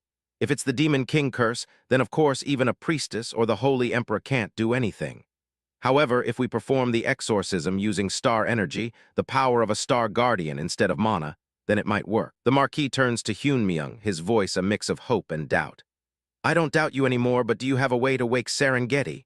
Hyunmyeong replies honestly, I told you before that I'm not sure. I'm only going to try once. Without another word, Hyunmyeong reaches out and places his hand gently on Serengeti's forehead, preparing to begin the ritual. I bestow the blessing of the stars. As the words appear in a system window, a blinding golden light erupts from Hyunmyeong's hand, flooding the entire room and shocking everyone present. The Marquis gasps in astonishment, completely overwhelmed by the sheer power radiating from the young man. With a look of intense concentration, Hyunmyoung pushes his power to the limit as a critical message flashes. All star energy will be consumed. He pours everything he has into the attack, but it's not enough. A devastating notification appears. Insufficient star energy to break the Demon King curse. Though the curse wasn't broken, the attempt had an effect. A new message appears stating, "The limit curse has been lifted temporarily." Below, Hyunmyoung looks down, exhausted from the effort. Slowly, Serengeti's eyelid flutters open, a flicker of consciousness returning as she lets out a quiet, confused sound. She sits up slightly, her voice weak as she asks, "Where am I?" Both Hyunmyoung and her father stare in stunned silence, shocked that she has awakened. Overcome with emotion, the Marquis grits his teeth, tears welling in his eyes. He rushes to her side, crying out, "Serengeti, are you awake?" He leans in close, his voice trembling with hope. "Ah, do you know who I am?" Serengeti's eyes are hazy and she weakly says a name. "Hudson." Confused, her father begins to respond, "Yeah, I'm your HUD," before trailing off, puzzled. Her confusion only grows as she asks, "H. Hudson? Who's that?" At the doorway, the man named Hudson stands frozen, his face falling as he hears her words. The Marquis grits his teeth, unable to find the right words as the heartbreaking scene unfolds before him. Hudson's expression is one of pure devastation as he finally speaks, his voice filled with regret. "I'm sorry I came so late," he says. He calls out her name, Serengeti. She looks towards him, still weak and unable to fully comprehend what's happening. The scene shifts to Hudson's memories, revealing his past determination. He thought as long as she stayed alive, that would be enough. If he became a member of the city council and returned as fast as he could, the Marquis would acknowledge him too. His devotion knew no bounds, rooted in a memory of her grievous injuries on the battlefield. He had resolved that, if she'd lost the lower half of her body, then he'd just become her legs. Hudson's flashback continues, revealing the depth of his promise. Because as long as she was alive, he'd take care of her forever. This thought is pictured with an image of him pushing her in a wheelchair under blossoming trees. Hudson believed that if he didn't give up, an opportunity would come someday. However, that belief was nothing more than arrogance and greed. The hopeful image of their future shatters like glass, reflecting the harsh reality of their situation. The narrator explains the grim truth. The opportunities weren't eternal, and Serengeti's body kept losing its vitality. The face that used to smile brightly grew increasingly thin, and the strong arm that once swung a sword became like a withered branch. The monologue concludes, showing her frail hand lying on the bedsheets. Back in the present, Hudson is overwhelmed with emotion. He realizes that, if the star-bearer had arrived even a little later, he would never have seen her again. As Hudson apologizes again, the Marquis suddenly becomes defensive, shouting, "Wait a second. Who are you?" Serengeti, however, softly utters Hudson's name. The Marquis turns on Hudson, demanding, "And what are you to my daughter?" But Park Hyunmyoung steps in, his voice firm. "Enough, all of you stop. I know you can't contain your emotions, but the Demon King curse hasn't been completely lifted." Hudson panics. What does that mean?" From across the room, the Marquis asks in alarm, "Are you saying my daughter could fall back into a deep sleep?" Hyunmyoung delivers the grim news. "At best, she'll be able to keep her eyes open for today. To completely break the curse, we have to find another star." He elaborates on his plan. "To fully lift it, my star energy needs to be higher. There are only two ways to raise star energy, to level up or find stars. The first thing I need to do is recover the 5 stars that the Night King, Wilhelm, dropped when he died." Hyunmyoung explains the urgency of his quest. "Because of the star successor class, secret effect which allows me to read the previous owner's memories from a star, I have to retrieve them as quickly as possible. If someone else gets those stars first, I might never be able to recover Wilhelm's memories." Hyunmyoung continues his monologue, standing firmly. "I've recovered one, so there are 4 left, if I'm going to retrieve them quickly. I need to ask Serengeti about my death." Having made up his mind, he addresses the room. "Everyone out, I have something important to discuss with Serengeti alone." Meanwhile, in a vast and empty dining hall, Hudson and the Marquis sit far apart at a long table, the silence thick with tension. The Marquis leans forward, his voice sharp with anger. "So you're saying you and Serengeti secretly promised to marry?" Hudson answers respectfully, "Yes, sir. I'm sorry I introduced myself so late." The Marquis lets out a long, heavy sigh, the sound echoing his frustration and weariness. He then delivers a shocking blow. "I'm grateful you came all this way for Serengeti, but from now on you won't be seeing Serengeti again." Hudson recoils, completely blindsided. Desperate, Hudson gets up and pleads, I know I'm not good enough, but I'll soon enter the city council and become a man worthy of Serengeti, so please just give me a chance." The Marquis cuts him off, his tone flat. "This isn't about whether I like you." As Hudson looks up in confusion, the Marquis begins his painful explanation. "The Great Expedition's aftermath cost us dearly, so restoring the knights and treating Serengeti took an enormous amount of money. In the end, after the territory's funds ran dry, we were reduced to begging other houses for help." He continues, "When that happened, the one who approached me was Duke Scene's house, a great house in the Valen Kingdom that's powerful enough to rival the king." An image of a grand, twilight-bathed city illustrates the Duke's power. The terrible confession comes out. "Duke Scene lent us an enormous sum on the condition that we send Serengeti to him. Back then, I had no other choice. No matter what, continuing Serengeti's treatment came first." The words hang over a pile of glittering gold coins. The Marquis recounts his desperate rationale. "Additionally, even if Serengeti never woke up and our family collapsed like this, I believed that for the sake of Duke Scene House's reputation, they wouldn't simply abandon a girl they'd taken in, so I accepted the offer." He looks down, his expression grim as he delivers the final, unavoidable condition of their deal. "For that reason, in 1 month, she will be sent to Duke Scene's house." Hudson slams his hands on the table, leaning forward as the Marquis tells him, "It's an unavoidable decision to protect this territory and Serengeti, so you should forget about her too." Back in Serengeti's room, Hyunmyeong now sits at her bedside. She looks at him weakly and asks, "You are?" After a moment of silence, Hyunmyeong replies, "I am the successor of the Night King, Wilhelm. I came to deliver news of his final moments." Serengeti immediately refutes his claim, her voice a strained whisper. "Lies. He has no successor." Hyunmyeong scratches the back of his neck, a slight smile on his face. He thinks to himself, "As expected of my closest aide, there's no way she'd let me brush this off with vague words." He decides to prove his identity by revealing a secret memory. "The day you first faced a star," he begins, "you could not stop worrying that if you consumed a star and transcended, you might stop being Serengeti." At his words, Serengeti's eyes widen in shock. A flashback shows her past self standing on a cliff edge before a glowing star, Wilhelm's silhouette beside her. Hyunmyeong narrates, "Back then, I couldn't understand the anxiety inside you." The memory focuses on her younger, determined face. "However, thinking back now, it must have been that you wanted your love for Hudson to remain unchanged." Back in the present, Serengeti is stunned. She demands, "That's something only Wilhelm and I would know, so how do you?" "And to you." Hyunmyeong looks down at her with a knowing smirk and reveals the final piece of the memory.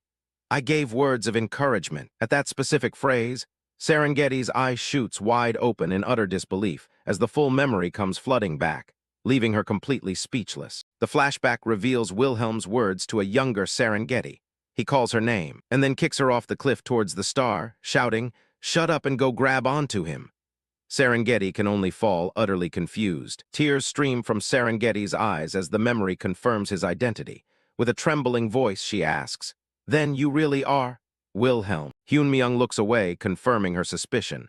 "There are circumstances. My appearance changed, but yes, if you want, I can tell you other things as well." Hyunmyeong's internal monologue explains the truth of the memory. "Back then, I was a player, so of course I didn't know the details of what was said. The encouragement I gave was just one of 26 emotion expressions that pop up when you press the control and a keyboard key together." He continues to explain how he knows the memory so well now. "However, thanks to the Star Successor class's hidden effect, under certain conditions, it can read the memories of the previous owner contained within the star. When Sword reaches LV 10, you can read the memories of the star you hold. To me now it's so vivid, it feels like it truly happened, as if the scene is being drawn inside my head." He reflects on the personality of the character he used to play, standing back to back with an image of Wilhelm. "Of course, that manner of encouragement wasn't me, but an action reflecting the personality of the character named Wilhelm." Serengeti seems to accept his explanation, saying, "He isn't the kind of man who would speak lightly to others, so that's more than enough." Hyunmyeong kneels, thanking her for believing him. She then asks, "Does this changed appearance mean you become a sinner?" He confirms, "Well, yes." She warns him, "From now on, you'll need to watch out for the hunters." Standing up, Hyunmyeong reassures her, "I know, so don't worry too much." An explanation flashes across the screen. Players who possess others while retaining memories from before death are called sinners, and the NPCs who specialize in hunting sinners are called hunters or reapers. An image of a hunter finishing off a sinner illustrates the danger. Hyunmyeong's expression turns serious as he gets to the real reason he needed to speak with her. More importantly, there's something I want to ask about my final moments. His voice is firm with conviction as he begins to recount the day of his death. That day, I definitely killed the Demon King. A brilliant flash of light fills the screen as he remembers the final blow. I'm sure I drove the path of light into that bastard's core and that his body started collapsing.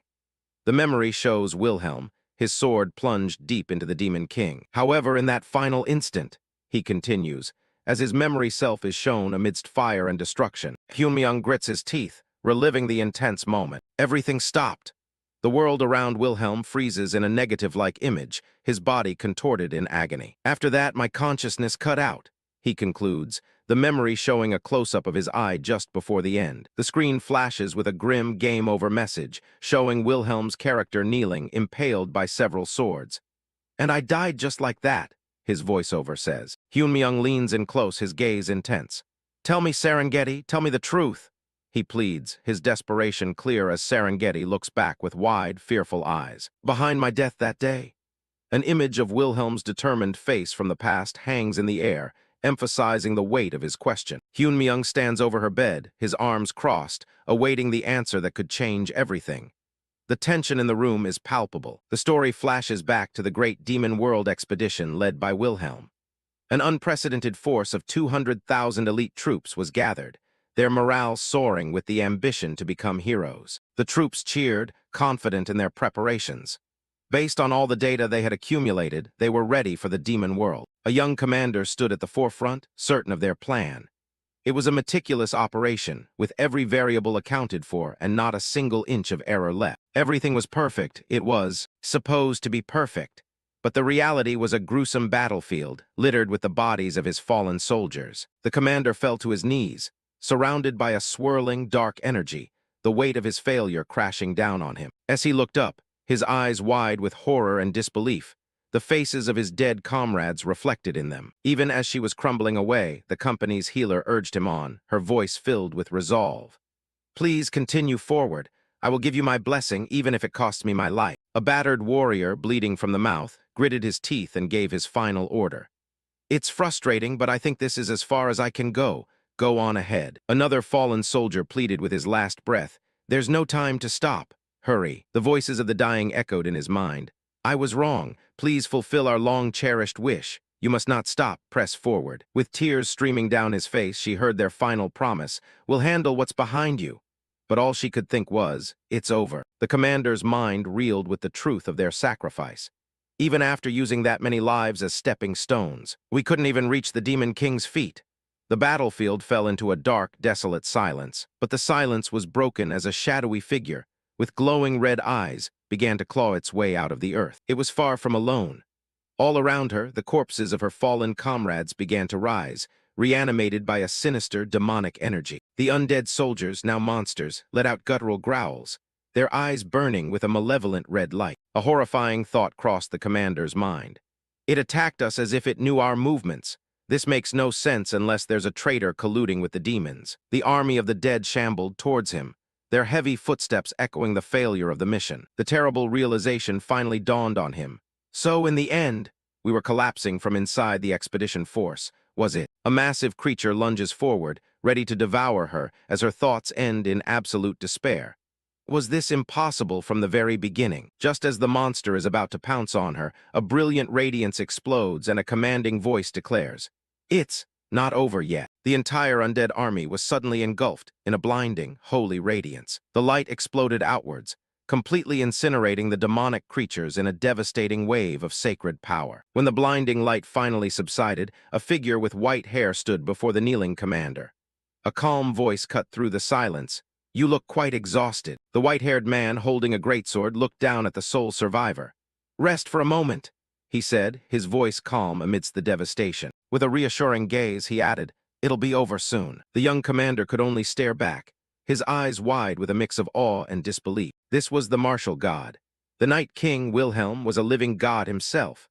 Before his might, the demons were so outmatched, you could almost feel sorry for them. That's how overwhelming his presence was.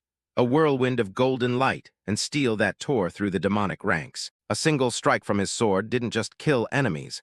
It reshaped the very terrain of the demon world. Watching her fight, the young commander felt the deep despair that everything was over being replaced by a newfound hope. That man cut through that despair with nothing but a single sword. Wilhelm stood as a beacon of light in the oppressive darkness, calm and resolute. He walked alone across the desolate landscape, heading towards the heart of the enemy territory. After the battle, Wilhelm supports the exhausted commander. The young woman insists, "There's no need for you to do this. My body has already recovered enough." But Wilhelm brushes it off. "Don't worry about it. I'm only saying it so you can recover some stamina. You're a pretty useful fighting force." The commander then asks a grim question.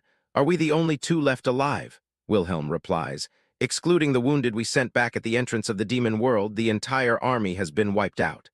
The young woman could only respond with a soft, hollow, "I see." Wilhelm looked at her with grim determination. "Then, at the very least, you must survive and return." A moment later, Wilhelm's tone softens as he begins to tease the young girl. "You were crying every night, blabbering about wanting to see that guy. Hudson, was it?" Hit right where it hurts, the commander immediately screams back, "I did not cry." Essie continued to deny it, muttering, "I didn't cry." But then a bright and determined smile spreads across her lips.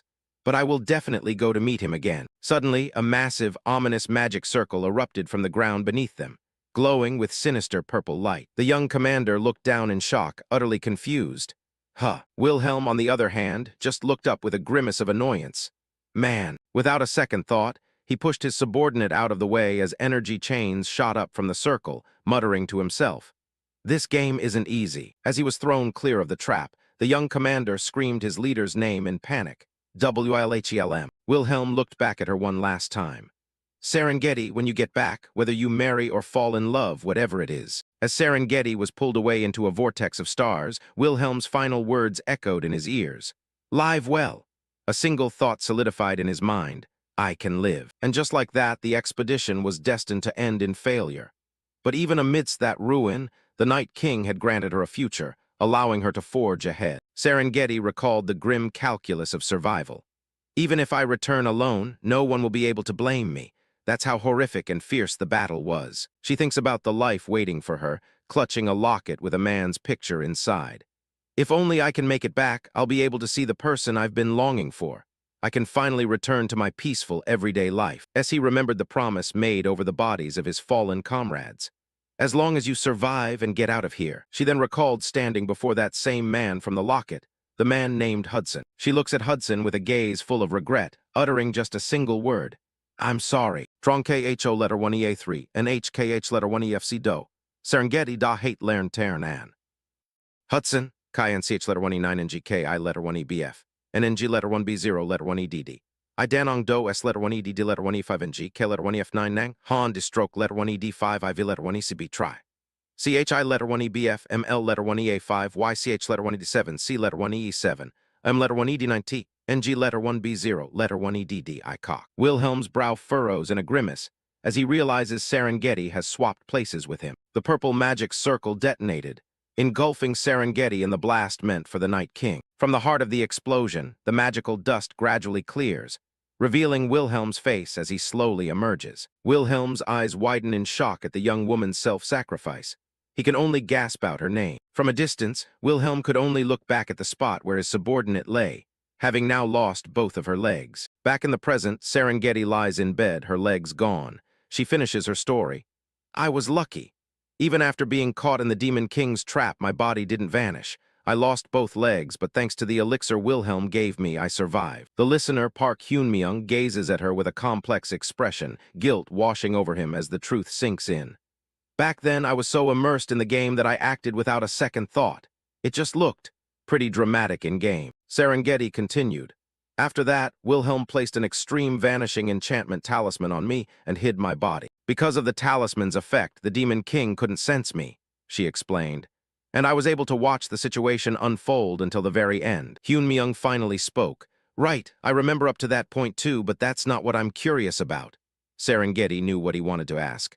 "I know, you're wondering what happened after that." Staring blankly at the ceiling, Serengeti recalled the final battle. After that, the Demon King revealed himself immediately.